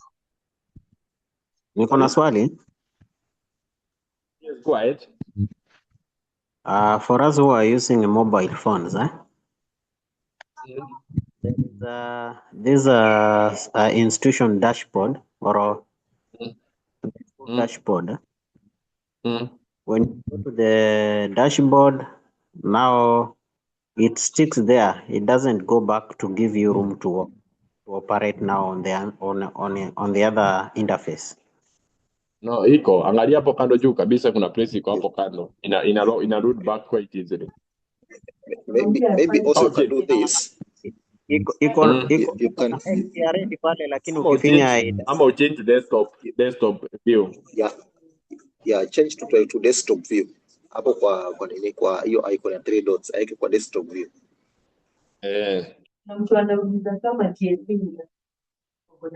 So apart from that, I think some of the questions that we're asking is a repetition. So we are asking TSC na KEMI. TSC ni TSC. KEMI belongs to the Ministry of Education. Ministry of Education is the mother of all those things that you are saying about. So I think I'll give the final closing remarks to my colleagues so they can give the final closing remarks. And any question, once you do the closing remarks, tubaki tukuulizana maswali ndio niruhusu wengine. Kama uko na swali tutabaki na hapa tukuulizana maswali for the next 20 minutes ama 15 minutes, but let me give my colleagues ndio atupatie closing remarks and we are able to listen to the CEO's remarks and then maswali yote, yes, the takeaway and then maswali yote tutabaki hapa tukiulizana sasa, because nimeona hii kiti ya user imeleta joto, power imeleta joto hapa, power imeleta joto, so we can be able to remain tuulizane maswali. Thank you, Newton, for that. I think Newton is right. If we continue asking ourselves questions, hatutamaliza leo. So, and our day is supposed to end by lunchtime. We are supposed to finish by now. In the next 10 minutes, we are supposed to finish. And some of the questions, by the way, teachers, some of the questions you're asking, munauliza maswali mingi, which is not even your role. The HOIs were not asking those questions because they know, actually, that is their role. Just cut yourself, keep yourself, cut according to your size, according to your role, your domain. Your domain is a support, ICT champion. These other policies, policy-related things, does TSC recognize, am I supposed to log in with another gadget, and all these things. Kindly let us leave the role of the HOI to survive your HOIs. Hiyo ni kazi yao. Our work is to support them. Just support them and do whatever that is, in line with your duty. Don't do something above that. Thank you. These are the key takeaways. You'll be provided a window period of practice. Kindly create you can as well create a link or WhatsApp group for Magrini sub-county as ICT champions, and you continue, practicing these before with the rollout. Ensure at institution level, when you are supporting the HOI, you also train. Harrison was asking, how do I train my colleagues? I'm sure he was concerned about the training. Please, the dashboard is there. It is active. The URL will be there for training. You can as well train your colleagues at your level so that they also support you. And there is some part of the takeaways which it doesn't, it doesn't come to you, like it is the HOI's work, but you can as well remind them.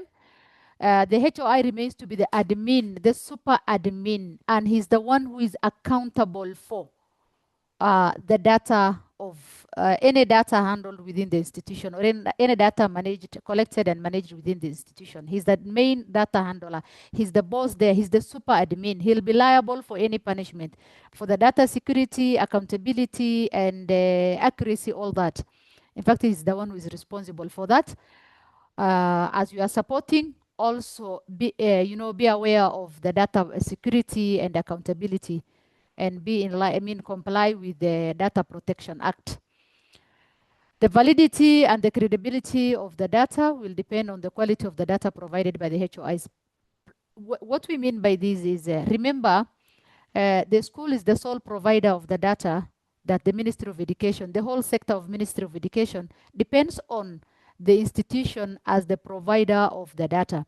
Whatever data you provide, if they are valid, if the data is valid and credible or accurate, then the decisions from the ministry will also be accurate as per the data you provided. If you give an inaccurate data, automatically the decision made will also be not accurate or not fair. As you are promised by Madam Olipa, more modules are going to be deployed in due course, because what the platform we are using now is the training one. With the live dashboard, more modules, which are very important to the HOIs for the purpose of the administrative levels, such as attendance for the staff, students, financial modules, so forth and so on, are going to be deployed, which are going to be very useful.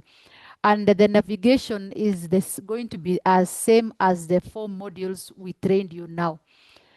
Ensure also to provide the institution details. Please pass the message to the HOIs as you are supporting them. Also support to give them this information and remind them in this window period, let them also continue practicing with you. And at the same time, they ensure to get the institution email address and register a telephone number for the school. Remember, once it is rolled out, we roll out KEMIS at your level, personal details will not be allowed. For the practice purpose, now we were allowing you to use your email addresses and your telephone numbers.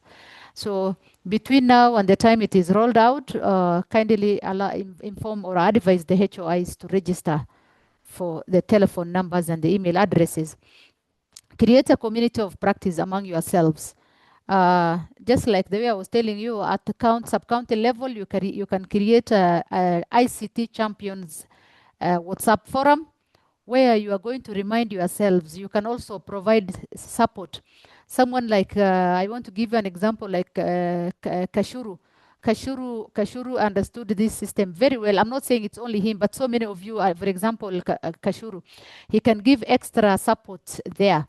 So create at least at school level, you can as well create, but I will advise for now you create the Magarini sub-county forum where you can continue practicing in this window period. That brings us to the end of the training, and this is a takeaway that we want you to go with.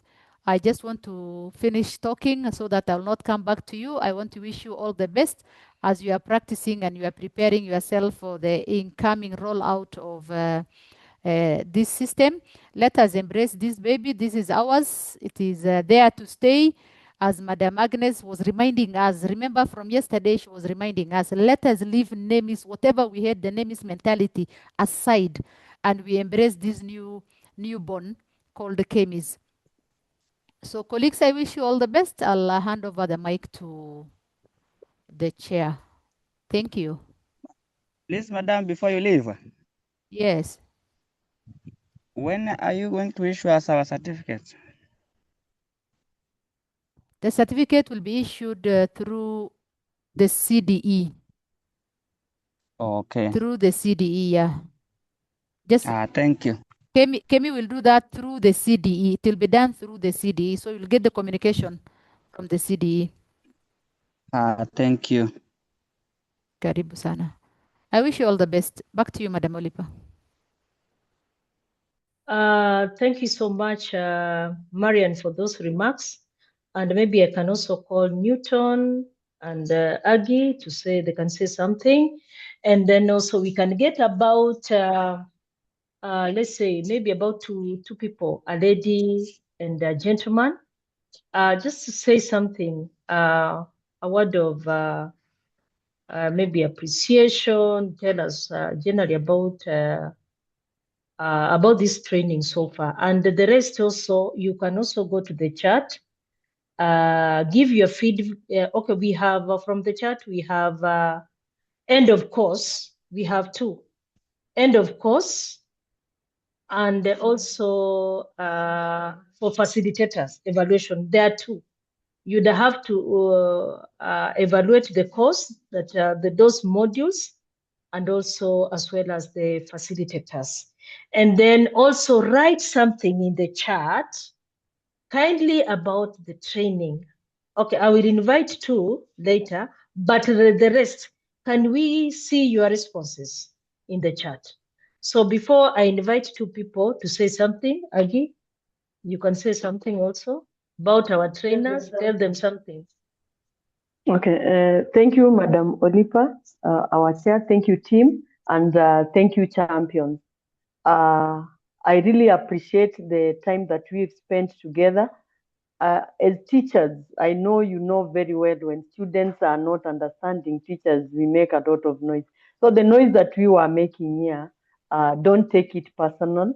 It was our humble plea to see that as Magarini, we also emerge to be champions, and champions that are going to support us in this core business of enrollment and onboarding of schools in our county.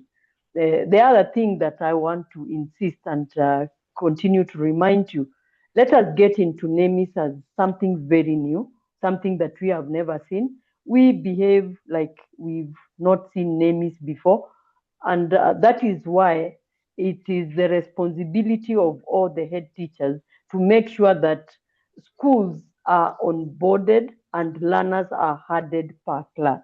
don't download the list that you are getting from NEMIS to go and start enrollment. Kindly use the registers for classes so that you give us data that is meaningful and it is going to help your schools in going forward. So my humble plea is that we take this serious and let us forget about NEMIS. We know we've been with NEMIS for so long, and there is no system that has no improvement. So the ministry through KEMIS, through KEMI, saw it important to enhance the system that we were using. So my parting shot is like, we go to this as new, as we have been trained, and go and practice more. From the practices that we are going to do, it's when we learn, kumbe nikiacha hii haitaenda through, kumbe naweza weka hii na niache hii na ikatae kwenda through. Then we take the responsibility of the roles. The roles are defined, well defined, and you can also add the other teachers, the deputy teachers, and see the mandate that they have as other teachers. But the responsibility of the management of the school, it remains with the head teacher. And that is why we are using school email addresses, not Agnes Primary School. We use a school called ABCD Apple Primary School, as it is, box number and even telephone numbers. We are no longer going to use personal data. So with that, I wish you well. Let us go train the rest of the people that were not with us, and let us shine as champions from Magarini. Otherwise, from me, I wish you well. God bless you. Thank you. Thank you, Agnes, Madam Agnes. Newton? It was a great day, I think, for all of us. We had a great time. I think all of us had a great time. We engaged in several areas, from the technical part of it, from the policy part of it. I think most of our expectations mepatikana. I think most of us had good expectation. We had good expectation. I think most of us, our expectation tumezipata. And I think we have come a different road to the day we came here on Monday. A lot that is quite educated when you're on KEMIS, how it is working. Remember, we trained you as from the beginning of onboarding your school. I expect you to support your HOI from that point, from when you start onboarding your school, when you start going all the way to when you start registering runners, you need to support him. Number two, it's always good to involve other teachers in your school. Let's involve them. Let's ensure they know how KEMIS will work for easy data entry, and it will be quite easy. And even for everything that you're supposed to do, like the documentation that's supposed to do, if your HOI is not aware, just remind them in the meeting that you have. Remind them, we require a school email, we require a school phone number, so that we can quite easy and you'll be able to work. At the end of it, you'll be able to have a very good system. I can tell you this system will be quite easy for us as ICT people. As ICT people, you'll be able to support the school in a more professional way. You'll be able to make a decision up to every part that you'll be able to work. So I hope all of us are quite okay. And I think I'll be able to edit from there. And you'll be able to engage as we go on and on and on. From the other part of it. For me, ICT support, I'll be there. But for any ministry support, I think there are people from the city who will be supporting. Thank you. Okay, also.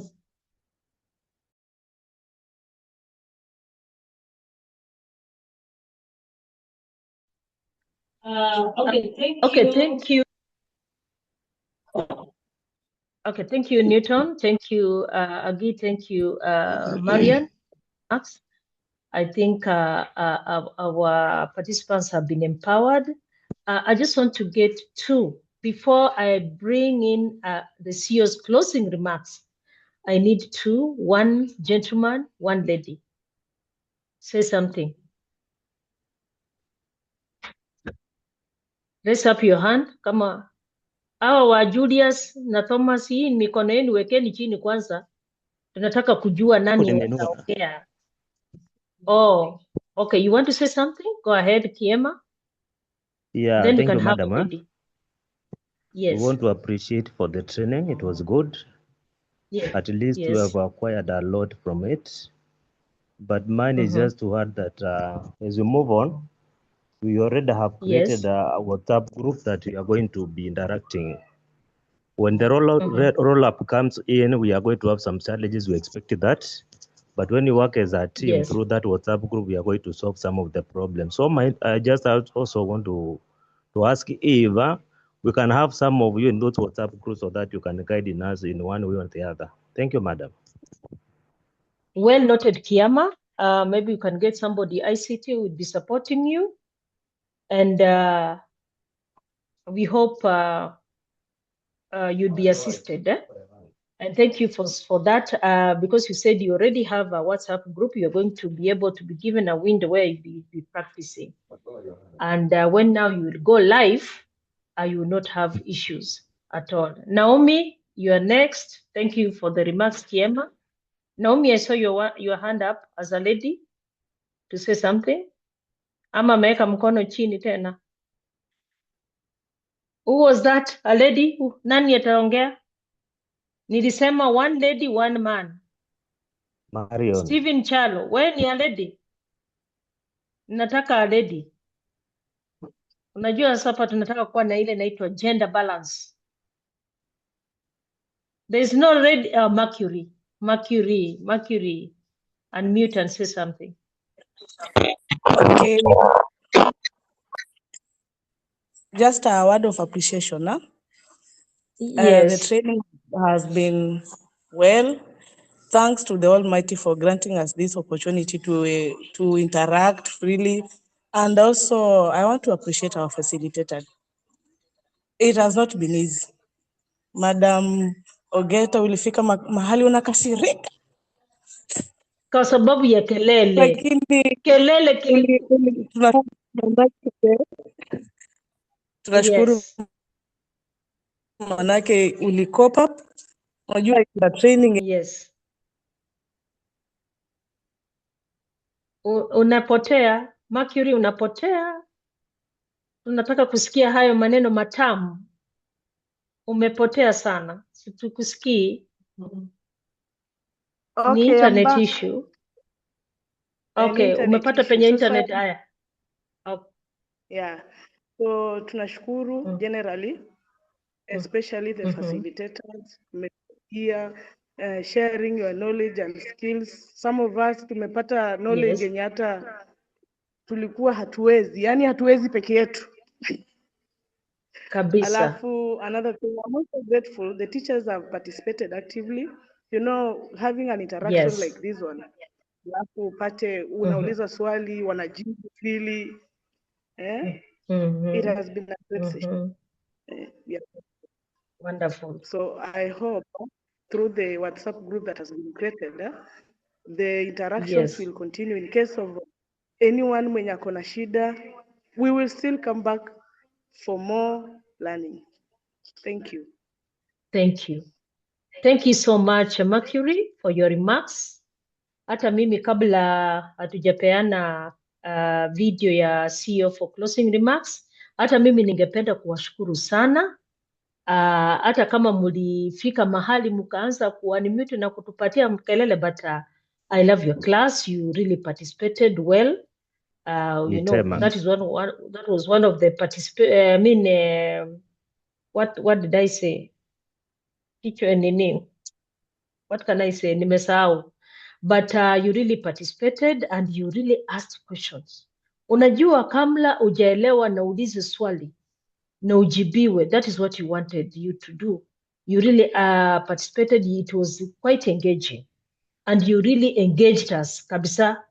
Na hivyo ndio tunapenda, because we didn't want a dull class. We wanted a class that inatupeleka mbio kama gari ya miraa. And especially when you registered many schools, we did the approval mpaka mikono ikachoka, because at least quite a number you registered your schools, and those the schools that we urge you that as you have already formed the WhatsApp group, go and practice. And kindly we request you, when it will be live, can you go and empower the rest of your teachers, take them through this process of training so that they can also understand what they need to do in the system. You know, we want this system to be implemented so well, and you're the people to support. You are supposed to support your HOI, you're supposed to support the rest of the teachers, and as well as even the rest of the non-teaching staff. And therefore, nataka kuwashukuru sana. Mungu wabariki kwa sababu at least you participated in large number, and muendelee na mtindo huo, hata kama tuli brush shoulders kidogo vile nilikuwa mkali, lakini sasa hiyo iliisha. Unajua nakuwa mkali wakati kelele ilikuwa mingi, but hiyo sasa imeisha. You can see me smiling now. Asanteni. And now I want Newton to share the CEO's closing remarks. Then after that, we can have the last prayer to be able to close the meeting. Newton?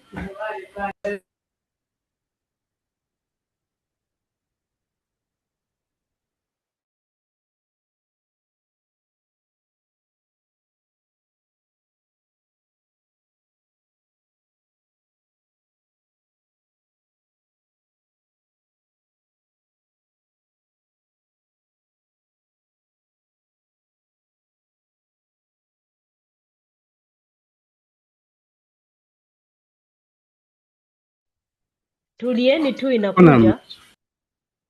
Inakuja. Unajua mpaka kama kuna maneno ya system inaleta kasheshe kidogo.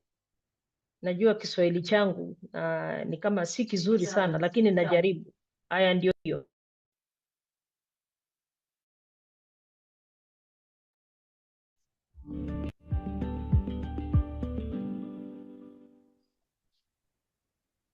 Dear KEMIS champion teachers and our esteemed facilitators for the KEMIS training program, today I'm more than glad to congratulate all of you for having engaged in this important undertaking for the good of our children in this great nation.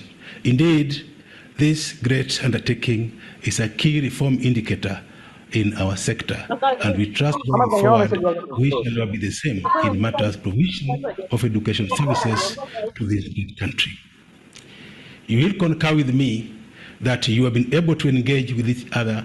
You have been engaging effectively with the facilitators, and as we walk out of this important workshop, we are getting out to the service of this country different persons in matters competencies and in matters skills, trusting that you will be able to support in consolidating quality data for decision making from time to time.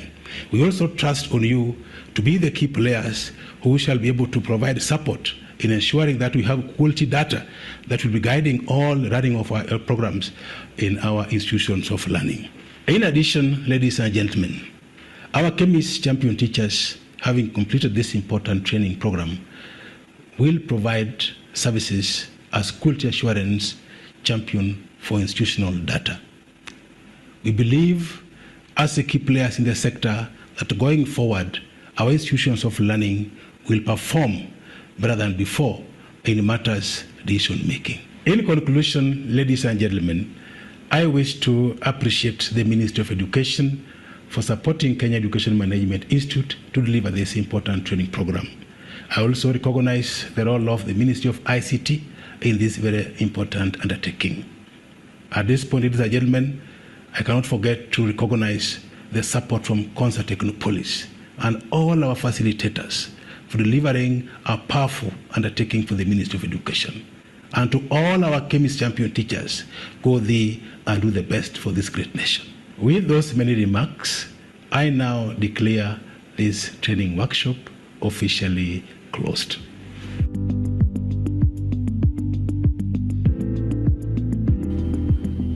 Let us appreciate our CEO for the closing remarks. Let Finally. us appreciate.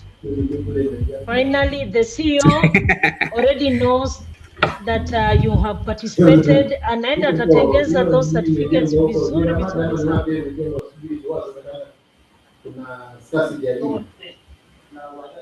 Okay. Wacha tumalize. Richard ama ni nani anaongea? Richard, wacha tumalize. So already now the CEO is aware that you are done with the 3-day training. Certificate zenu zinaenda kutayarishwa mzuri. Somebody was asking, can these certificates be used? Hizo already umeongezewa portfolio yako. Even when you go for an interview, you will present that certificate. It is quite important. It has added some marks wakati utaenda promotion. So before we close, we need to close with a word of prayer. Now, nani atatuombea ili tuweze kufunga mkutano wetu wa siku 3. Hii training ya 3 days. May I pray? Thank you. May I pray? Thank you. Yeah, let's pray. So, dear Lord, we thank you and we bless you for this wonderful day that we've given to us. We thank you even for the onset of this training or workshop. You've been with us, my Father. You guided us. You've also been with our trainers or facilitators. We thank you for the entire process. At times it has been a challenge with some network, some power issues, even some of ourselves also having some issues. But I know, Jehovah Jireh, you are taking us through all those processes because it's a learning and it's a new thing. We pray that you're going to enable us to embrace it. I know it's a new thing, but you're going to give us the hearts to change, that we can also accommodate it, and also for the betterment of our kids. We bless you, Jehovah Jireh, even as we break for lunch and also as we end this training. We bless everyone of us, Jehovah Jireh. Give us the mindset to continue serving well, even for the HOIs who are sometimes not that good in facilitating us. Pray for them, that we may not harden their hearts, soften them, so that they can also continue to facilitate us well. In Jesus' mighty name, amen. Amen. Thank you. Thank you. Thank you so much, Kashuru. Amen. So Amen. don't go before you fill the 2 forms, end of evaluation Amen. and also and the facilitators. Sindio, sasa wekeni video tuwaone. We want to see the handsome faces. Wapi hizo nyuso zenu? Nataka kuziona. You can see mine. Nataka watu muonane sasa, tuone sasa, muanze. See you. Wapi hizo naona hapo Zablon Konde, naona Chea, naona Dickson, naona Kisao. How you doing, Mabo? Oh, yes. Warembo naona Benta yuko. Warembo wako wapi? Hawapo. Wako wapi? Wakuje bwana. Sasa tunataka madam, umetaja sana leo. Umetaja sana. Unafanya nini? Umefanya ile kitu. Nani hiyo? Kitu gani hiyo?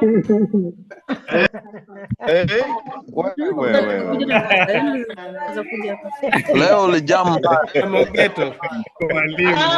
Lazima nikuwe mkali. Alafu madam uko mkali sana. Sema utafute venue.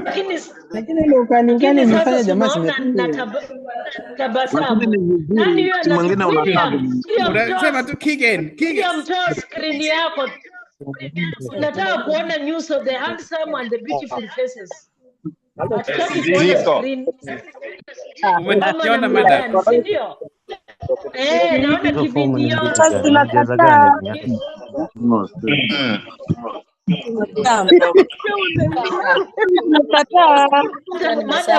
Umeolewa, please mute your video. Kwa mute. Hapo kwa Niende kupika lunch. Down left. Nataka kuonekana na hiyo Amwambie.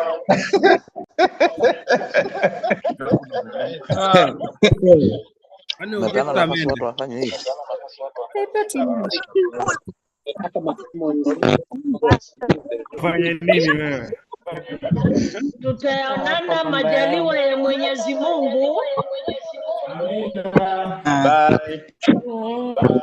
Walipoto. Haya. Foto haraka upesi. Wapige picha.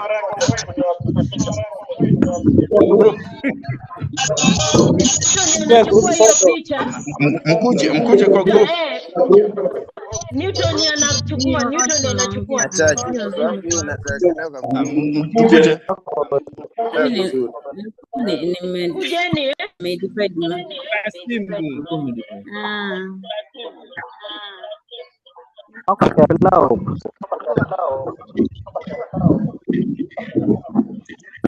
Na wengine siwaoni.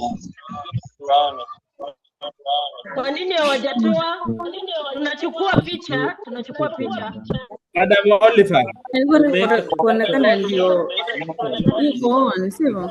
Alafu tuko sasa niliweka hii ika-connect vizuri. Huyo mbai. Hujatoka? Huyo mbai bariki. Wewe ni mrefu, lala hapo kwa ground bwana. Wewe ni mrefu, lala hapo kwa ground. Nani? Wewe Mwarabu.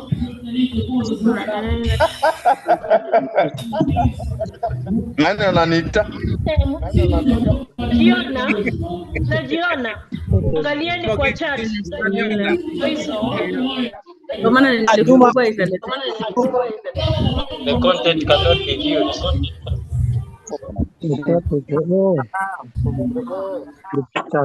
Kwa chat. Mrekodi kama video.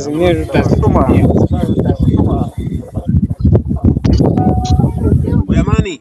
No.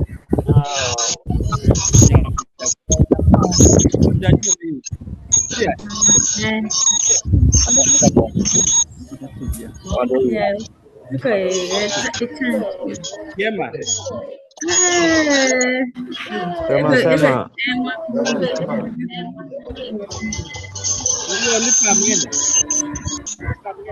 Eta kamera iko wapi?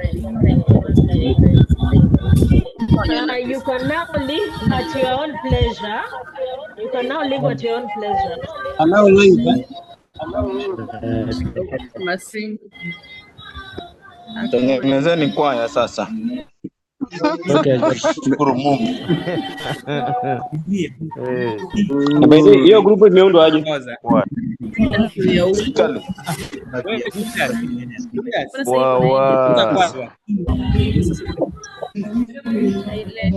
Money.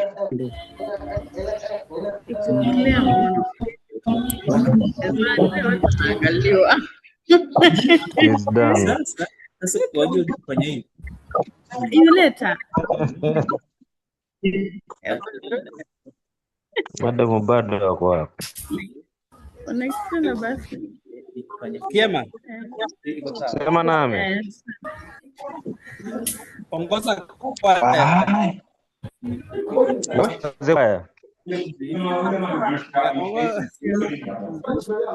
Link kwa ya master, si ndio? Osha we master.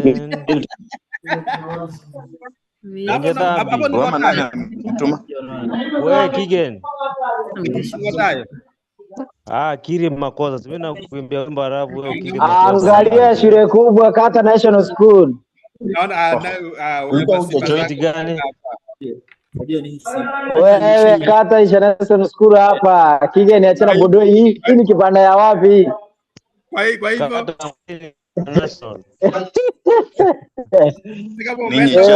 mnapiga kelele hata bodoi hakuna network. Wewe mwende lunch. Bora unaniona sasa hivi. Sema you should have apologized. Nilisahau, hadi sikuwa najua. Nilisahau, sikuwa najua. Ulikuwa apologize. Wewe kwa kina kike ni hakuna ranche wanainama, bodoi wanainama. Naona rizazi hapo. Kwani iko time mnainama hakuna ranch, huyu jamaa anakaa chakula kitu. Wewe, bodoi hakuna chakula. Mimi mloya. Wakisindi wanainama. Bodoi ni kama mmeinama.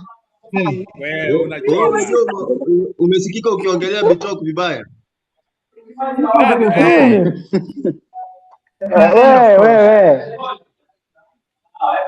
Wewe tumemaliza Yeah, evaluation. End of presentation. Sasa uko wanted. Uko wanted sasa hiyo Mitema.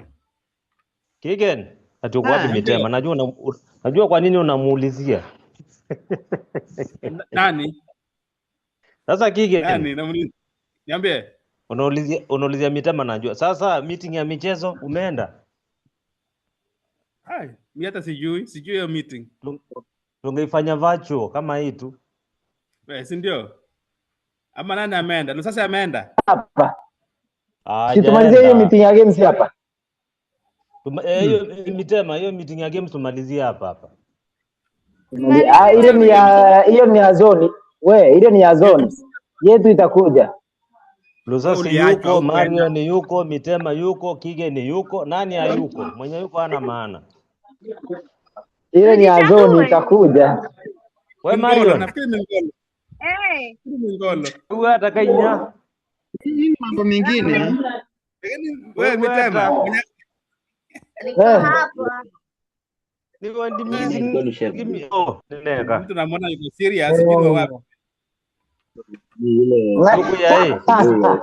Ni hoi. Huyu ni nani anakaa hoi? Sabro Nikonde ni hoi.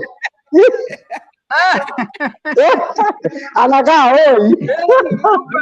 Nimekasirika mbaya sana. Huyu ni hoi.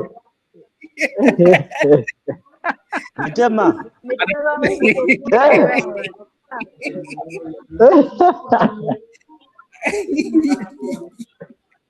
Anaitwa Sablon Konde. Konde huyo. Sablon Konde. Marion. Huyo ni hoi wa, atakuwa hoi wa Bodoi. Huyo ndio atakuwa hoi wa Bodoi ndio. Wa Bodoi. Wacha utaja Bodoi. We mnajua hii meeting itakuwa recorded. We tumetoka. Mimi nimerest. Unajua hii meeting inakuwa recorded. Mimi nimerest. Wapi? Si idea yako hapo nje kata. Kata bwana is a national school bwana. Kata is a national school. You can't compare national school with a village school. Mimi nimeenda. Bye. Unaenda wapi? Nimeenda kufunza ujui. Salimia Oyolo bana. Unasema adversity. Salimia Oyolo. Sawa profesa kwa sawa.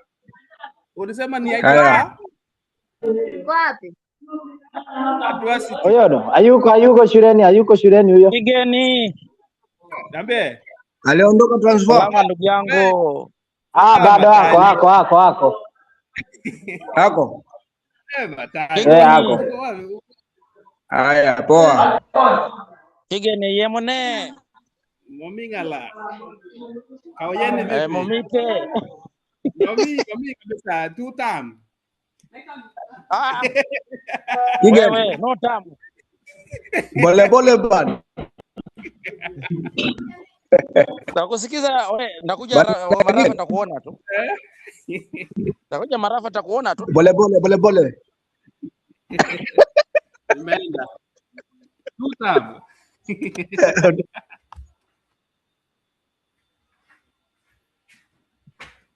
Yokela. Kaoyeni vipi? Kaoyeni bwana. Niko Kaoyeni. Haya sawa. Nakuona mzee. Kwani ushaenda long weekend? Niko shule bwana, niko maeneo ya shule. Sawa. Poa bro. Sawa bro.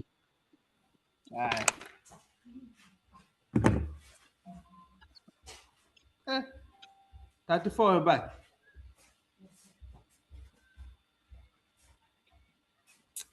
Minute talk.